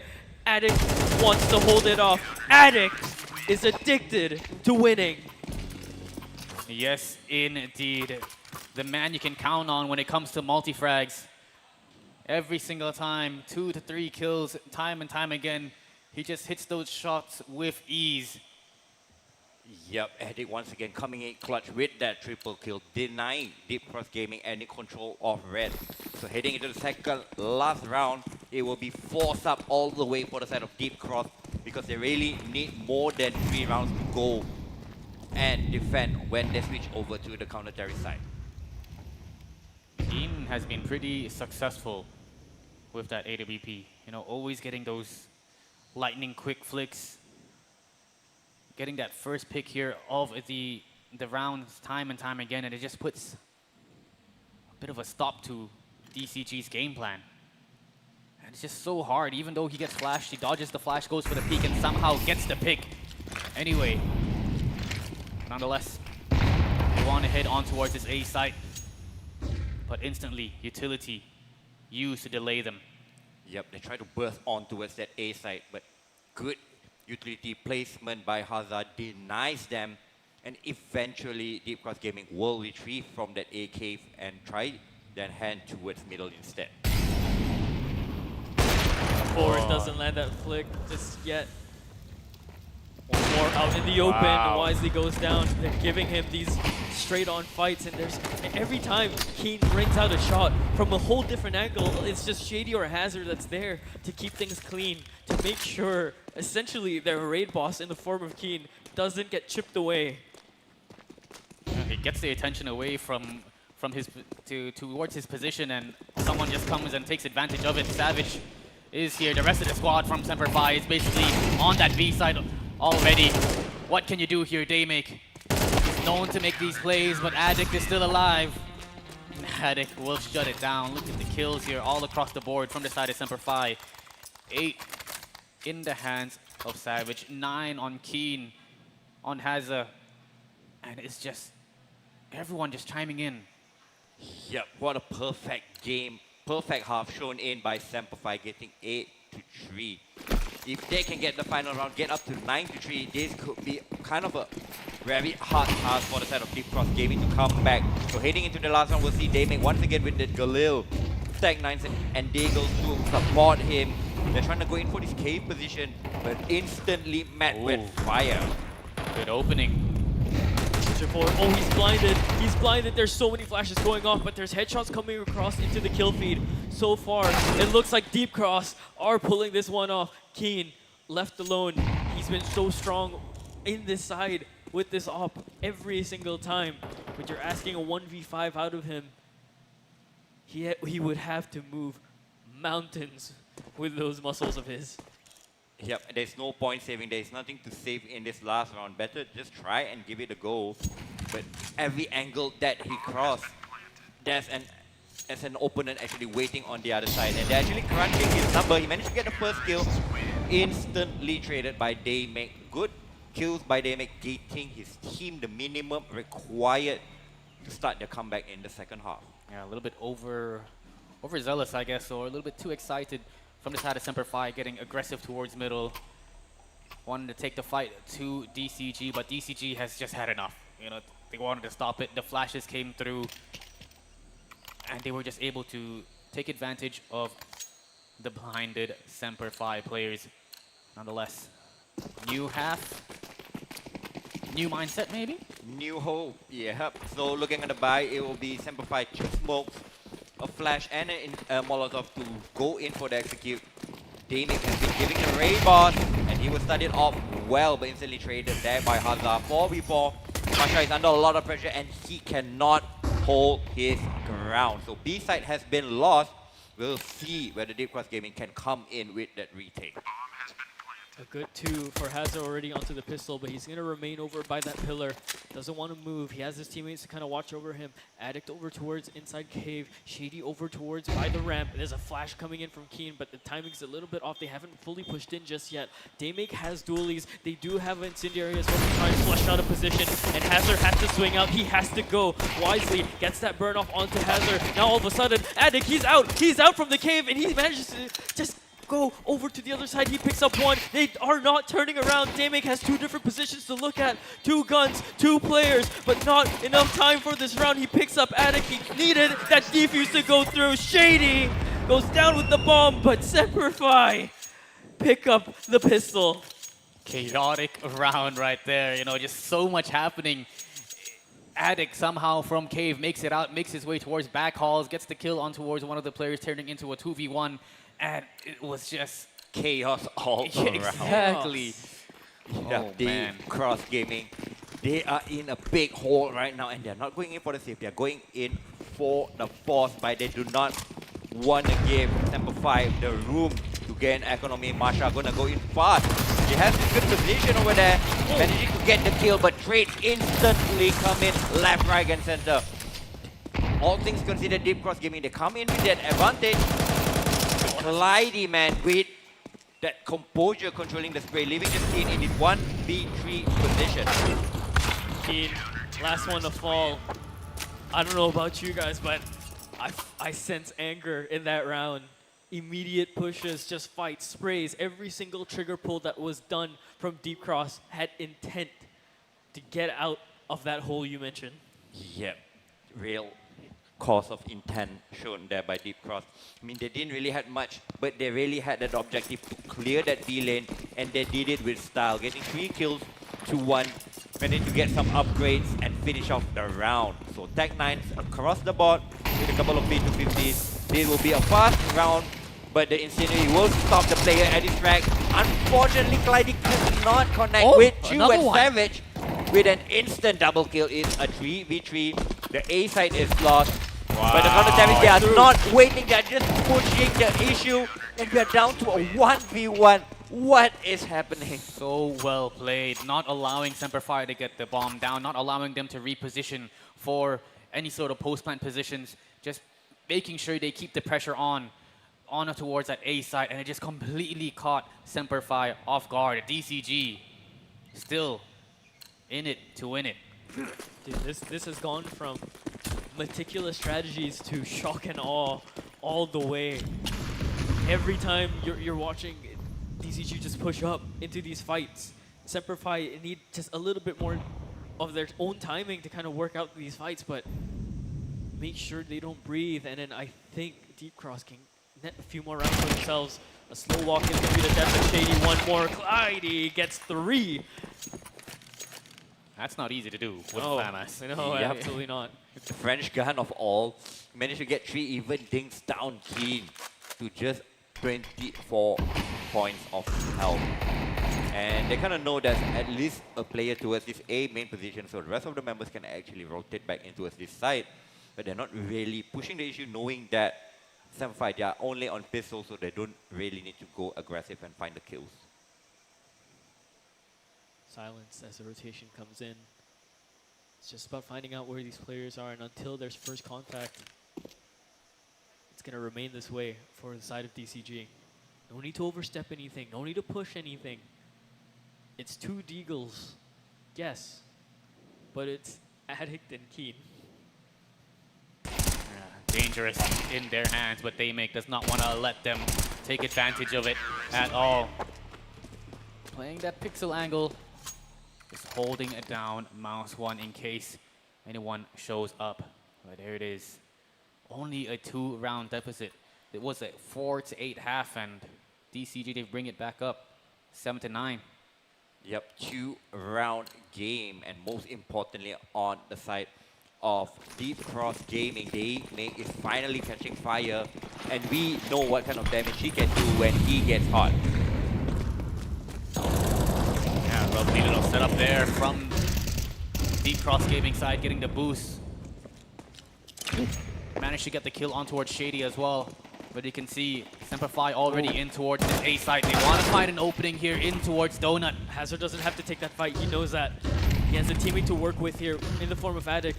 They can kind of split this side open. Keen, he runs out of ammo. Daymake, and Keen is going to pick that one up. The danger in the communications right now is the fact that Hazard has slipped through. He has Addict to work with him as well. And Deep Cross do not know that. They only know that there's one possible threat here. Yep, but the C4 is isolated. How does the C4 cross onto the side? They don't really have much blocking utilities. This flash on Hazard has to be godlike for them to make it towards the side. Yeah, how can you get a flash from Temple? But Savage Addict end up winning those fights. Why need flash when you can just get the frags out right? Despite them being on low HP, Waze and Wisely, they are still in a 2v4 situation. HP is definitely favoring the counter side, but numbers advantage on the Aussie side. And with their backs against the wall, they're going to want to go for this. Sees the shadow. Shadow advantage is there. Is there a repeat? Not yet. Oh, and the crouch down is a little bit too low for the crosshair to come back down and hit that headshot. But again, HP, there's the first. Second's not going to come in because Keen knows that he can't really take that fight, can't take that shot to the chest. There's the swing, there's the spray, but it's not controlled enough.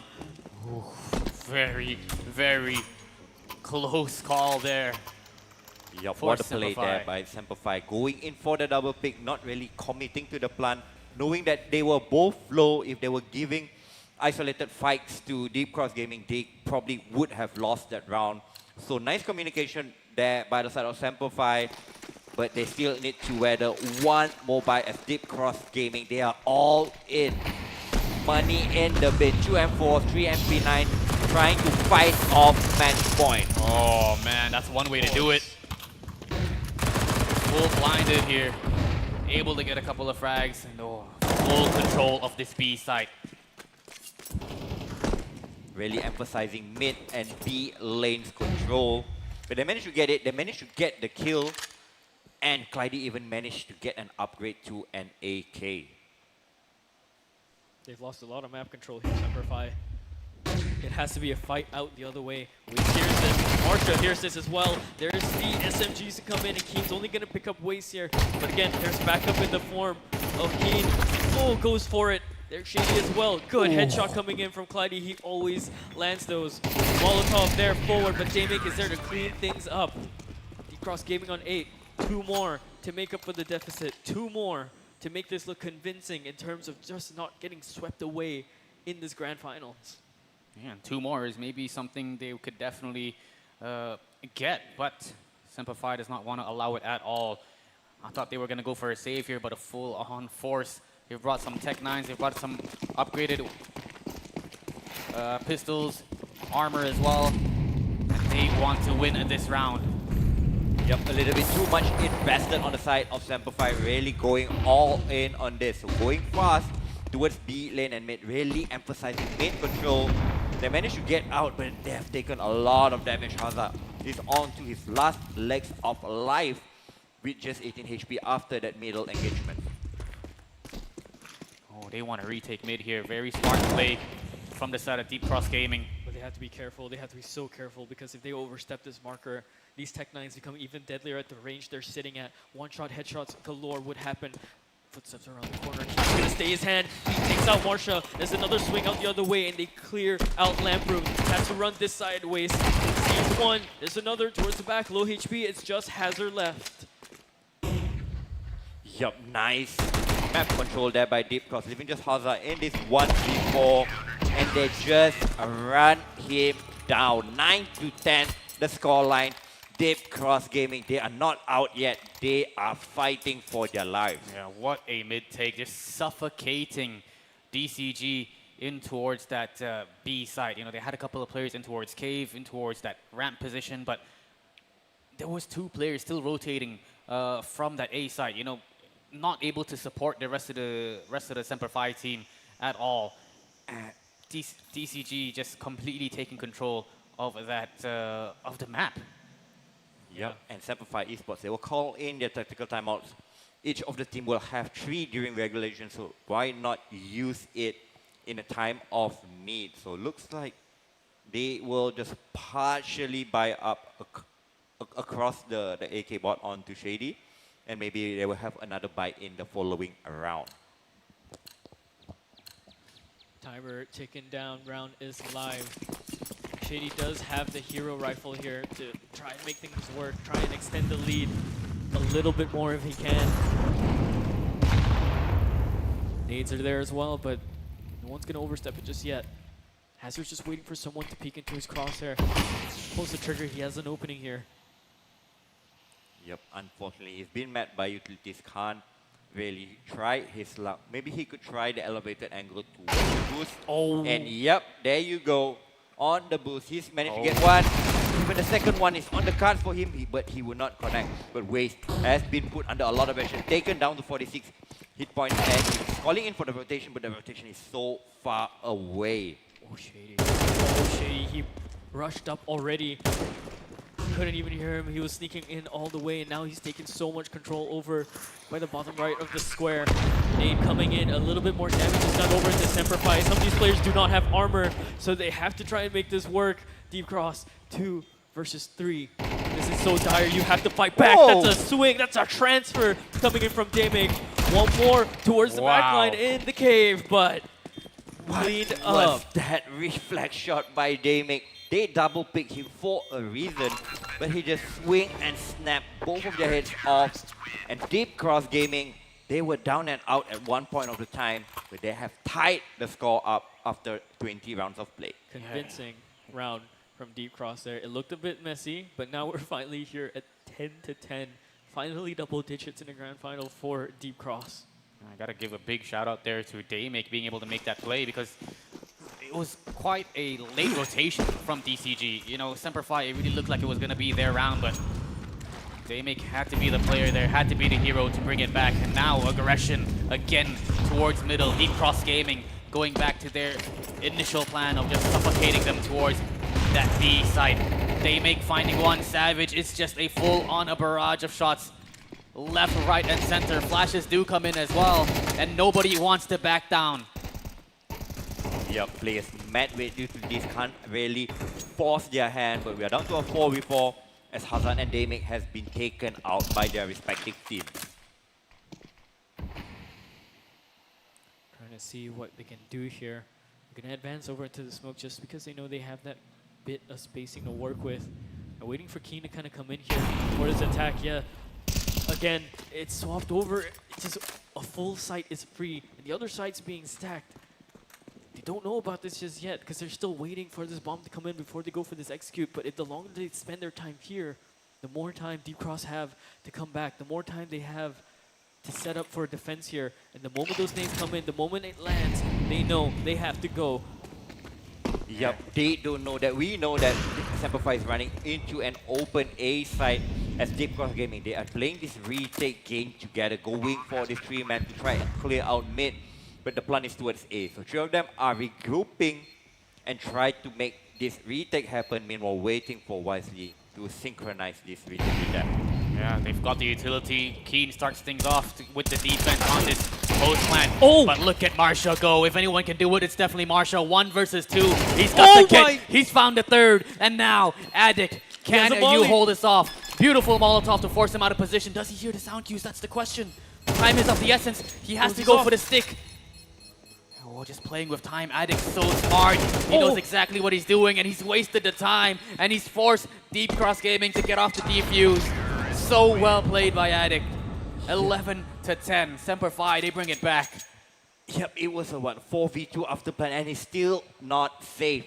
Marshall managing to take down all of the remaining players. And I'm just going down to Addict due to the time not in his favor. But because of the damage done, if Deep Cross Gaming were to win this round, the finances for Semper will be in the bin. So everything to play for in round number 22 to see who can actually walk away with this match. Do or die, we're only on the second map, and we're not hitting it just yet. Look at this swing out coming in. Keen gets one, Damig, he's holding it. Oh, Wide Damig zone. with What three. is that with Damig? He finds 3, Waste is there, finds 2 more. Somehow Deep Cross Gaming are still alive. Yep, aggression met with aggression. Deep Cross Gaming, they do not want to give in. They fight for B RAM control and they win it with style. They make coming in clutch, getting 3 kills with that M4A1 during all the havoc, and that just proved pivotal for his team to win out the round. Yeah, Semper Fi. This is the round where they had to decide, do we go for a full save to try to fight for OT, or do we full on buy, get aggressive here, and try to regain match point here for us ourselves. So much utility going to be used. They stop and delay the execution on towards this B site. Smoke is out. 3 players just ready and waiting for the defense. How can they find an opening? Can they get a kill with these upgraded pistols? Rotations are going to be called in. Nades, utilities all being sent out, and they have the bomb down. 5 versus 5, this retake. Can they make it work? Semper Fi really fighting for their life. They did not really have much to play in this round, but they managed to get the bomb down. And still at about half the bomb timer taking, the counter-terrorists still haven't really moved in yet. Frags coming through in the smoke. Keen's only good for 1. Back the other way. Has to find more. The HP values have gone down. Savage is the last one alive. No longer. Deep Cross Gaming hit a match point. So hard fought against Semper Fi Esports. And now Semper Fi have to look to tie this and bring this into an overtime affair. Yup, Semper Fi cannot win this in regulation despite having an 8-4 lead at halftime. Deep Cross Gaming showing us why they pick into Ancient in the first map for this best of 5 grand finals. Yeah, this time around you can see Damig has brought out the AWP. 25 kills, 14 deaths. He's been relatively quiet throughout the day, but he's gonna show up and show out now, taking down Addict, one of the key members here of Semper Fi. Yup, and because of him gating that opening kill and the smokes are so telegraphed to us at A side, he could actually call in for the rotate. But because of that, I mean, Semper Fi, they are trying to switch up their play, trying to walk in towards red. But they will be met by Marsha, who has some support in the form of Damig. But unfortunately, 3 on 3 back and forth. Yeah, but there's ways as well. He has to try and back up the immediate fights coming through. He also has to kind of back away here. Doesn't want to give anything towards them too much. 2 on 2. Health value is low. They need to pick up some sort of advantage here. Any team. There's the swing up from Clyde. 1 more, but now left into a 1-on-1. Savage, you'd have to hit the shot, and you go into overtime. Semper Fi, they're pulling it all the way. Incredible. Semper Fi does not want to give in yet. Despite Savage being taken down to 13 HP, he plays his aim to perfection. 1 bullet headshot. Overtime, here we go. So ladies and gentlemen, if you're new to overtime, the rounds is reset. So for the teams to win, they have to win at least 4 out of the 6 rounds played. 3 on either half. 16 is the goal for them to get the victory in this match. That used to be our old scoreline back in Go. So it's a little bit more familiar territory, I guess. We'll see. 12 to 12. What a boost. Yeah, what a good boost. We haven't really seen too much of this because both teams really just kind of run down this smoke or pop it open. So this is new. In overtime, new strats. Possibly, but you know, if what you've been doing has been working, then just stick to it. But of course, there's always possibility for some crazy strats, for some crazy hero plays from either one of these players. And we see Keen back on that AWP. 20 frags here. He's been playing amazing throughout the CT side. He's been a little bit quiet on this T side, but see whether or not he can get some picks. Slowly but surely, Keen does find one. Marsha is down, thinning down the numbers, crumbling down the defense here of the side of DCG. A minute left here. Hazza finding another one. It's like a whole new team here, but Daymake will be able to get the trade. He's The rest of the squad. continuing. He's just continuing his tear. Clyde has to be the defense here over in Donut. Only good for one, and Savage is able to make this through. Addict's on the other side as well, so this can be buffed up here. Yep, the A side is already lost. So Daymake and YC, they will have to come in for the retake.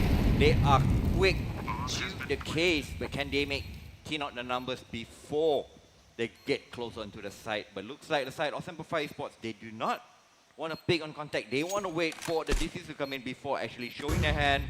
So Deep Cross Gaming has a lot of them to pick. And there you go, Keen will make it even harder for Wisely.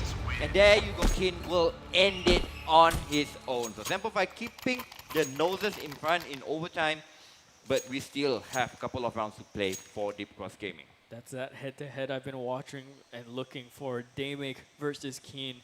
Daymake currently sitting at what, 28 frags right now, and Keen's catching up with those last two being his 23rd.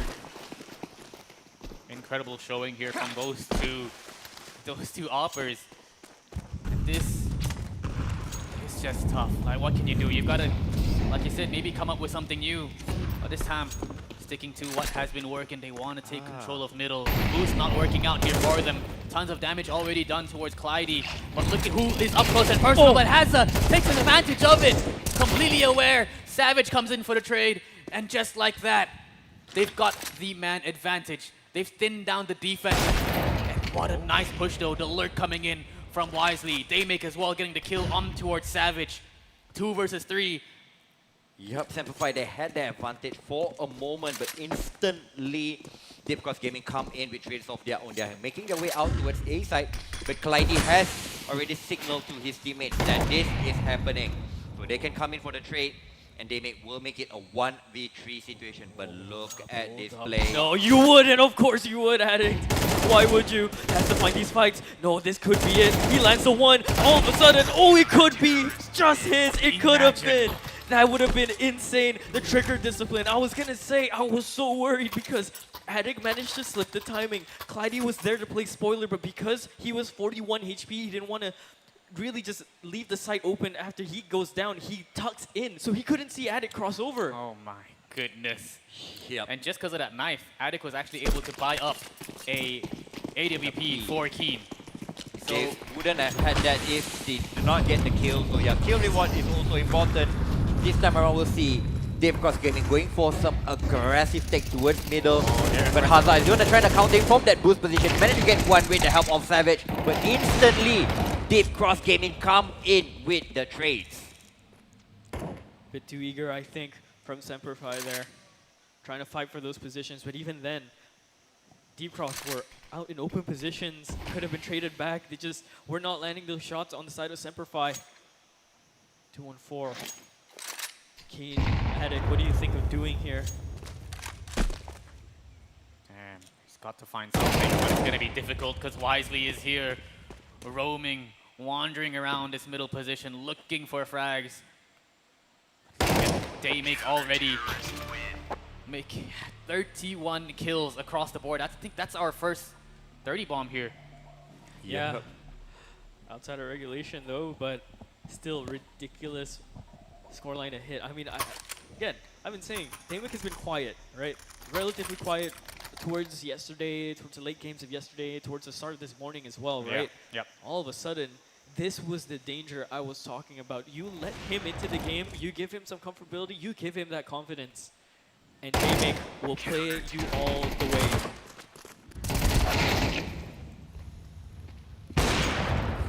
The massacre that's been going on. This is one of the rounds that we really thought there was a possibility for Addict to win.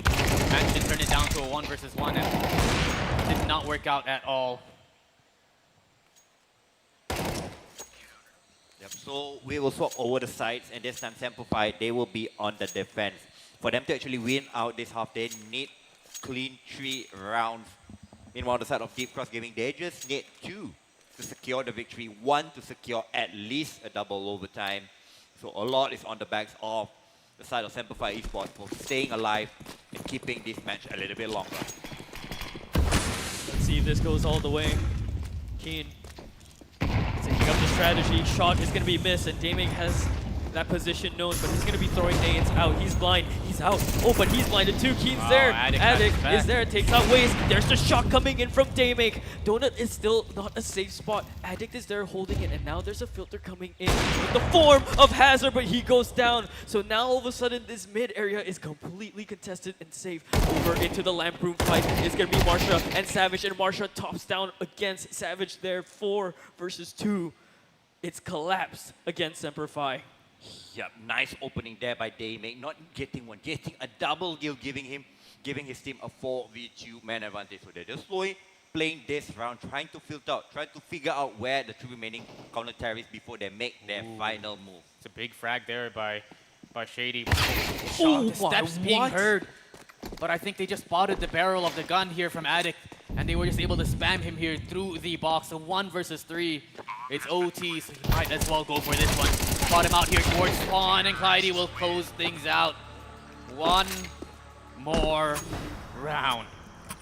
Yep, this time around Deep Cross Gaming, they reach match point first in overtime. They have 2 chances to tie up this series at 1 apiece. On the side of Semper Fi, they need these remaining 2 rounds to push this to overtime and to keep their lead in this series. It's going to be tough because it looks like Deep Cross Gaming, they've got the momentum, they've got the chemistry. They make 33 kills, Clyde with 22, and Keen has been a little bit quiet. Daymake has been winning out on those fights. There it is. Ops galore. Daymake and Keen, they find both their shots that they need to set into this 4-on-4 every time a round starts. It's one of these operas making their impact, but this time it's kind of pushed them into a weird stalemate between these 2 teams. They're going to filter out the other way. They're going to go and rotate into this other site here, and they're only just now taking their positions. If there's any sound being made here, the player in Donut might be able to pick this up because they have to start walking. There's a chance they filter out through Donut, maybe take a little bit more space at mid, and then all of a sudden this site is open. Yeah, definitely. This is exactly what DCG wants, you know, get that opening pick. Even though it's a 4-on-4, the fact that you've taken one of the CT players out, there's got to be an opening somewhere in their defense. And they may have just found it here on towards this A side. Boo's going to be coming up, and they're just going to play retake here for the side of Semper Fi. Yep, they're walking into the open A side, and this could be the end for the side of Semper Fi. They're not coming for this retake, but a very important trade there by Hazard. The bomb has just been planted, but there you go, they make once again with that trade, leaving Semper Fi in this 2v2, and he is on the angle and takes down Savage, leaving 16, and it's not long for the world. 16 to 13, we are tied up at 1 map apiece. Beautiful stuff from both teams, really, but really beautiful plays coming in from Deep Cross Gaming. Look at him, smiles all around, some high fives over on the other side. They know they still did well, but dear lord, the frags coming in. What did Daymake end that on? 35? 36? Yeah, 35, 36. My god. Insane number of frags. Yeah, I mean, he just went all out. He really put a new standard here on the side of Deep Cross Gaming, just going up against Semper Fi. I mean, we saw this in the upper bracket finals. Sorry, not the upper bracket finals, but the upper bracket round 1 or 2. Deep Cross Gaming up against the likes of Semper Fi was fairly even. They had to go all the way to map number 3. You know, this time, this is the best of 5. You got to go all the way through, and we'll see whether or not Deep Cross can do that. Yep, so this is some of the highlights from the game earlier on. All of the rounds were getting so close back and forth.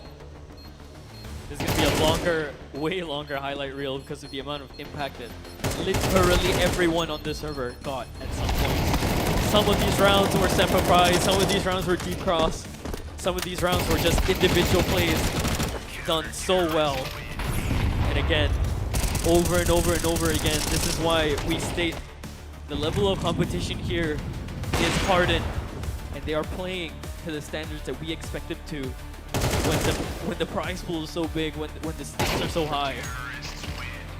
Yep, and really Daymake, he really became the game changer for the side of Deep Cross. I think he was only at about like 17, 18 frags when the score was 11 to 11, but he finished with like 30 plus. So the remaining 2 rounds of regulation and the overtime round, he just went insane. really dictating the pace, taking it off, really feeling his shot, getting the pick, and just doing too much for the side of Kuala to handle. Crazy stuff, crazy plays, especially for that guy Daymake. I mean, gosh, man, gosh. I don't know. Like we saw his presence when he started and when he came into the first few rounds, the first few brackets even, right? And then now he's playing to his full potential. For all you know, maybe that's the Red Bull doing it for him. I saw he was holding it alongside his teammates, so Most likely. All right, yep, probably the Red Bull. Anyway, we still have at least 2 more maps, possibly even 3 more maps. So if you're around KL or if you're around Cloud, do head down as we have a lot of seats for you to actually watch the game live here. And you have a lot of amazing gifts that you can actually win as well. yeah, you got a chair, you got some keyboards, some mices. What else do we have? Red Bulls. Red Bull, Bulls. yeah, I guess. You guess you can just grab some Red Bulls. Yeah, definitely. That's pretty much it. But I believe, yeah, that wraps things up. And I think everyone's off gonna go to a break. So we are definitely gonna head off after that crazy game 2. Stick around here for the Odyssey Cup. More to come.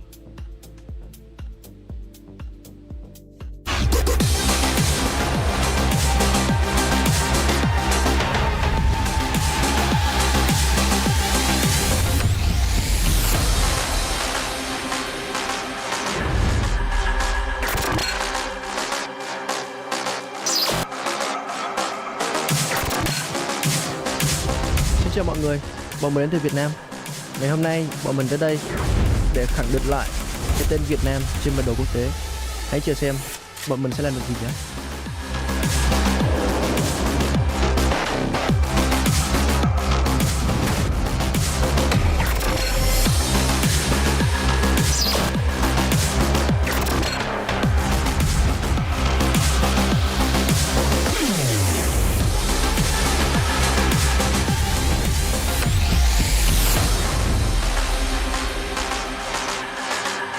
This is where we show who crumbles under pressure and who performs. As a team, our strongest weapon is our mind.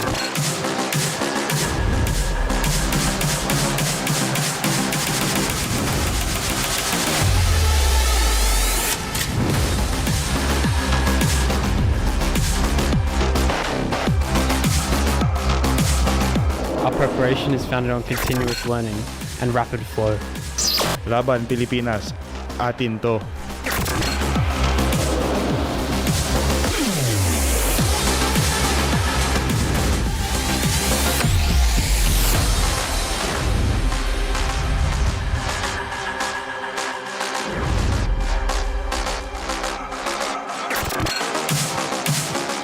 Good luck, guys. Have fun. That's it.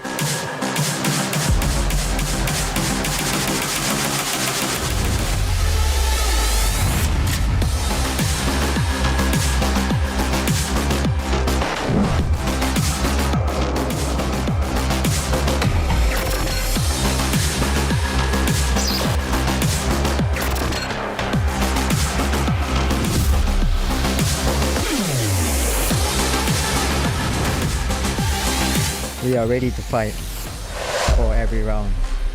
Malaysia didn't come here to take part. We come here to compete.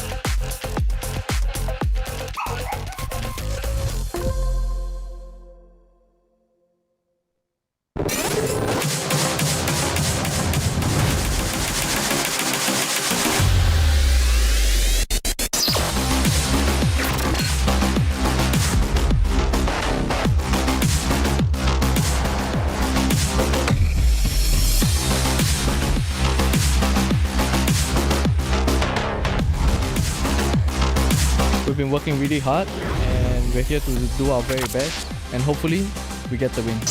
ถึงแม้ว่าเราจะต้องเล่นตำแหน่ง stand in แต่ว่าเราก็จะทำให้ดีที่สุดครับ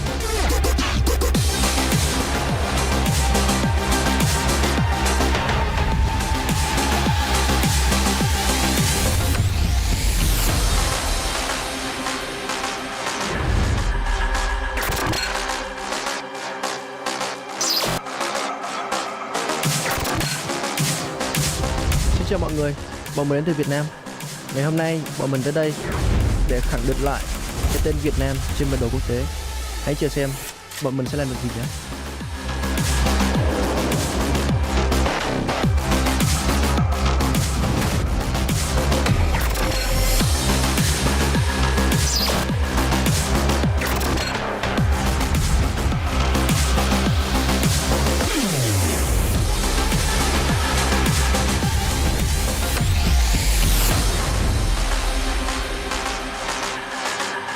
This is where we show who crumbles under pressure and who performs.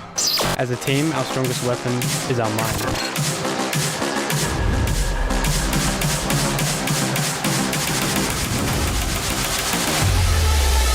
Welcome back, everyone, to the Odyssey Cup. Our grand finals is underway, of course, and two maps have been closed out already. A map apiece from both teams. It's Semper Fi versus Deep Cross Gaming. Indonesia versus Oceania to try and take the crown, and the prize pool of $50,000 US, 20,000, of course, going to the champions over here. My name is Lot. That's FaZe. That's Trevor. Run me down what happened. Oh, it was an intense game. After the first half, it was an 8-4 for Semper Fi. It was looking clean and easy. They even won the pistol round on the second half. But then, I mean, Deep Cross Gaming happened. They went in for the force. They went for some crazy mid control, some B lane control, and they just managed to get the rounds needed. Once they push it over into overtime, they somehow managed to get that with relatively ease. So 1-1, the score has been resetted, and we are in for another best of three between, I mean, both of these teams to determine who will actually walk away with the trophy and the grand prize of $20,000 US. Yeah, just insane stuff overall from DCG. You know, they decided to take the game into their own hands. They decided to take the fight straight to the faces of Semper Fi, and Semper Fi was just in shock and awe. They didn't know how to react to that. But nonetheless, props to both these two teams, you know, to survive in overtime and to go towards the third map. That means we've got another two maps potentially here. Yeah, you know, it's going to be a long one. It's going to be a long one. I mean, again, we don't in that sense, we don't really want a full wash in the grand finals, right? We want to see what these teams are capable of, right? So the fact that Deep Cross still manages that, I mean, it's in overtime, it's crazy, but Damake's here, he's playing his mind out. Keen is, of course, playing his mind out. These two operas, these two star players that we keep seeing, but everyone on both sides, both rosters are playing lights out here in this venue, and I mean, it's ridiculous from both of these teams. You guys really need to come here and see it if you are here in Quill City Mall. Come up and, you know, just sit down, watch the gameplay, because it is ridiculously high level at times. Yep, the level shown in by both of these teams is so high at times. Sometimes the rounds was even so fast, the trades go back and forth. Like, you see the middle control for both of the teams. They are throwing like so many members towards that control, knowing that whoever actually controls that position of the map will have the upper edge of the round. Yeah, just insane. They're all here to compete and here to just go for that massive 20,000 USD chunk. But now we're heading to Dust 2. Well, it's a big map here. Classic map of Dust 2 here. It's been in the map pool for quite some time. Everybody knows it ever since CSGO, even back in the days before that. What can these two teams bring? I don't know. It might be one of those maps where you're gonna see way more mechanics at play, right? So we might just get skirmishes across the board. I was just gonna say, yeah, we finished up Ancient, but nothing's more ancient than Dust 2. Oh yeah. Yep, and what a great place to continue the op battle between Keen and what's his name? Yeah, Damake. I mean, they both have been the lights out performance for the team in the previous map, and Dust 2 is an AWP heaven for both of these players.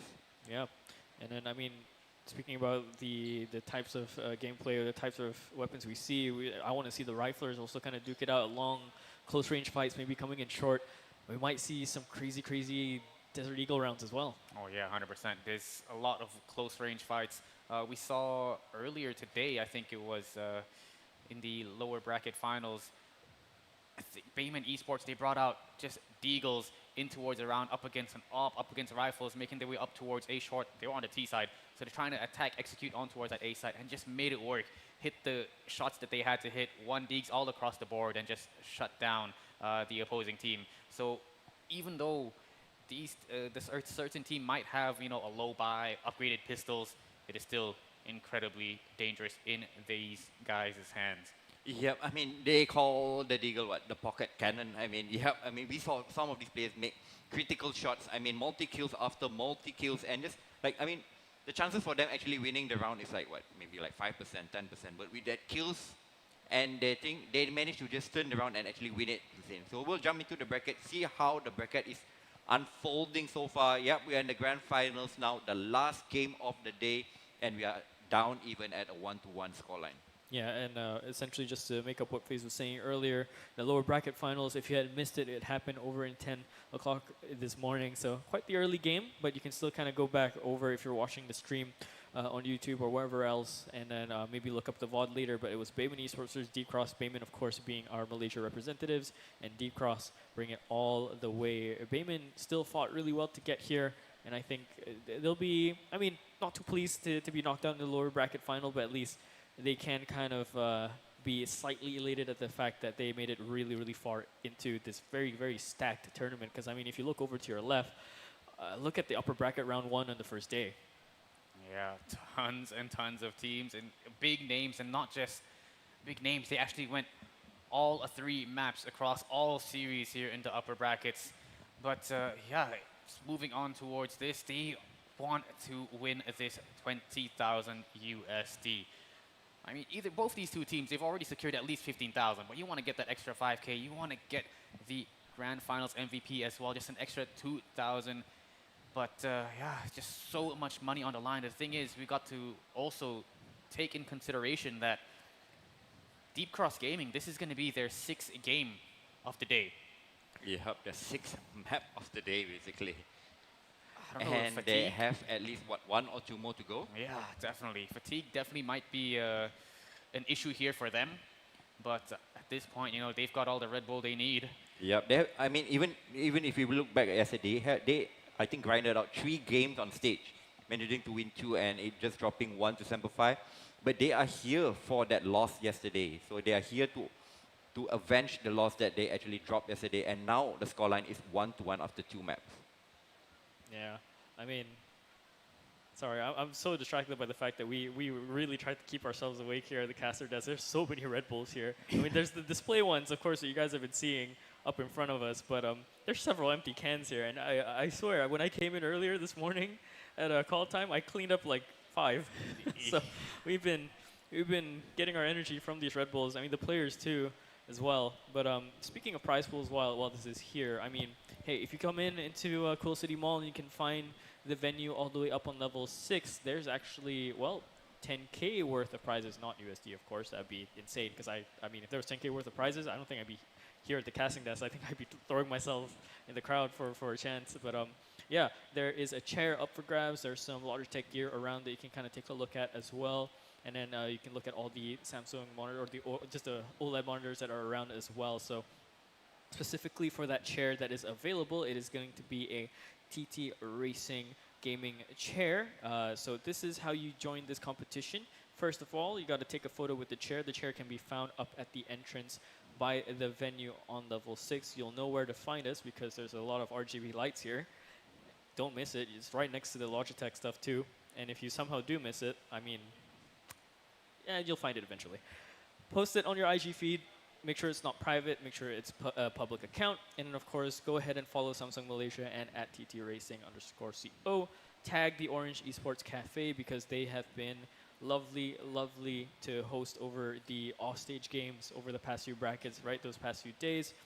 And then give a shout out, of course, in the hashtags rundown Odyssey Cup 2025. I'll repeat that again, MY Odyssey Cup 2025. More hashtags to put in are Samsung, TT Racing, Samsung Odyssey Cup, embrace your game. So yeah, try and go for that chair. And if you're gonna take a picture with this chair, you know, make it interesting. Someone told me that like if I wanted to join this competition, I would have to ask maybe Semperfi to like put me on the chair and carry me up like it's like a chariot. That's a good one. That's a good Right, one. that would win me a chair, right? Might have to talk to their coach, see if they can do that for you. Oh, he's right there. He's enjoying a Red Bull too, so you know, up for grabs. It's all here.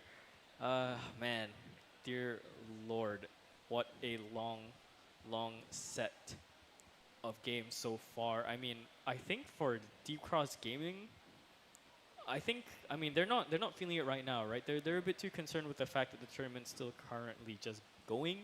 But I think when they're done, you know, maybe when they're back on the plane home, and all these players are sitting, they must be thinking like, my word, how many games did we play on stage in a row? Yep, like literally the whole 2 or 3 days basically here.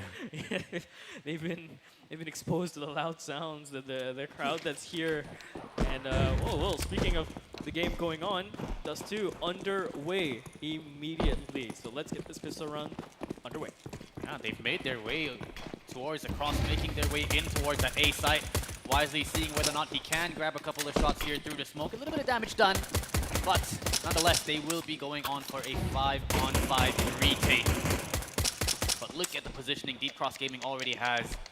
All players off that B site rotating now, trying to come in from all sorts of different angles. They've got the numbers advantage. They've got the dualies. And well, they still have a flash to work with. They hear all these steps. They're going to set up a crossfire towards Long, but Waste and Clyde clean it up. 2-on-3 now. Last 2 remaining players here from Semperfi. They've got to hold it off. They don't really have much. They only have the Glocks, which are going to work towards these short-range fights. But has a 1 versus 1. They keep the dream alive. And somehow, he clutches it out. Semperfi, they should not be winning that round, but Hazard towards the back of side managed to get a double kill, and that just proved a little bit costly. Semperfi, they managed to overrun that side, taking A long. But Deep Cross Gaming, they come in with their retake, get the kills necessary, but they could not take down the last man, which is Hazard, the king of the A side. It really looked like it was going to go DCG's way. You know, they were able to find those opening frags. They had the man advantage. But Hazard, of course, like you said, just a little bit too clean. He's been such a ridiculous anchor in some of these sites on multiple different maps, right? So strong in his ability to defend a push, and then buffed up by a teammate, it's even worse. Yep, because the round goes down to a 1v1. Deep Cross Gaming, they will be fully invested into it. They're bringing in a scout, 3 MP9s and an MP7 in the hands of Clyde. The hit will be coming towards B. So Waze and YT will be under a lot of pressure, but they have been thrown off guard by the utility thrown in. There you go, the B side is lost. Damage has been done to Savage and Shady, but retaking on the B side is a big no. And Marsha, Daming, and Clyde, they are running for the hills, trying to save whatever weapons they brought into round number 2. So difficult to hold that side. I mean, all the different amount of flashes is Hilty coming out. You know, Wisely and Waste, they tried their best to kind of assist each other, to play off each other on that defense, but just the overwhelming numbers of Semperfi was able to easily take them out. Yep, clean and easy and the equal round. Not really that clean and easy. A couple of damages done to Savage and Shady, but they managed to stay alive and most importantly, keep 5 members and boost their economy for the rounds moving forward. Bomb's gonna go off. 5 survive for Semperfi, so a lot of money left. Huh, it's been a while since I've heard that one. Yeah. Easy for Ents. Easy for Ents. God, I miss Ents. All right. Yep, so heading into round number 3, Deep Cross cannot really invest anything. They could just bring in the 3 weapons that they scavenge and carry forward into that. And Waze and Wisely will purchase up light pistols to try to supplement and give them extra firepower for themselves. So far, some space is being taken here over towards mid. Wisely's gonna kind of play off the timing, play off the slow crawl up. Savage looking up into Suicide, and they're gonna filter out the other way. They're gonna slowly go for the rotation, but I think one was caught out, seen over cross. Have to fight it back now, have to fight in this position. It's a weird one. Addict Picks up 2, but wisely stays his hand, doesn't want to peek out just yet. Maybe someone would over peek.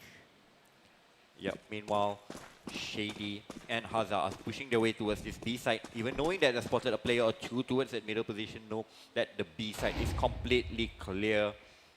Shady is playing eyes towards mid and spots a couple of guys, but instantly taken down. So that's an AK retrievable. We'll see how much does Waste want to push his hand into this retake. Definitely, they got to find an opening pick, and Waste wants to look for it, getting aggressive, but Addict is just aware, acting as the overwatcher for the Simplify squad. Oh, they're up close and personal already. Might as well go for that shot. Savage with the flying Mac 10. The Red Bull giving him wings, and Savage will shut him down as well. 3-0. 3-0 for the side of Simplify. Finally, the guns can come up for the side of Deep Cross. And once again, they make straight away to the AWP. So the battle of the AWP will not be happening yet, as Keen is still rocking the Mac 10. Playing it as a bonus round. Most probably he can even pick up the AWP on the hands of Daming if his team can manage to win out this round. Ooh, missed the jump there on short. So thinking it's ruining his timing, not yet though. Keen over on the other side here. Daymake can't take out that shot, does take out Keen. But over into the long fight. Waste picks up 2, doesn't get away though because Marja, his teammate, dies out to Savage. A weapon swap over onto the ground. Has to go for this chase. Now is hiding all the way by the right side boxes. Waiting and waiting for his teammate. Heidi is here, and there's that shot that rings out from the corner box. Addict goes down. There's another reposition available for him. They're going to swap positions. Heidi, he's there, but he doesn't get out. Savage looking to play this 1v3. Breaking open the smoke with the bullets to see where this Opera is at or where this other player is at. But Daymake is making this come around over on the ramp. And a backstab with the op instead. Yeah, once again, Daymake getting into the op early in the first gun round and showing impact right off the bat. Insane stuff with the early pick. Gets the first and the last kill here of that round, but man, Keen, now he's picked up his very own big green. See whether or not he can find any opening picks. He's been very, very successful throughout this series. Using it to hold long, and Daymake again wants to go for that peak. This time around, Simplify gonna learn from that previous round, not wanting to get aggressive. If they do want to go for the peak, they will have to send out the flash. No dry peeking here at all. Yep, Daymake. Here's a little bit of footstep towards lower, so we'll just pull back his position for now. Having some support in the form of Marsha. Send in some pop shots towards the middle door. Daymake has been pushed back by the incident thrown in. He will try to hold in a defensive position, but will try to give in some support flash for his teammate towards the middle door. Yeah, send a smoke towards that CT spawn to kind of fake out a mid to B hit. Fake out the utility usage, and you see Daymake instantly falling down from short to assist with a flash towards that mid door position. Again, wasting utility. All that's left in the hands of DCG, and it comes to utility. It's a Molotov, a single flashbang, and look at what they have on towards Semper Smokes, flashes, mollies, utilities all across the board. Everything you could ask for. Once again, a smoke towards that mid to B hit. Wisely's got to be very, very careful with this. Clyde is here for assistance, and there we go. The barrage of utility even going to be coming in. Wisely's good for 1. Can he go for more? But Marsha is here to stop this execution. Wisely hits a disgusting shot as well on towards Keen. Oh, they're powering up. Shady left alone here. Does hit that first shot. Second one is good for him. He could pull this off. He has to find these last 2 players. But it would be crazy. 10 seconds. They can't show him. There's that first fight. There's that second. Oh, they could have peeked out. It could have been disastrous. But well handled from Deep Cross Gaming. Yep, what a setup to it. That B side. Really shutting down the attack thrown in by Simplify, and most importantly, the finances for Simplify Esports is down at the bin. So a partial should be on the cards, and Deep Cross Gaming should be tying up the game. Bit of a timeout called, I think, here. Definitely, they have to talk things out here. Looking at the replay earlier, Savage left in a 1v3, so close. He had the right idea, you know, trying to isolate the fights, but just they make it a big play to find a wrap around. I think if Shady had a little bit more time to work with there, that was definitely going to be doable. That's doable. That's for sure doable. Which is insane to think about because that's a 1v4. Yep, and he actually managed to jiggle and actually he spot out the 2 remaining players, but he just need to forces his hand because the time was already at like 5 seconds or 6 seconds. We'll see a fast B-pop will be on the card. They will try to step wisely again. This time he takes down one, but he gets dinged. But once again, colliding towards that closet position, will strike one. Their shots are coming through with these Tech 9s. If they're not careful by the window, they could die out right here. Keen, he's going to go for the plant behind the box instead. And the CT is going to have to wait over onto the other side here. What happens now? What happens between these two teams in this 3v3? There's a weapon advantage on one side, but the position is so much better. Shady wings again. You talk about Red Bull giving him, it's giving Shady some too. Now over onto the other side into the smoke. Daymake, he's holding it, he's waiting for some sort of aggressive play coming out from them, but they're not going to overstep it because they know they've basically won the round. Swapping over into the rifles, now they're going for the final hurrah. Keen gets one, Waste gets another, but time is running out, and Addict has played around the smoke. He's played around the timing. DCG, get that frag, but do not get the round. Semperfi continue their lead. Addict is just so smart when it comes to these clutches. You know, multiple times we've seen him in 1v1s. Bomb is down. He doesn't want to get aggressive. He knows exactly where the last player is, and he just uses his brain. He just waits. He knows that the last player wasn't on the bomb, so he doesn't really need to challenge or show his hand yet. And Semperfi, that was a partial that they didn't really invest much, and look what it's done to the economics of Deep Cross Gaming. It is gone, and they just have to play with a couple of deagles. But we know they are capable legal players. But there you go, the head of Marsha has been spotted. As Keen will take him down on suicide. 7 even spots a couple of more players coming, so they know it's a mid-crunch.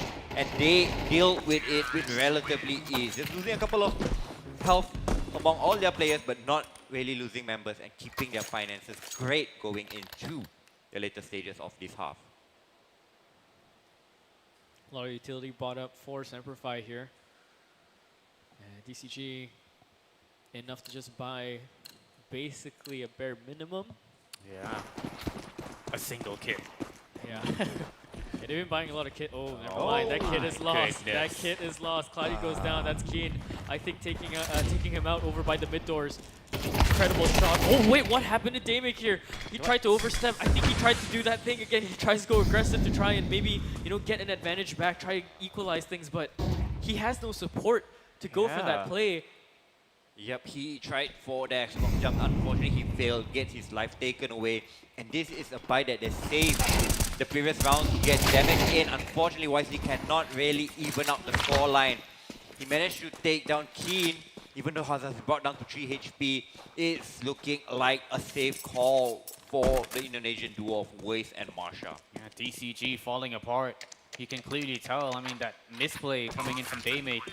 You've already lost any sort of support in the likes of Clyde super early on in that round, but a little bit too aggressive, over ambitious, I guess you could say. He wanted to take the game into his own hands, but he's just received the Uno reverse card. Nonetheless, most likely there will be a technical timeout after this. Shady did disconnect from the server, but at the end of the day, the round is still going to be making its way to Semperfi. They will be able to secure 6. And DCG have quite the hill to climb here. Yep, 6-2 finances is not really there for them to actually make the buy happen once again. Most probably another partial, and that is giving Semperfi the lead going into the second half.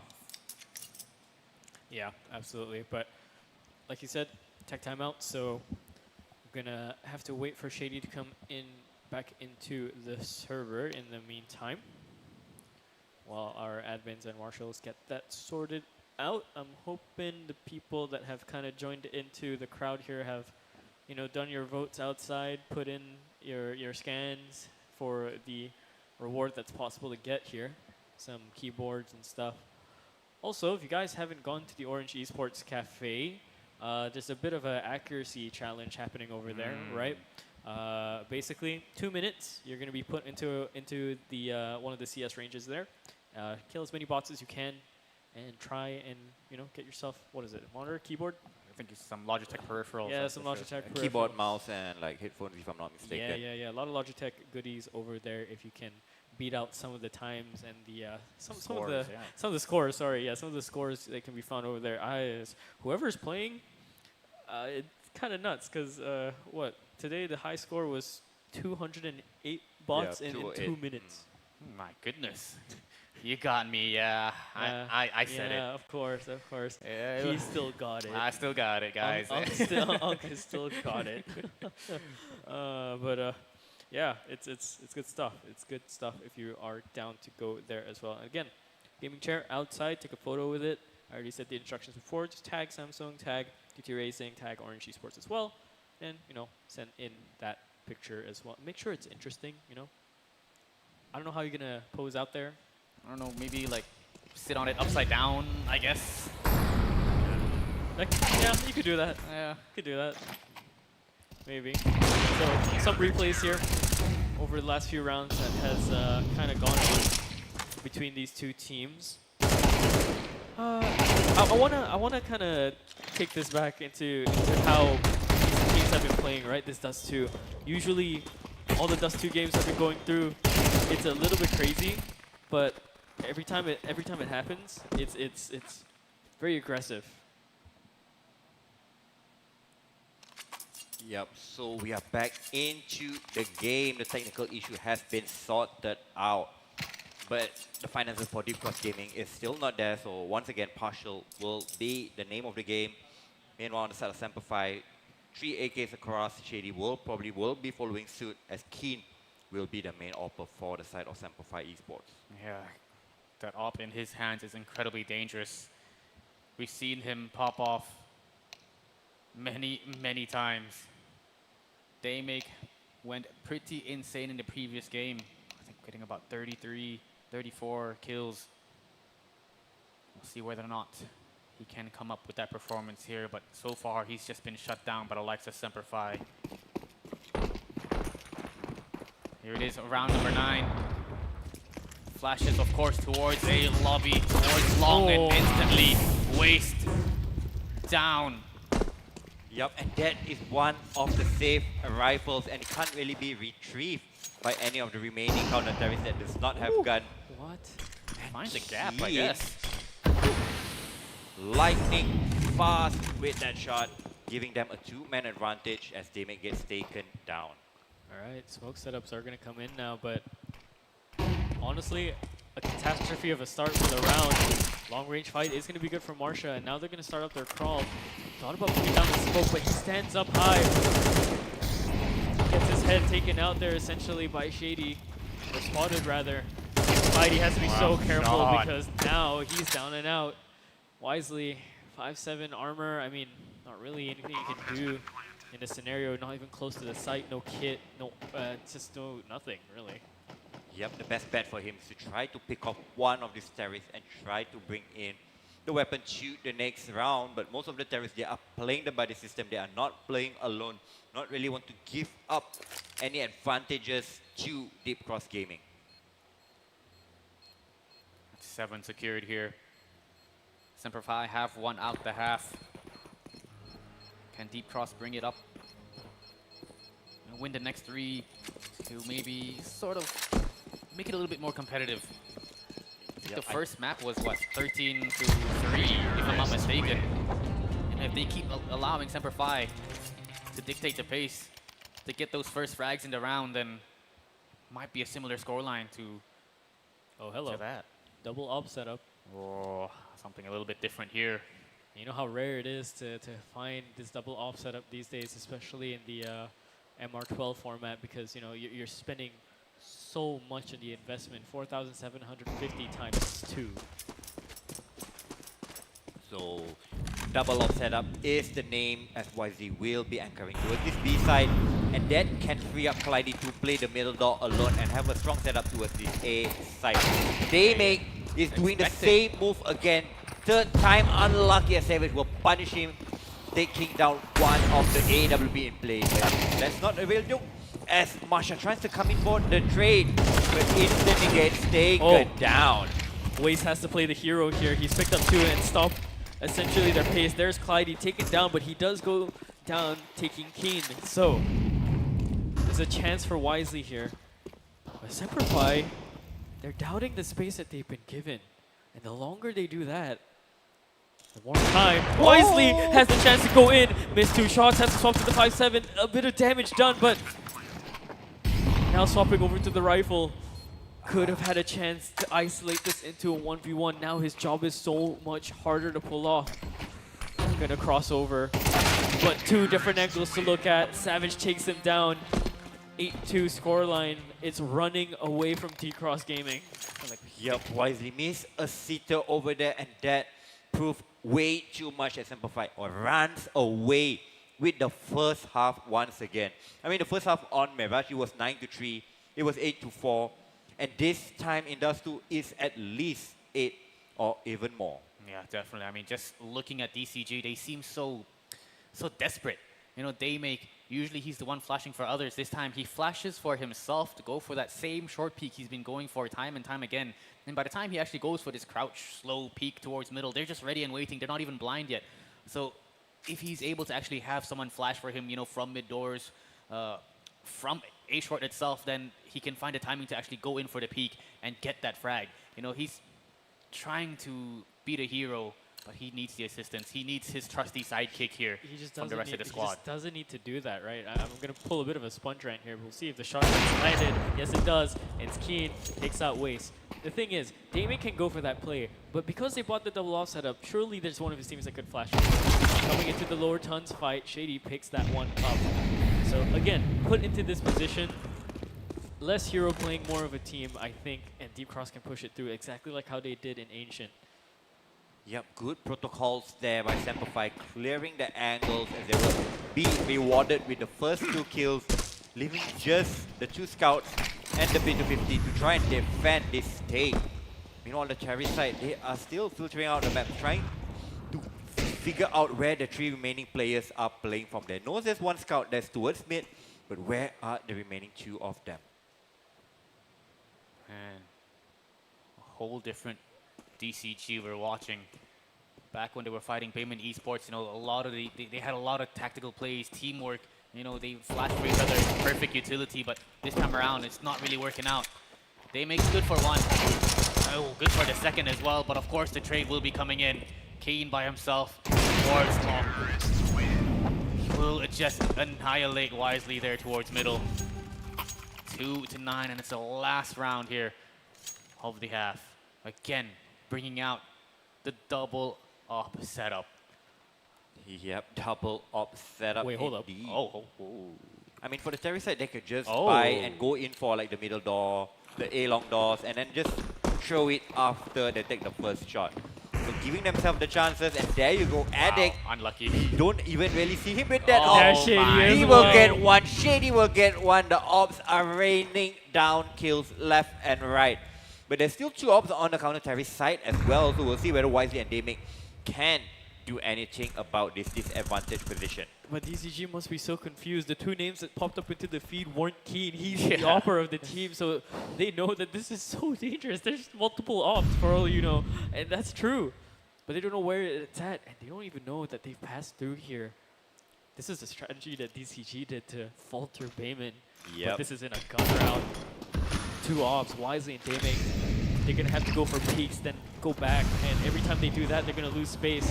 Shady picks up Wisely. There's a swing from Waste. There's Damik as well. 1 on 3. Scope is heard. Teammates are being pulled back in. Oh, the no scope could have been good for Keen, but he takes a dink over onto the other side. And oh, what is that flick coming in from Keen? I think he saw the barrel. Just goes for the no scope. Good cleanup. 10-2. Semperfi Esports. That is more than just dominance. That is a statement. Statement indeed. Double digits on the Terry's half. Now they head on to the more favorite side, the defense. If they can lock out this pistol round, this map should be in the back for Semperfi Esports. Deep Cross Gaming, they definitely look down in this map, but if they can actually win the pistol round and the subsequent rounds, maybe they can make a strong case of a comeback in map number 3 as well. Oof, difficult. They need this indeed. Slowly but surely, since they're down quite a decent number of rounds, you know, they're going to be taking it a little bit slow. They don't want to make any mistakes. That's going to cause a bit of a slow pace action here from them, but they've grouped up here towards middle. Smoke going to be making its way to cut off the CT spawn. Trying to sell a mid to B hit. They make. He's going to try and push his hand towards spawn, but there are two players waiting close towards here. And Savage will take down Waze with that instant headshot. 4v4 as Deep Cross Gaming try to make their way towards his A side. Yeah, runs him down there in the corner. Addict picks up one more as well. 2 on 3, but Addict's low HP. We'll have to see, the jump up is going to be deadly. Addict picks up another one, and Keen cleans that up with the dual Berettas. Semperfi are getting louder and louder for every round they win. DCG have gone quieter and quieter every time they lose. Yep. Bad tours for the side of Deep Cross Gaming. They have to fight with literally Tech 9s and Galils against match point. They can't even really hold the AK in this map. Yeah, now some change of pace. We've seen this many times when Semperfis, they get excited when they feel like they're going to win. They get aggressive, and that's going to be a big nade. Keen, Addict, Savage, all just running them down here towards middle. A quick round here to secure 10 match points for the side of Semperfi. If we thought the score on the first map was domination, this is even one better. I mean, it was 13-3 in the first map. This one could actually eclipse it and go for a 13-2. I mean, the buy on the side of Deep Cross Gaming does not really look good. A Galila Scout, pistols to supplement, don't even have that much of utilities. Head armor is lacking on a couple of players. Meanwhile, on the side of Semperfi, they have most of the rifles they want. But the one advantage that Deep Cross Gaming has is the tag on to Hazard early in round number 15. Savage pushing up, cleaning house so far wisely. Picks up a second shot as well. Addict nades him out of the round, but a weapon secured into this 3-on-3. So this is looking like they can kind of stave off a little bit more, but I mean, just for how long, right? We'll see. Round is still alive for them to go for it. Waste takes out Hazard, and Marshall finds Addict as well. So 1-3 demanded of Shady, and I mean, he's been hitting shots as well this game. It's a little bit more equalized with his teammate, but we'll have to wait. He has to get this first shot good. Goes for the headshot, lands it onto Marja. And now he can choose to reposition or even just hold that site, because right now, they're filtering the other way. What's happening here? C4 is dropped in spawn, so they've got to take the long rotation. God, okay. Luckily they have the time. It kind of worried me for a second. Yep, Waze will be running in towards that B side as they will be cutting off rotation towards that middle door. As they know that Shady was last spotted toward that A side. So he'll probably get his move once the C4 is being planted. So we'll see whether he goes all in. He's going. It looks like he's going. Or maybe he just wants to pick up another weapon. Oh, you've got 10 match points to work with. Might as well go for it, right? Yeah. Give the audience a show. Kid has been picked up. Does he find the first initial pick though? Oh, no. Baited. Game time. Another save. Nice. Shady. Gonna hide. Looking at his team's finances, if he were to drop the weapon, he's the only one that can't actually get a rifle because the rest of his teammates can actually purchase something. So playing the team game unfortunately gets taken down by the nade thrown in by Waste. He did not really waste his grenade throwing it towards Pit, and he rewards it with the kill. Yeah, went for that shot from downtown. That's what you get for saving. Yeah. Well, 12-3. And Keen doing what he does best, bringing out that big green. Oh, man. Well, at least it's not 13-2, you know? Yep, at least it's better. I mean, they can at least match the previous scoreline of 13-2. At least match the previous scoreline. That's a rough way to put it, Trevor. That's a rough way to put it. Give them some hope. some hope to fight out of this. But the thing is, when Semper Fi wins a map, you know, it's really one-sided. You know, when DCG does it, they go to OT. You know, they've got to bring out. It's back and forth, scrappy. Yeah. So heading for round number 16. Somehow Deepcross managed to win the previous round. They have some M4s to play with. Two in the hands of Waste and Daming. But Keen, he has the AWP in his hand. He's ready towards the middle door. So battle towards long. A 1-for-1 will not really favor any team. But that will give our rifles to the hands of Shady. Definitely going to assist them in this retake. They've made their way on towards this B side. Marsha trying to find an opening, but not going to be able to hit the shots that count. They do have Waste lurking towards that mid door, and they're aware of this.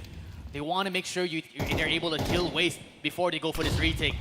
And the Waste is just being a smooth criminal right now, hearing all these footsteps, hearing the sound cues. He's got all the information that they need. He could strike either way. He could go the other side, take out Keen, or he could go towards the left and follow the amount of footsteps happening. He's gonna go for the fight on Keen, but Keen picks up his second in the round and wasted an opportunity. Clyde, 3 and 14. He has to really wake up for this.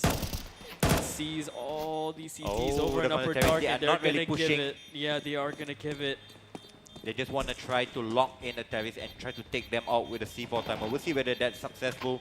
As Shady will get the drop onto Marsha. Yep, I think the C4 will take him out as well. What a painful round for Deepcross Gaming. Despite winning the round, they survived with no members at all. Yeah, instead of being able to buy up for 2 rounds in a row, they're only able to buy up for this one, and most likely they're going to have to go for an eco for the next. So, nonetheless, even if they do lose this one, it's GG, James Jover. Jover indeed.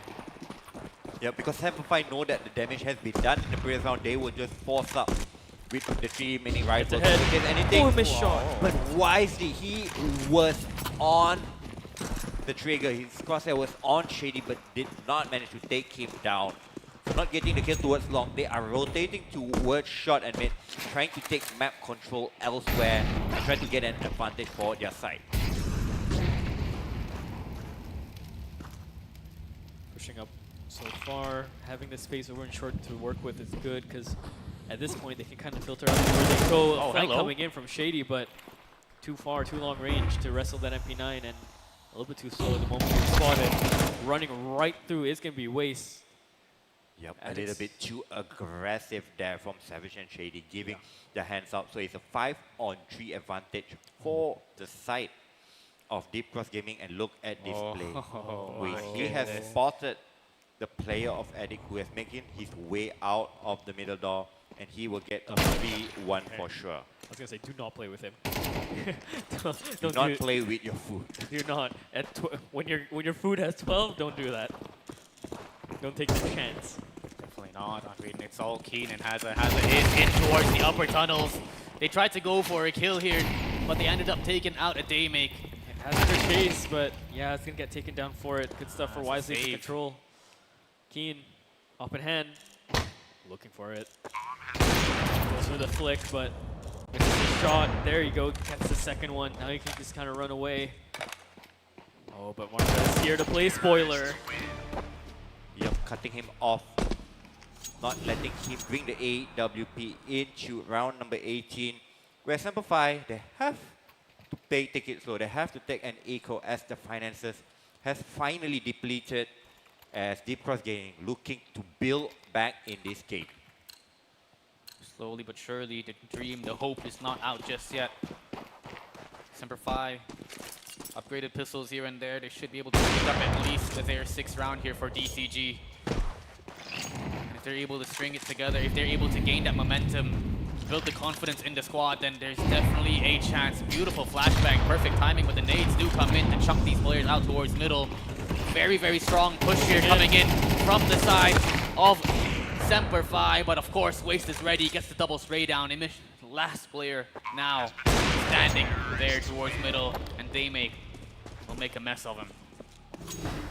Yep, Daymake coming in with the final 2 kills, giving himself and his team a reduced deficit of just 6 rounds to actually claw their way back to overtime. And that's doable, you know, you break open the economy a little bit more, they have to eco one more time.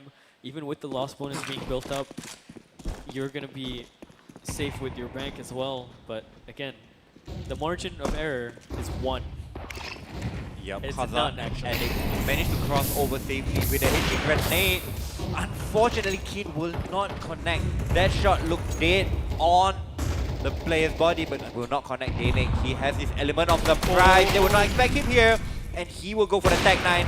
Almost had the chance to get the second kill onto Shady, but he will just slow play his hand, knowing that yes, even his team has advantage, and the players from Long are moving up and getting kills as well. Oh my word! Wasted is the rest of that team. What even happened? What did he even see? I didn't see much. I mean, Waste barely even saw anybody. He was just able to see the smoke in front of him, somehow getting a double spray down through it. Headshots as well, making his way on towards that side and being able to pick up the third. So just incredible stuff, but man, they make an incredible opening there, you know, being able to just walk up, make his way in towards short to shut down that defense there. And again, Semper Fi now don't have the best weapons. No firepower here in this round at all. Yep, Semper Fi going for some B control push. Meanwhile, on the side of Deep Cross Gaming, they're just going for some long control, and they're just throwing out their basic utilities to clear out the car, making sure that the cross is not leaving open as they will make their way towards this A side. Flash might come in and Attic might push off of it. We'll have to see. They're waiting for some sort of timing to come through. Savage is there, hits that first shot. I thought that first miss was going to be bad. The flashes are coming up, but he's blinded. I think Attic comes out there. He strikes after the flash. Oh, good shot from Savage. It's an eco round for Semper Fi. The one round you think they don't win, they do. They absolutely do. Rob it away from DCG from a possible comeback. Yeah, definitely. I mean, it was what, 12-2. Yeah. 5 rounds, they managed to bring it back. But what a way to lose it. Lose it on pistols, not even with the rifles, not even with that AWP.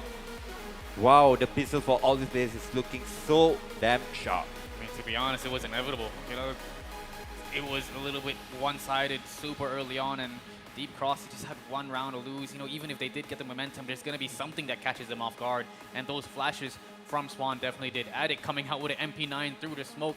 Savage being able to get a couple of 1-deeks from site itself, you know, was just the nail in the coffin. But yeah, moving on. An incredible game, but it's not over just yet. Yeah, it's not over just yet. It's always those rounds, right? It's always those eco rounds, those safe rounds that start to bring up questions, because out of all the rounds, in this level of play, right, and I think we can all agree, it becomes, whoa, hello. It becomes a little bit odd because they can always predict a certain move a team's gonna do, but in eco round, unpredictable. Yeah, that's the thing. That's why you have to take it a lot slower. If you know for a fact that the enemy team is on an eco, on a half buy, there's a chance they could do something a little bit cheesy. You've got to slow it down. You've got to make sure you take it very, very slow. Yeah, look at these highlights. Insane shots.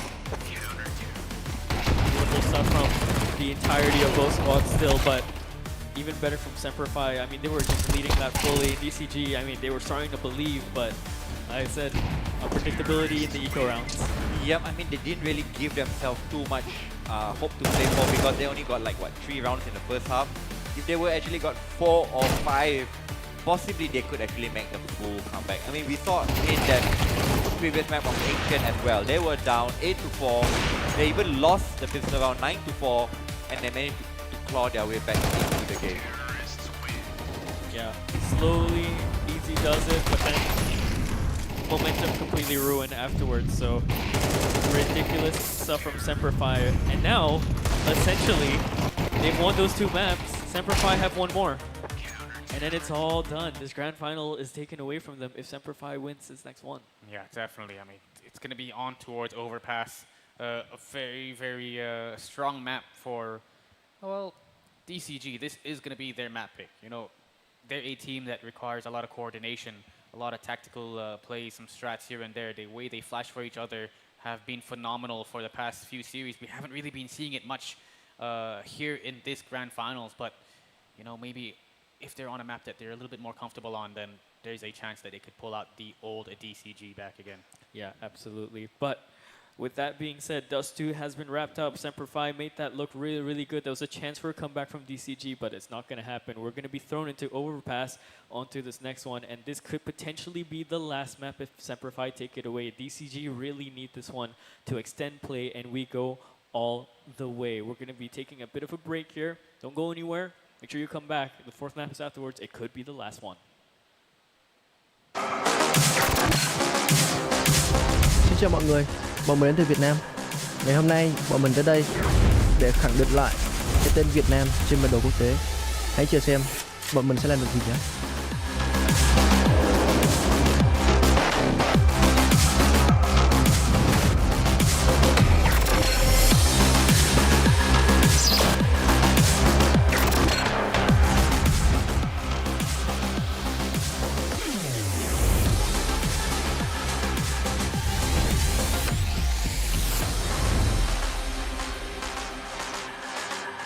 This is where we show who crumbles under pressure and who performs. As a team, our strongest weapon is our mind.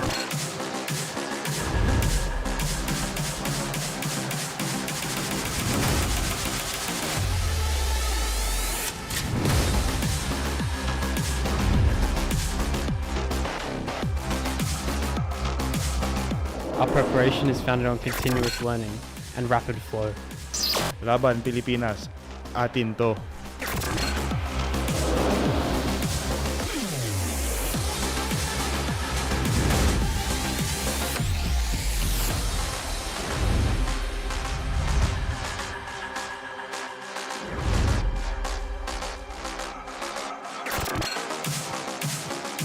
Good luck, guys. Have fun. That's it.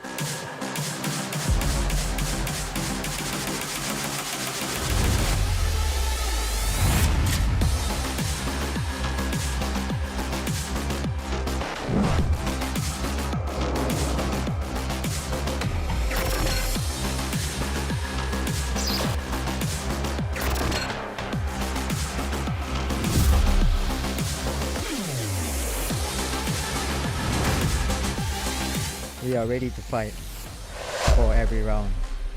Malaysia didn't come here to take part. We come here to compete.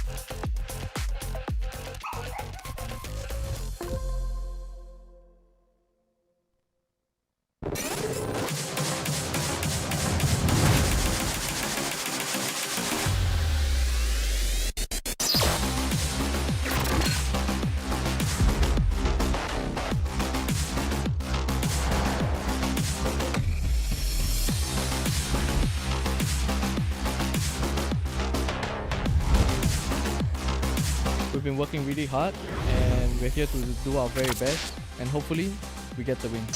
ถึงแม้ว่าเราจะต้องเล่นตำแหน่ง stand in แต่ว่าเราก็จะทำให้ดีที่สุดครับ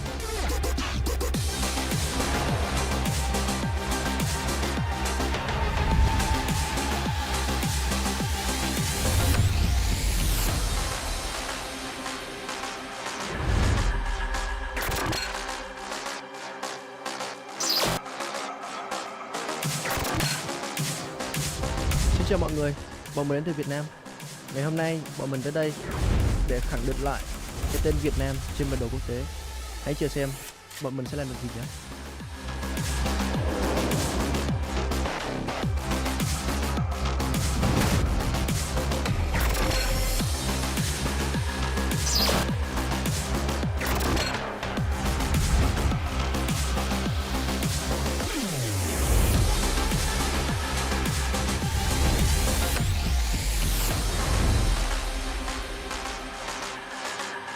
This is where we show who crumbles under pressure and who performs. As a team, our strongest weapon is our mind.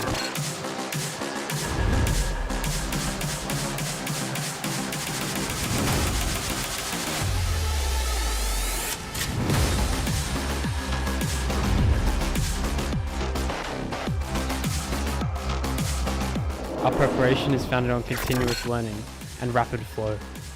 Laban Pilipinas, atin to.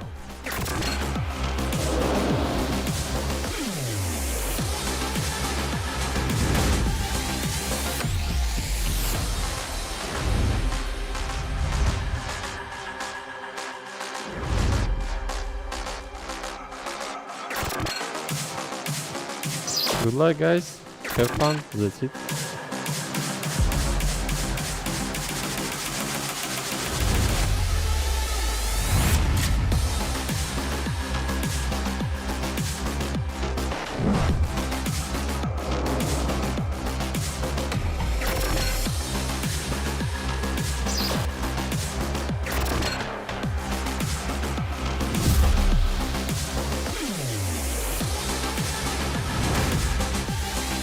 We are ready to fight for every round.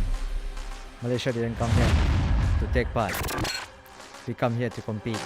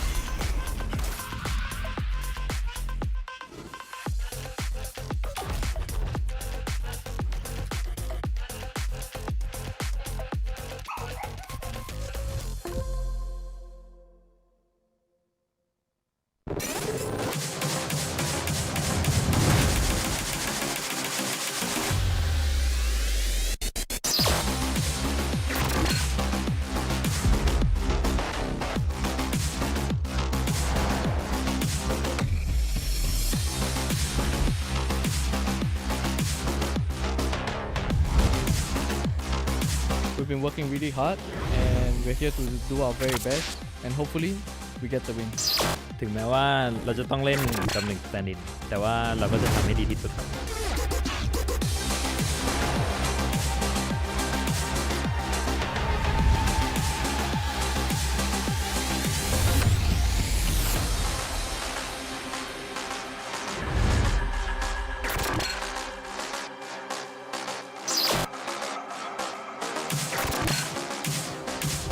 Xin chào mọi người, bọn mình đến từ Việt Nam. Ngày hôm nay bọn mình tới đây để khẳng định lại cái tên Việt Nam trên bản đồ quốc tế. Hãy chờ xem bọn mình sẽ làm được gì nhé.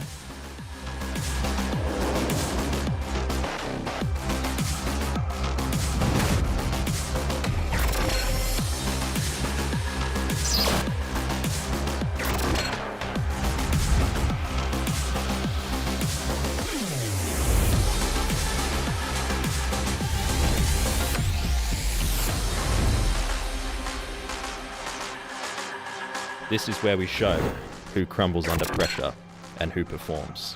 As a team, our strongest weapon is our mind.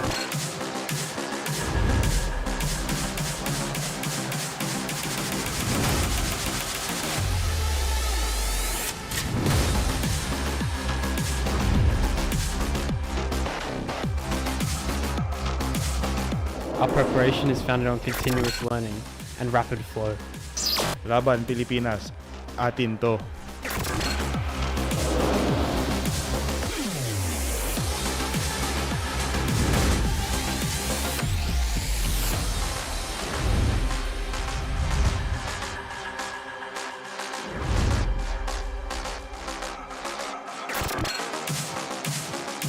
Good luck, guys.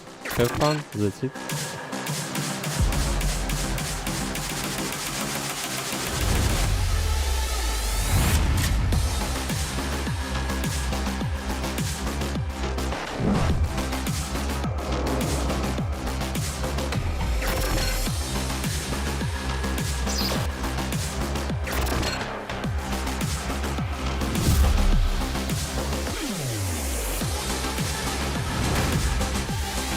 We are ready to fight for every round.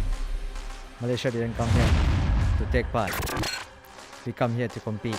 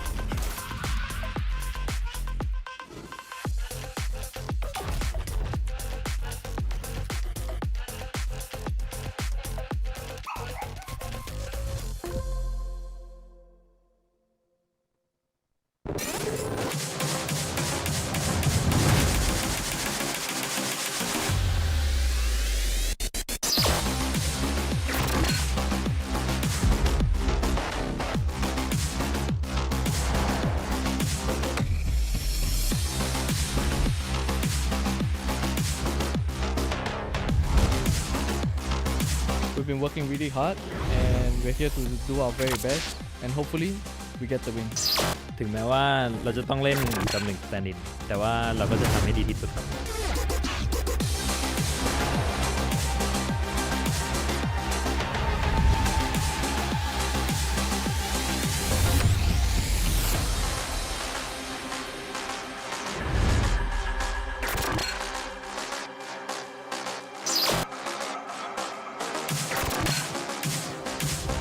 Xin chào mọi người, bọn mình đến từ Việt Nam.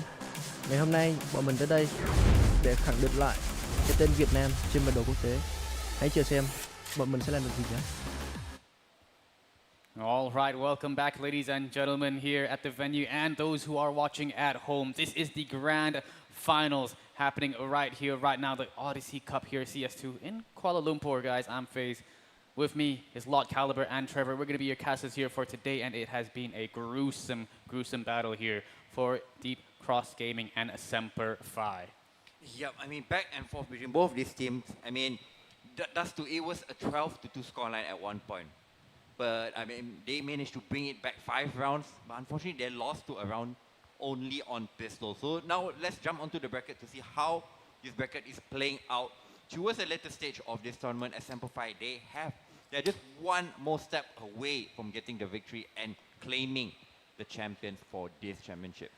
Yeah, very hard fought so far. And again, Deep Cross, it's on and off with them.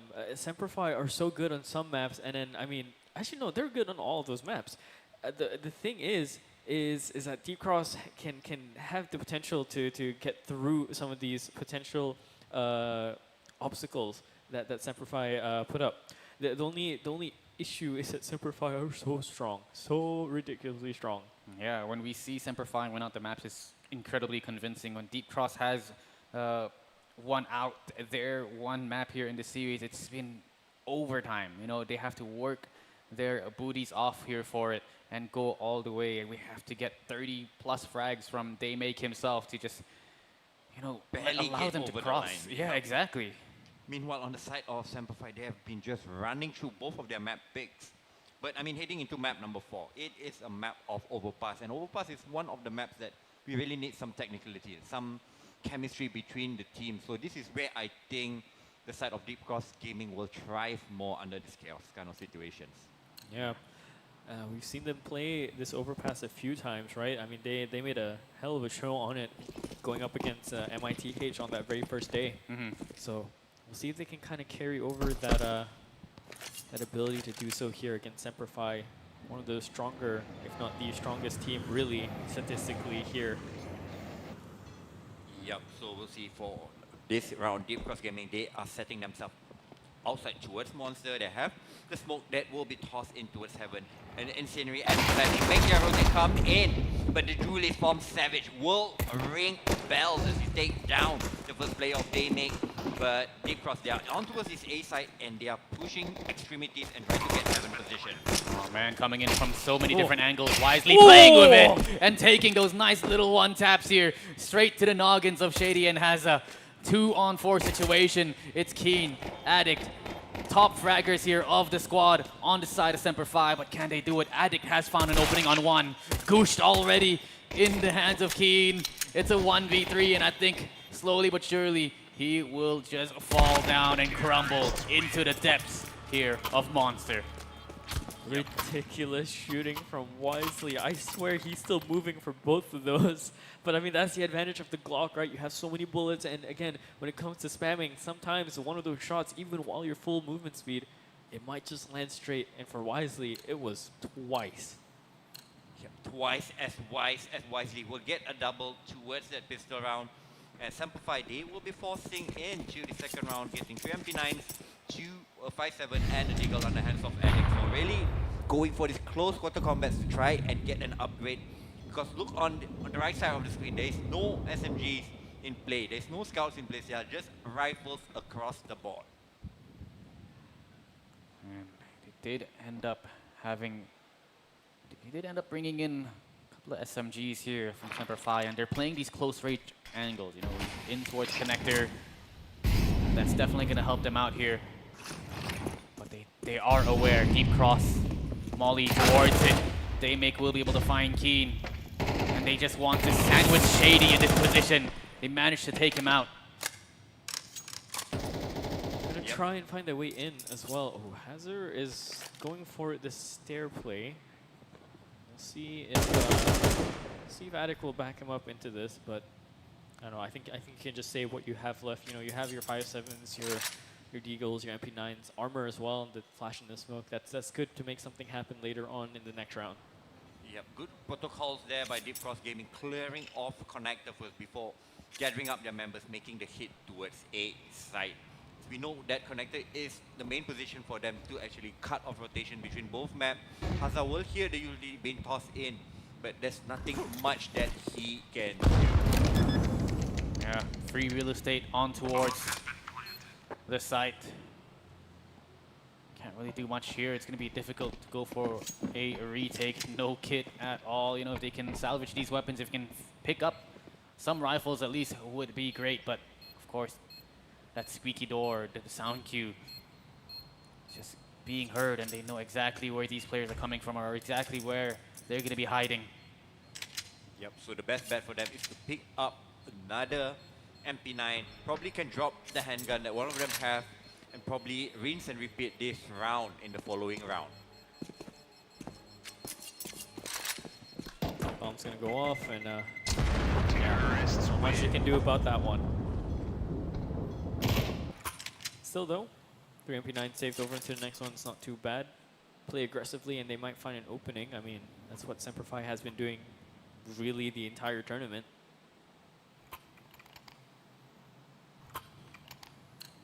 Let's see, bringing in 5.7s, of course, the Deagles. On this side of Semper Fi, Deep Cross Gaming starting to look a little bit more confident here. Mollies to stop any pushes towards that B short position. But Savage is here, it's been smoked off, and Marsha is down. He's got a little bit of assistance from the connector side, and they want to pinch them in towards Monster. Ooh, Kaleido also been taken down pretty low. He cannot really push the issue. They need to fall back and hold their angle for now. This side of Semper Fi, they managed to get the first kill, and they even managed to salvage the Galil. So they have more firepower to actually play with, and they even have some blocking utilities to delay the terrorists even more. Yeah, slowly but surely, they've got to think about something. They've got to find at least 1 or 2 frags that they can pick up before going in for an execution here, because they are down a man. It's going to be difficult here for them. Go in for this execution. Very, very slow, just running down the clock, but still pretty decent amount of time here. 45 seconds on towards the clock. Yep, and they don't really have any map control elsewhere on the map towards A side. And look at Keen, he is already pushing the extremities. So the players from Semper Fi Esports know that the hit will be coming in towards that B side. So they are really focusing in up on the aim. And one more smoke goes down, but he tries to play in front of the smoke, and they get punished. Addict once again showing us why he's the key player of this team, coming in with a double kill, living just wisely on his own. With just 10 seconds left, he is looking to run for the hills and try to bring this rifle into the following round. He has to run away, has to live for his team, live for himself. Oh, Keen's going for the chase here. Counter-terrorists win. Wisely, if he dies after time, that's not going to be good either. So, managed to save up the rifle there. Gonna bring it over. Now, economy-wise, Semper Fi are buying up what they can, and it's gonna be a full house for them. DCG though, only enough to kind of get happy execute going, it seems. Yep, Deep Cross Gaming going for more firepower compared to utilities, prioritizing the AKs, knowing that Overpass is a long-range map. So we'll see whether their gamble will pay off in regards of that, as we can see 2 of the players trying to take towards this connector position, but it is watched cheekily, and they even skipped the spots when he did that jump throw. So information gained on the side of Semper Fi Esports. We'll see how they use their utilities to clear off this area. Oh, falling on the other side, and wow, they swing so out water. Smart. It's so good for them. And Hazard even returns back to take out Damick as he tries to advance over to double swing. good protocol from Semper Fi. That was beautifully played. Yeah, definitely forced him out of that position. Punish him for playing that spot.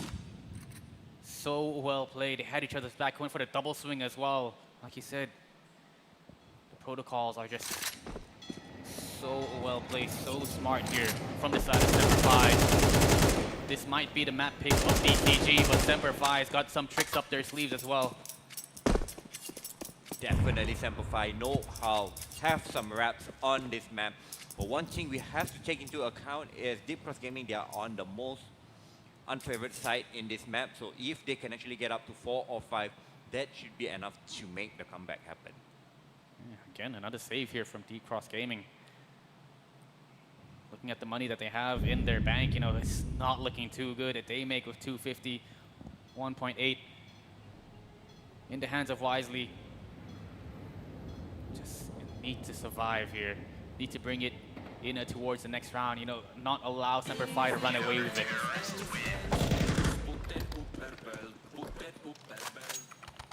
Did I mention I miss ends? Yeah. Yeah. So despite them saving again, it puts the whole team in economic disarray. So because of them having 3 rifles, they will just force up with whatever they can. They make it's trying to leave some balance behind there, but looks like it's just going to leave slightly none, as he will actually purchase an AK for himself as well. All right, let's see what kind of tricks they have here. It seems like a full stack over towards Monster. Shady's looking for an opening here. Damien, don't overstep this smoke because Hazard's all around the corner. Oh, has to swap his right leg, I think was spotted. There's a trade over as well, so that's good. Now they can kind of advance into the site, but Pillar has been mollied and an angle has been given to Addict here. He's just waiting for his team to kind of rotate around, and with that happening, I think they know they don't have the timing. They could choose to go back the other side. Yeah, a lot of time on the clock here. They've already pulled the rotations. They've pulled all the utility from the side of Semper Fi. Seeing whether or not they can find anything here before they go for the execution. Not sure if they hear the sound cues. Definitely heard that one. Yeah, so they know there's 100%. 2. They know there's 2 at least if they can kind of pinpoint that was the boost positions. There we go. Smoke. Seeing if they can block off towards heaven, but it's going to be missing its mark in towards water, bad actually. miss on the smoke over Very, there. very bad smoke. Yep, but execute will come in a 4-on-3. 1 player towards heaven. So the remaining members of the Counter-Terrorists, they are here. Oh, what an aid. Has to hit that shot. Has to hit that shot. Keen over towards the backside now. 1v3. Now spotted. Can't control the Galil. Yep, Deep Cross Gaming figured that out. Despite missing the smoke towards 7, they managed to use the numbers advantage to turn that round into a victory. But despite all of that Semper Fi, they can manage to still force up with rifles across the board and most importantly, the AWP on the hands of Keen. Yeah, Keen. Throughout this whole tournament, he's definitely shown what sort of a player he is with that AWP. He can get aggressive, he can hold angles, lightning quick with his reactions. See whether or not he can find any sort of usage here with that AWP. Posted up here towards toilet. Slowly but surely, time and time again, Deep Cross Gaming seeing whether or not they can take advantage of this B side. Great Molotov there, but Marsha just instantly pushes through the rest of the team. They don't give a damn. They want to take the fight straight to the faces of Semper Fi. Shady might have seen Clyde there under down below by the angle, but he's gonna have to try and peek out. But again, he doesn't. Oh, he has to run. He has to get out. He's burning. He's ticking away. Has an exfil available to him, and Deep Cross can't chase that either because they risk giving the round over. Good work for DCG. Jame time Aggression. again. Yeah, Jame time again. Keen time. Once again, Deep Cross going in for the contact towards Monster. And again, they come in with the trades relatively with ease. So leaving the Shady and Keen to try and save it. And Keen has not really have the best of maps. Haven't really opened his account after 6 rounds of play. There we go, just as you mentioned. Finally got one, but it's not going to be an impactful kill at all. Just maybe boost up his confidence a little bit, get him warmed up in towards the server. That's going to be all she wrote here. Deep Cross Gaming up 2 rounds. Kind of does feel like that for Keen, huh? He might start a little bit slow, but once you start feeding him these kills, right, slowly and slowly, you start to get more and more and more and more. You need one sacrificial lamb for this demon to arrive on this server. We'll see this round, he's gonna go aggressive towards that fountain pick. He has the spawn, but he's been pushed back by the flash. We'll see, he managed to go for the flick, but unfortunately will not connect the shot. So that's information on the side of Deep Gaming that the opposite towards at A side. But the nice trade there will keep the situation at a 4-on-4 situation. Like I said, every single time it's a 4v4, it's always in the advantage of the T because the defense of the CT side is just spread thin. They need to find a hole in the defense. And we'll see whether or not they can take advantage of it. But again, very, very slow pace. This is how Deep Cross Gaming usually plays out their T side. We've seen this on Mirage, we've seen this now again on Overpass. It's running down the clock. Easy does it now. Slowly going over, crawling and crawling. Yep, but the monster is smoked at the moment, so they can't really push an issue. They still have time to actually wait it out. Savage once again is put up to the start. There's 3 players behind the smoke. We'll see how many he can get. Full leg shown, I think. Taken now as well. Savage is good for one before he dies out. Keen over towards the backside. Is the sacrificial lamb enough? He gets that second one to activate even more. Shady is there. Shady is down almost immediately. 1v1 and Keen takes it away. Like I said, man, once he gets that one, he starts powering up to get more. Yep, I mean, that should be a trade every day of the week. But once Keen start hitting his shot, he will flick the hell out of you. Oh yeah, 100%. 3-4. Semperfi Esports trying to make it a bit more competitive here. See whether or not they can level out the scoreline. You can see Marsha not looking too good here in terms of his firepower. Just a Tech 9 in his hand. A single Galil here for the side of Clyde with no utility at all. So maybe they might be able to catch him off guard, you know, especially in towards this toilet position. Yep, this Up time close and Keen, personal. playing a relatively passive angle, knows that a force by Tech 9s and Gullers will be in, so playing at a position that he can actually take a shot and fall back to safety, while his teammate will throw down counter utilities to deny them anything. Boost coming up. They're not careful if Keen's not fast enough. You see the But shadow. see the shadow though. Sees it. Yeah, sees the shadow. I was gonna say that angle is so rough because shadow advantage is gonna be given over to the CTs. Now they have to push though because he's taking that shot. He has to reposition. Has to go off towards the bank, but Addict dies out onto the side. with Shady's 2. there. Off the flash of Savage, he gets 2, but has to swap over to USP. Still good for one thing. Now both players are low over on Deep Cross Gaming. Semper5, full HP still for 2 players. Keen is still alive, down somewhere by the bank. Takes that shot, takes the wall bank, takes another one. Keen is here, and Keen is playing. Uh-oh. Yep, Keen is playing lights off. We hit that 8 WP. We just called him out about like 2 rounds ago. And yep, he's already up to like 6 kills. That's ridiculous, man. It's stacking every single time, but with that happening, I mean, 4-4, ECG had to be really, really careful about this because this is it for them, man. If they lose track of Semper5 here and they start to build that lead, Semper5 will take it away and complete the Odyssey Cup. It's difficult. Lots of pressure here on the shoulders of Deep Cross Gaming. Slowly but surely they're feeling it here on their backs. Yep, finances is not looking too good on the side of Deep Cross Gaming as well.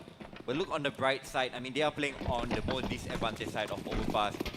And after 8 rounds, they already have 4 to play. I mean, the ideal goal for them is to try to get up to 5 or 6. Okay, dinked out, but has his teammate to help him out. Shady going for more. Has to swap over to his pistol. It's enough. Shady's clean with it. M4 A1S in the previous round, you know, holding off that A long position, being able to take down 2 and dinking even further. And he is just controlling this A site with ease with the assistance of Keen on that big green. And he can't allow Semper Fi to start having the momentum on their side. Seeing in these few rounds, their confidence is slowly going to end up allowing them to win this game. Keen, aggression, good flash here. Get him off of this angle. Yep, once again, Keen not shying away from the pick. But the first point of contact will be towards connector, as Waze will take down Shady, giving him an advantage when he is very low, and even Marsha gets taken out with some spam bullet as well. Yeah, it looks like he wants to go for this, but has to be so concerning. Savage goes for the trigger pull. He was already shooting at Waze, so he has to swing into that immediately. Takes a bullet to the dome on the swing. Yep, once again, a double trade. Swing back into the way of Semper Fi, and Hazard will put icing on the cake. It is a 4v2 situation, and it's just Clyde and Wisely needs to come in with the clutch. And 4 on 2, can they make it work? And yes, they do. Wisely finds openings here, finds some signs of life. Time is of the essence. 40 seconds. Can they make this work? Oh, they spotted out where Keen is. They don't have the utility to block him off. They don't have anything at all. And Wisely finding addicts as well. Keen turning into a 1 versus 1. We've seen him in this situation. He was able to win it out previously. He's got the kit in his hands, but no utility at all. He wants to find this 1v1. Maybe he has to go in for a tap, try to bait out a swing from Wisely here, and he make it work. That's the thing with the AWP. He got the sound cue of the scope in, right? Well, he's running away. Yeah. But this, he might have time. No, he lets off of it. So well played. Oh, good stuff. Just playing off the sound. I was gonna say if Wisely had gone all the way around and he started defusing and held it. Yeah, that would have been a problem. That would have been disastrous. Yeah, Wisely is too wise in that situation, managing to get the 5th. I mean, this is the bare minimum that DCG needs on the terrorist side. If they can get 1 or 2 more in the final 2 rounds, that will be job done on the terrorist side. Yeah, absolutely. 7-5 would be the scoreline they would want to get out of this. Either way, that 5, even if 7 goes to Semper Fi here, job done on the T side. Keen popping up here. Shady is there as well. But fights are happening over on the other end. Hazard takes out Daymake alongside with Marsha taking out Hazard back to the other side. Some spam going through Monster, but not going to be hit at all. This is a dangerous, aggressive line for Keen. If he hits this, it would be utterly ridiculous because Waste is so close to him. He would have to hit the flick that he needs. Yeah, he's expecting him to come from the right side, but he has no idea on where his position actually is. And there you go, he's giving it away. Shadow has been shown, and Clyde just gives him a freebie. Buy one, get one free apparently here. Yep, easiest second kill of Keen's life. Just walking into his crosshair, leaving down to the shoulder of Marsha and Wisely to come in clutch. Ooh, Shady tried to play the trigger discipline. Unfortunately gets spotted out, but not really doing too much as he loses his life, leaving just Wisely as he will get crossfire, and Addict will swing up from B-shot, taking him down. 6-5 for the side of Semper Fi as Deep Cross Gaming go into the last round with just Tech 9s. Yeah, I'm expecting a bit more aggression here now for DCG because, like you said, job's already kind of done for them on their T side with this 5th round, but if they can net their 6 here, it'll be a little bit of a blessing in disguise because it equalizes the margins of error for both teams. But again, we're talking about being a map down here. Semper Fi wins this, they take it all. DCG, they want to push us all the way into that final decider on Inferno.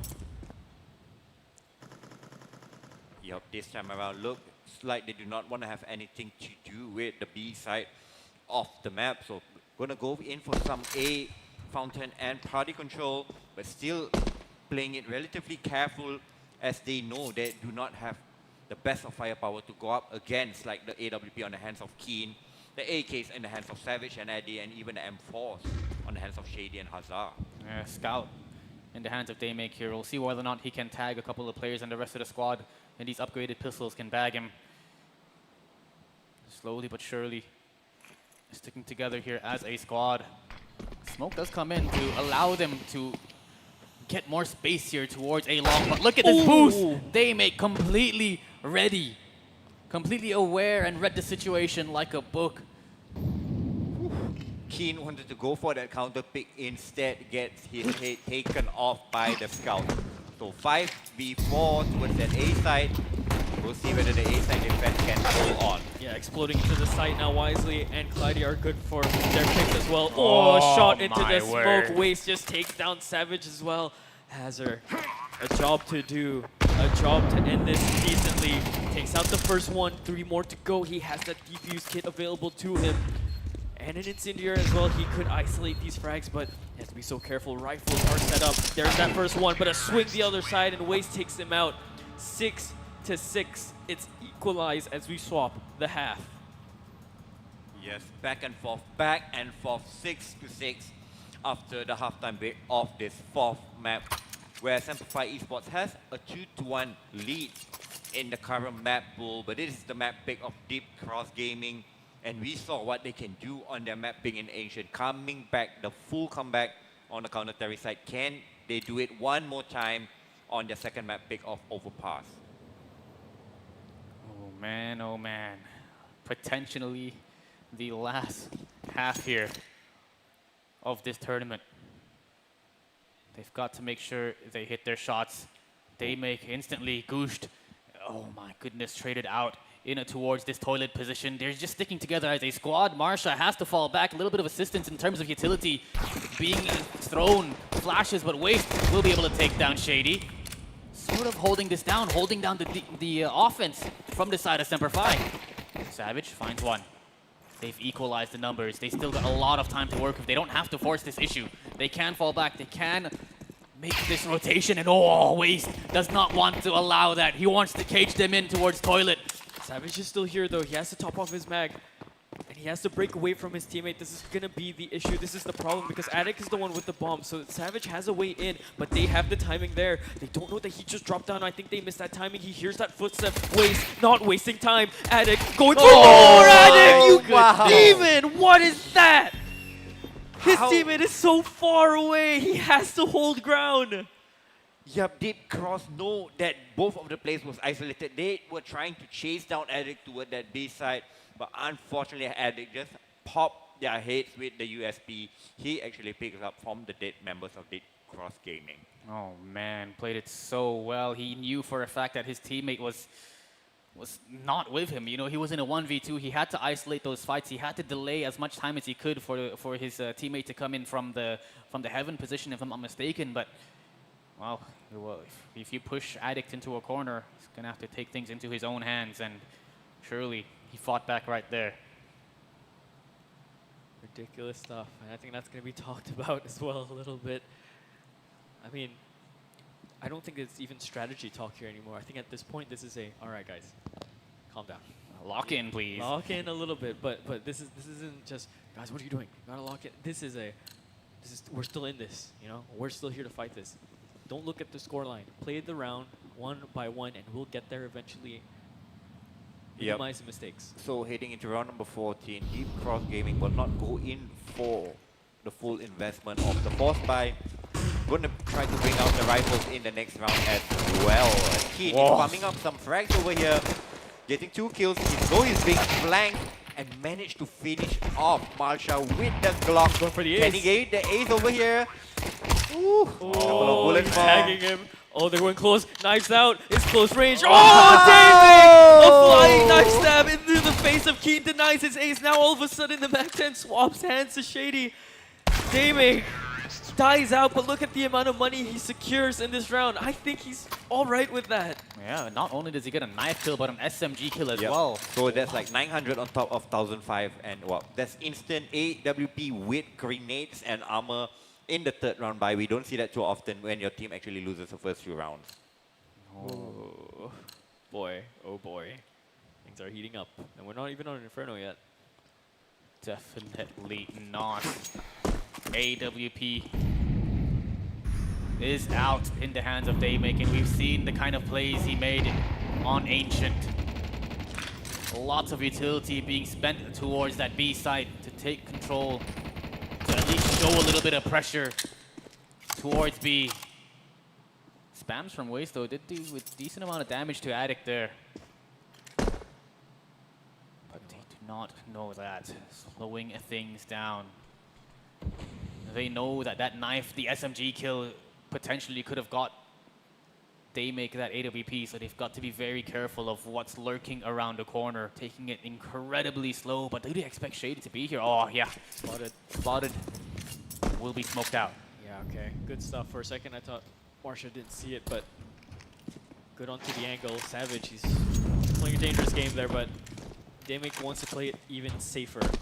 They're stacking up this site, so if they do decide to execute here, they're going to have to go through a wall of CTs over on ECG. But again, as the time runs down, they might doubt where this hit is even going to be applied to.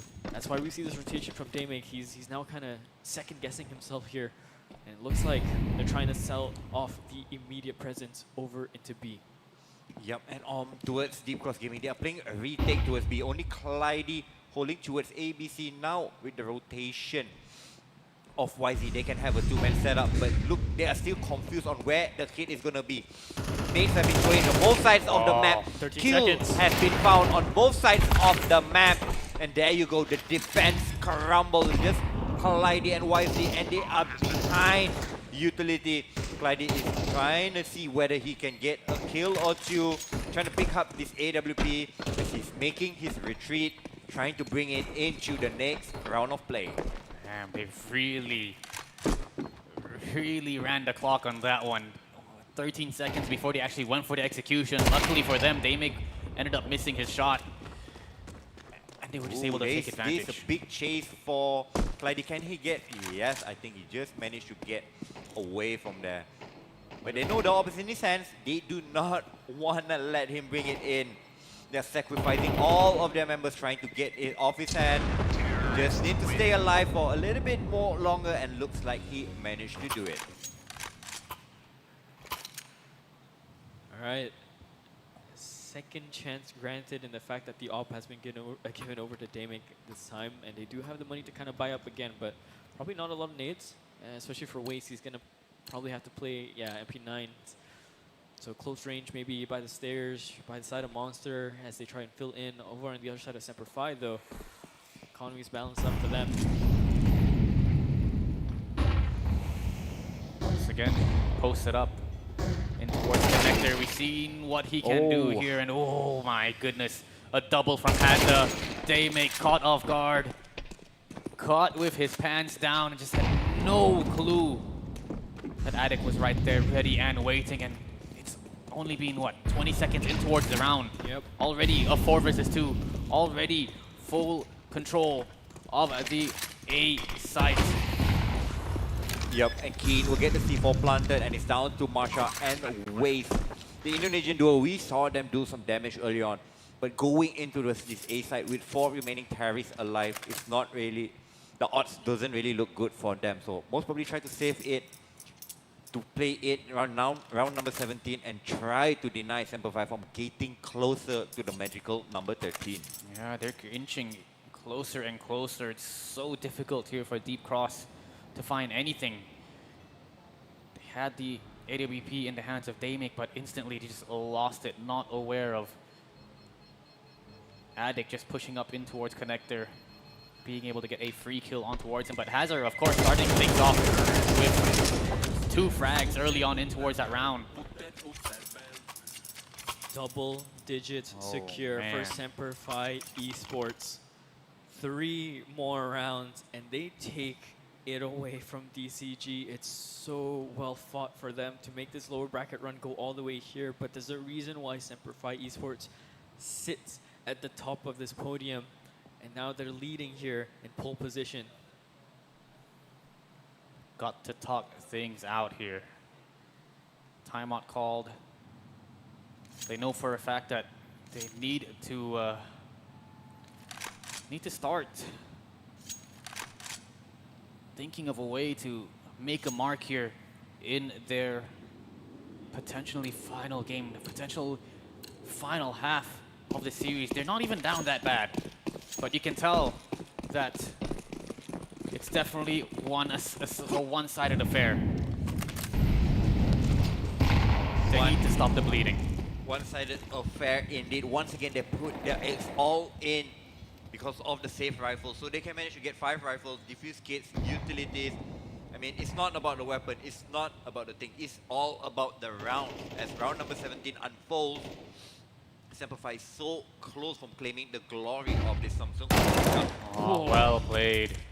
Waited for the flash to pop before he actually went for the peek himself. So smart. Daymake will be able to get another kill. I think they even had a boost as well in towards that connector position.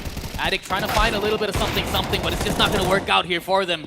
And some signs of life here from a DCG. Yep, and most importantly, keeping 5 members alive, and Clyde even managing to salvage the op towards the closing of that round. So pass it over to Daymake, and hopefully he will make your day getting some opening picks left, right, giving DCG an advantage and making them come back in this series once again. Yeah, should be able to buy up here, and they will. Let's see the kind of different play that they're going to go for here. It looks like they're all running it down towards Monster. The timing's kind of good if they wanted to explode through it, and it looks like they do. They hear the mollies, they hear the smokes, and the nade might have to come through while he's blind. Clyde is here by the barrels, but he might have been spotted. One through the barrels. Down goes Savage, flying AK in the kill feed. Waste takes out Attic, and there's Hazard to trade it off. The back of the site is clear wisely. Now cleared out. Hazard! Oh my word! Daymake is up onto Heaven, takes out Savage, but Hazard has done all he can already. Turn on the Hazard lights. He's here, and he's not stopping. Not at all. This man is just insane in the membrane. Daymake, though, does find an opening, but look at the amount of HP he's left with. I don't think he can go for this. He has to reposition. Maybe one more shot if they do give it to him, and all of a sudden, it's looking different. Hazard's still technically in the open here. They don't know about the reposition. He thinks he's maybe made it through. There's that one more shot. Has to go down safely. Takes a bit more damage and shot down. Headshot right through the fences there. Daymake goes down. It's a valiant attempt at the clutch, but Semperfi one round closer to taking it all away. Yep, what an entry there, Bahaza, getting triple kill with the headshot towards that B side attempt. And that is a 4-round advantage by the side of DCG. Because they won the previous round relatively close, clean, they still can get the op-out and rifles across the board. Daymake wants to stop this momentum. He wants to find something to slow down Semperfi Esports. Will it work though? That's the question. Nice little jump peek seal. Figure out whether or not anybody's opping here towards this toilet position. Nonetheless, slowly but surely, still a minute 20 left here on towards the clock. They can find something. They can find an opening pick here. Got to play together as a squad. Very, very healthy in terms of utility. So a setup, an execution towards either of these two sites is definitely doable. They've got Daymake here on towards this A site. It's been very, very incredible showing with that AWP. Can he find more though? Yep, he has been very mobile and dynamic for the side of Deep Cross Gaming, making this deep run into this tournament. But he really need to come up clutch in round number 19, or Semperfi will be on championship point if they fail to convert this. It is still a 5v5, but the exact is coming in at the 40-second mark. Utility has been tossed in, but Daymake, he will get the opening drop. Oh my goodness. In the open. Oh, what? Oh, what? He still gets that frag. I can't believe it, but might be too little, too late. Deep Cross Gaming, do they go for this? Championship point will be given to Semperfi if that's the case. They are close to the A side, but I don't really think that they will manage to get this thing. As we can see, Keen already makes a shot, ring out towards Bang. But they are coming in. Marshall is coming in, but he gets taken down, and that Savage will come in for the swing. There you go. 5 championship points for your Oceanic representative of Semperfi. And most importantly, the finances for Deep Cross Gaming. is not really looking too good. Oh, no, it's not. Not at all. Do manage to bring out 5 rifles across the board, but No head armor, no kits, no utilities. They really need to play this aggressive and try to get kills to their name before Semperfi Esports can reach onto a site. Possible final round. We talked about it. This could be the final map. Ooh. Ooh, Shady. so much damage. Yeah, tries to go for it. Tries to go for a spam, but there's no contact just yet. Their hearts have to be racing. And look at the damage done to Marsha, to Daymake as well. And utility-wise, they don't really have much here to fight the likes of Semperfi Esports. So the moment they make a contact play, an explosion into a site, I'm not too sure I favor their chances. They would have to hit crazy shots, but here we go. 3 down into the stairs. They're going to push through, and Wisely sitting there as well. And oh my word, they're also kind of taking space towards long side. So this has to be really well timed. There's the flash up high. Wisely's blind, but he takes that first one out. Shady is there. The trades come in. Keen is good for it. 3 more Semperfi. You would have to raise above the clouds here. Go for more. Waste is there to try and play spoiler. Marsha gets another one. 1v3 demanded of Shady. They swing him and they keep themselves alive. Keeping themselves alive for at least one more round. They still need to fight off 4 match points to reset this game once again. But one thing is that is actually going for them, the finances for Semperfi, despite being on 12 rounds, it is not so good for them. Only Keen has some kind of finances to actually play back with, while the rest of them, their money is at the bottom of the barrel. It really is, but when has that ever stopped Semperfi? Hell, when has that ever stopped D-Cross Gaming as well? There's a reason why both of these teams are here. Daymake with this op. Do not play hero at this moment. The few times he has, he always gets taken down. He has to filter away. He has to run for it. He throws the op away. That's such a desperate play. What? He goes down for it. A few of his teammates are left. Daymake, he has to sit back and watch this. Shady has infiltrated into the site. He needs to get his one, because if he does, then it's a problem. But no, they stabilize 4-4. Yeah, but Daymake, he's throwing that off. And the remaining terrorists, they are still looking for where that weapon went. So despite him going down and losing his life early, he does not give any advantage to the hands of Semperfi. As we know what Keen can do if he gets that hand on the big green, and he is the player that is most hot on the server right now with 19 kills to his name. Yeah, very, very slow pace now. Can Semperfi find something? Like he said, time and time again, these upgraded pistols, the pocket op in the hands of Haza, very, very dangerous. Still, Deep Cross Gaming not going to give away anymore.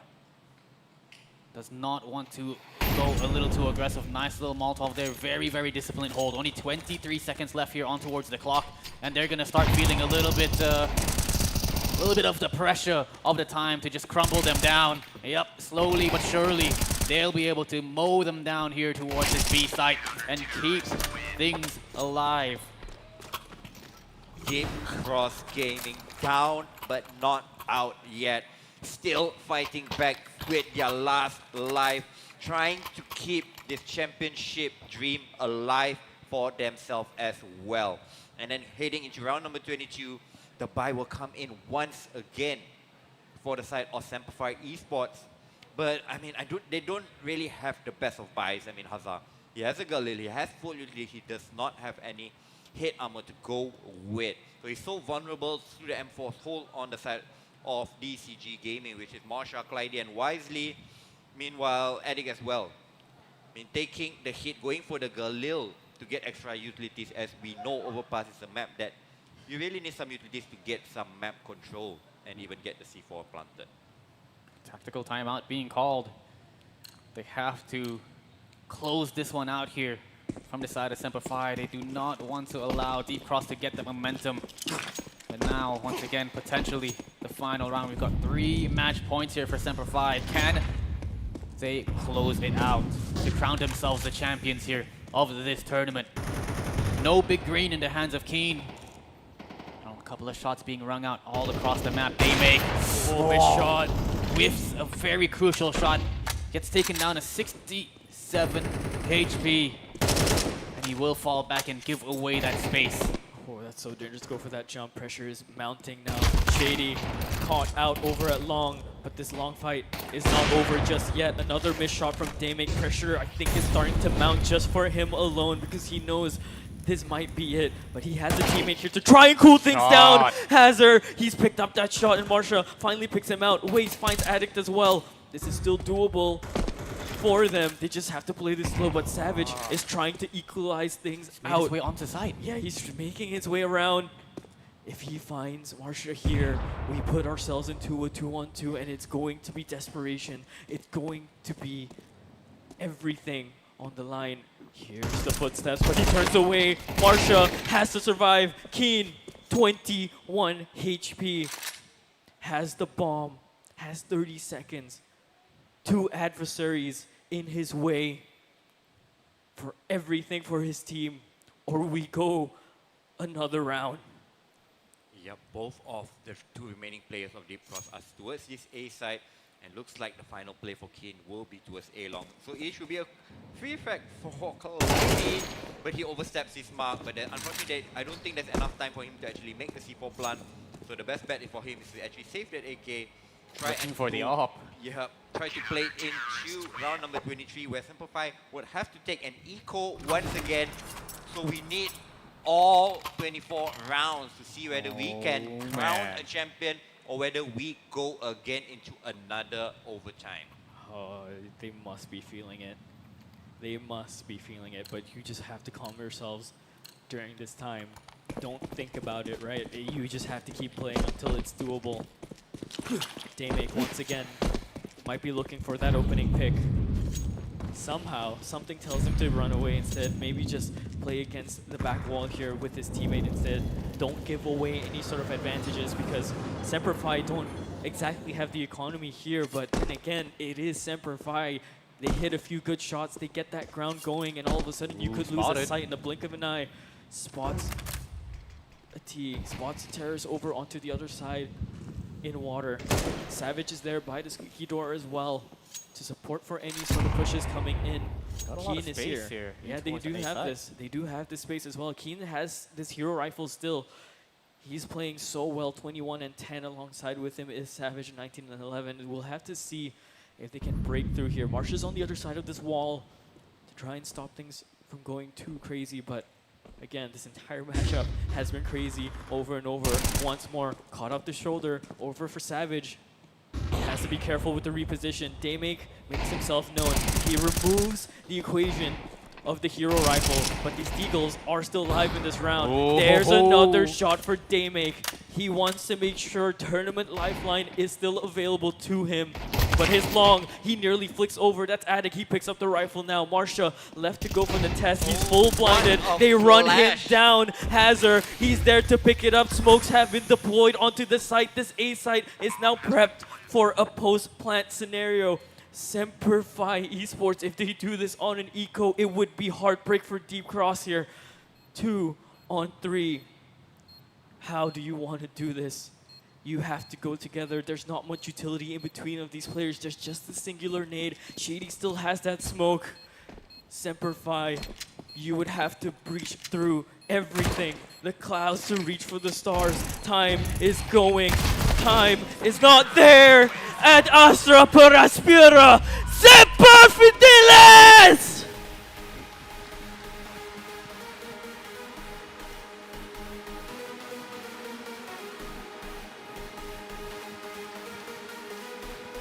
Ridiculous scenes from the both of these teams, but Semper Fi show why they are kings here.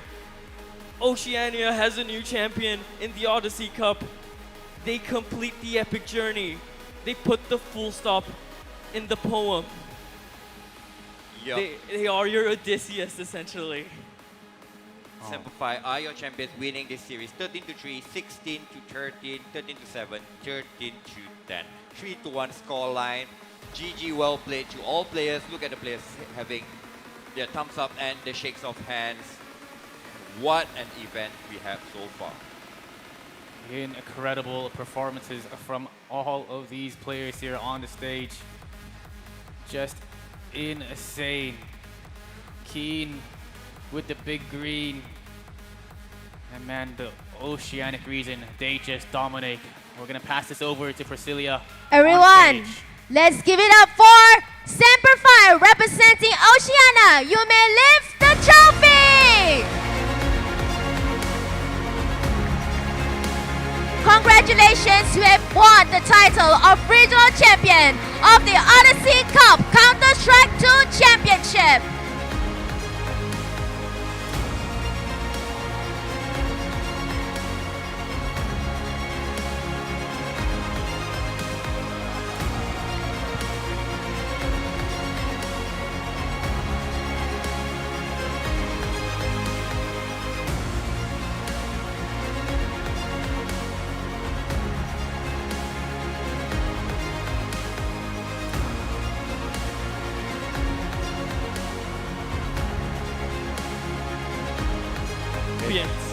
Trophy lifted for the champions, and it is gonna be Semper Fi Oceania.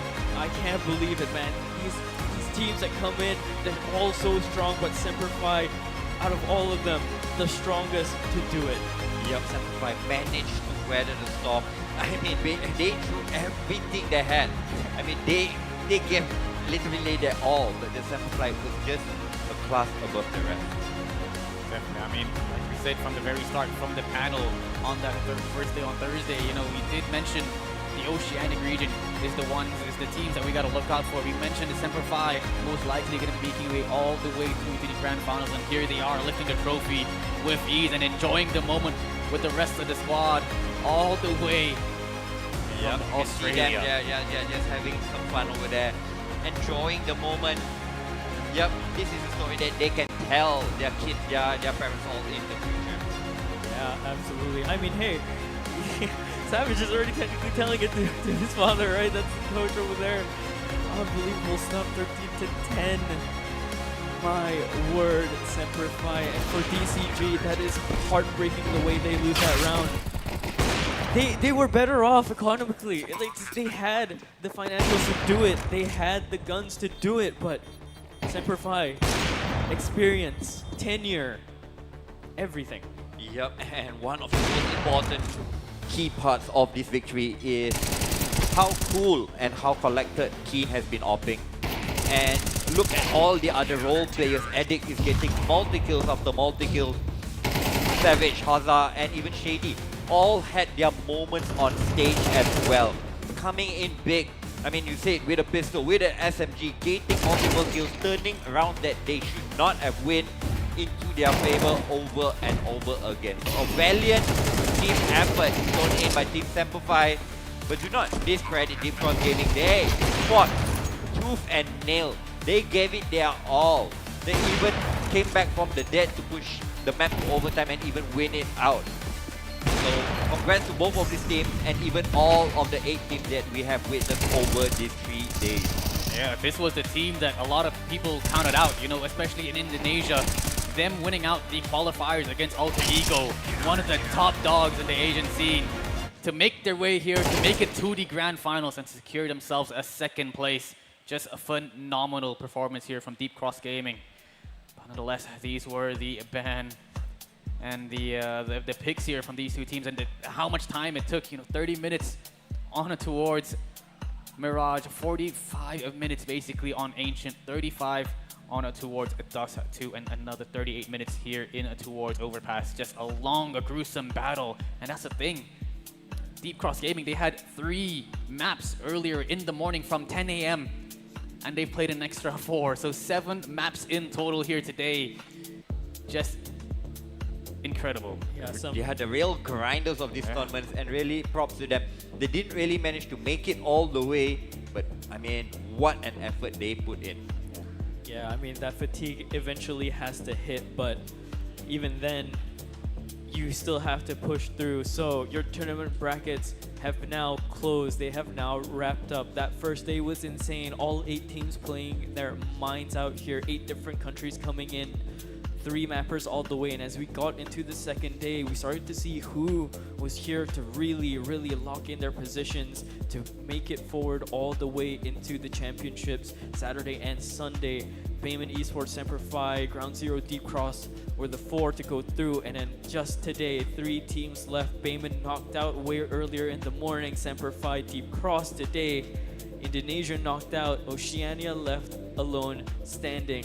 They secured themselves that $20,000 for the champs. And I mean, for Deep Cross, they do take away that 15-2 as well. And second runner up, that would be Bayman, right? Yeah, Bayman Esports will be walking away with 8,000 USD, while the third runners-up will be brought home by Oceania. Second representative, which is Ground Zero Gaming. Meanwhile, our grand finals MVP, I think, will be announced by our host Yeah, I later wonder on. who is that going to be? Is it me? Oh, no. Come on, man. You weren't even in the server. I was in all the maps. Oh, true. You know, behind the scenes, I guess. Behind you know? At least I tried. You know, we were standing with a couple of feet away from the Oceanic team, Semper Fi, just now, you know, so technically we're part of the staff, I guess. Yeah. I shook hands with the coach twice. I don't know what you guys are talking about. Oh, man. Yep, and all of this is brought to you by our magical sponsors, Samsung, Red Bull, TT Racing, Logitech, Newswave. All of this would not happen without our amazing sponsors. Yeah, absolutely. Those Red Bulls have been keeping everyone here in the venue powered up, us included with the caster desk too. Ridiculous stuff here. Thank you to Logitech for providing all of the prizes too. TT Racing, everyone included around here. Well done. Yeah, long, gruesome 3 match days, and these teams are just able to go all the way through. Everyone now making their way in towards the venue to take their pictures and make sure that this memory is captured. And of course, you know what they say, a photo can tell 1,000 words. Yeah, no, absolutely. 1,000 words indeed, but the actions of Semper Fi speak even louder than said words. It's absolutely insane. And hey, I mean, if they wanted photos, I mean, Savage has been recording everything that's been happening here. I actually had to show him the notes a bit. I was like, hey, look at the cat. Look at how serious this guy is. And he was like, yeah, this guy's great. Little does he know it's all just a bunch of scribbles. Yeah. Looking busy. Don't tell the secret. Come on, we're not off air yet. I purposely put bad handwriting so they can't read, you know? You're so right. Yeah, they can't peek over. Yeah, it looks like I know what I'm doing, but... yeah. Oh, but yeah, you can see the teams there right behind me. Yeah, enjoying the time, enjoying the pictures that they can get as well. A lot of green back there. But you can see some of the other teams as well. They've also come in here and stuck around still to watch the end of the game. And I mean, look, those teams are amazing as well, right? Some of those players are ridiculous. And there's that trophy over there as well. I'm just going to stand over here so you can kind of see the Odyssey trophy itself. Basically, the whole of Oceania and both the teams standing together. That's cool. Oh, actually, no, we do have the top 4 there on stage. So everyone kind of just chiming in, enjoying the moment together. I believe this should be the ceremony to close everything off in this Odyssey Cup. What a long tournament it has been. A very, very long weekend for some of these teams. A long weekend for us as well here. And I mean, rewarded well when you persevere like this. Yeah, definitely. There we go. You're hearing the cheers in the background.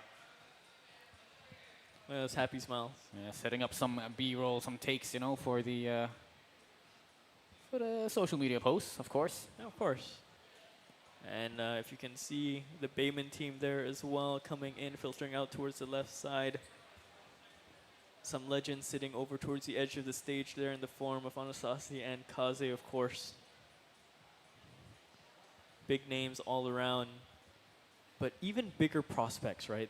For this team, for Semper Fi, because when I was talking with the coach, he was saying this tournament is just another step to bringing this team closer together. This victory, I mean, yeah, the money helps, but it's just to get them practice, it's to get them what they need to do and push forward to a possible major in their future. Yeah, definitely. I mean, if anything, I think the Deep Cross Gaming team, they were the ones that came out on top with a lot of experience. You know, they've played so many matches on the venue, on stage, and they'll definitely be able to bring that experience into future tournaments. Yep, I think they hit almost like what 20 maps playing across these 3 days or something. So like that's a lot of maps. Even though they didn't manage to get the top prize, they still come back with a lot of experience. So once again, this is farewell from us. I am Trevor. This is Faith. And we will say a last shout out to all our sponsors, which is Samsung, Red Bull, Newswave, Logitech, and also, what's the one more of our sponsors? Red Bull. Red Bull, yeah, all the Red Bulls Red here, Bulls. yeah, Yep. keeping us awake. Too Yeah, much the sugar for the past 3 days. The caffeine crash is happening, but yes, thank you to so much of our sponsors, Samsung as well, for leading with the Odyssey Cup. But yes, my name's Alcabra, that's FaZe, that's Trevor. We are closing things out. The Odyssey Cup has come to a full stop. Semper Fi are your champions. Thank you so much for watching. We'll see you again another time.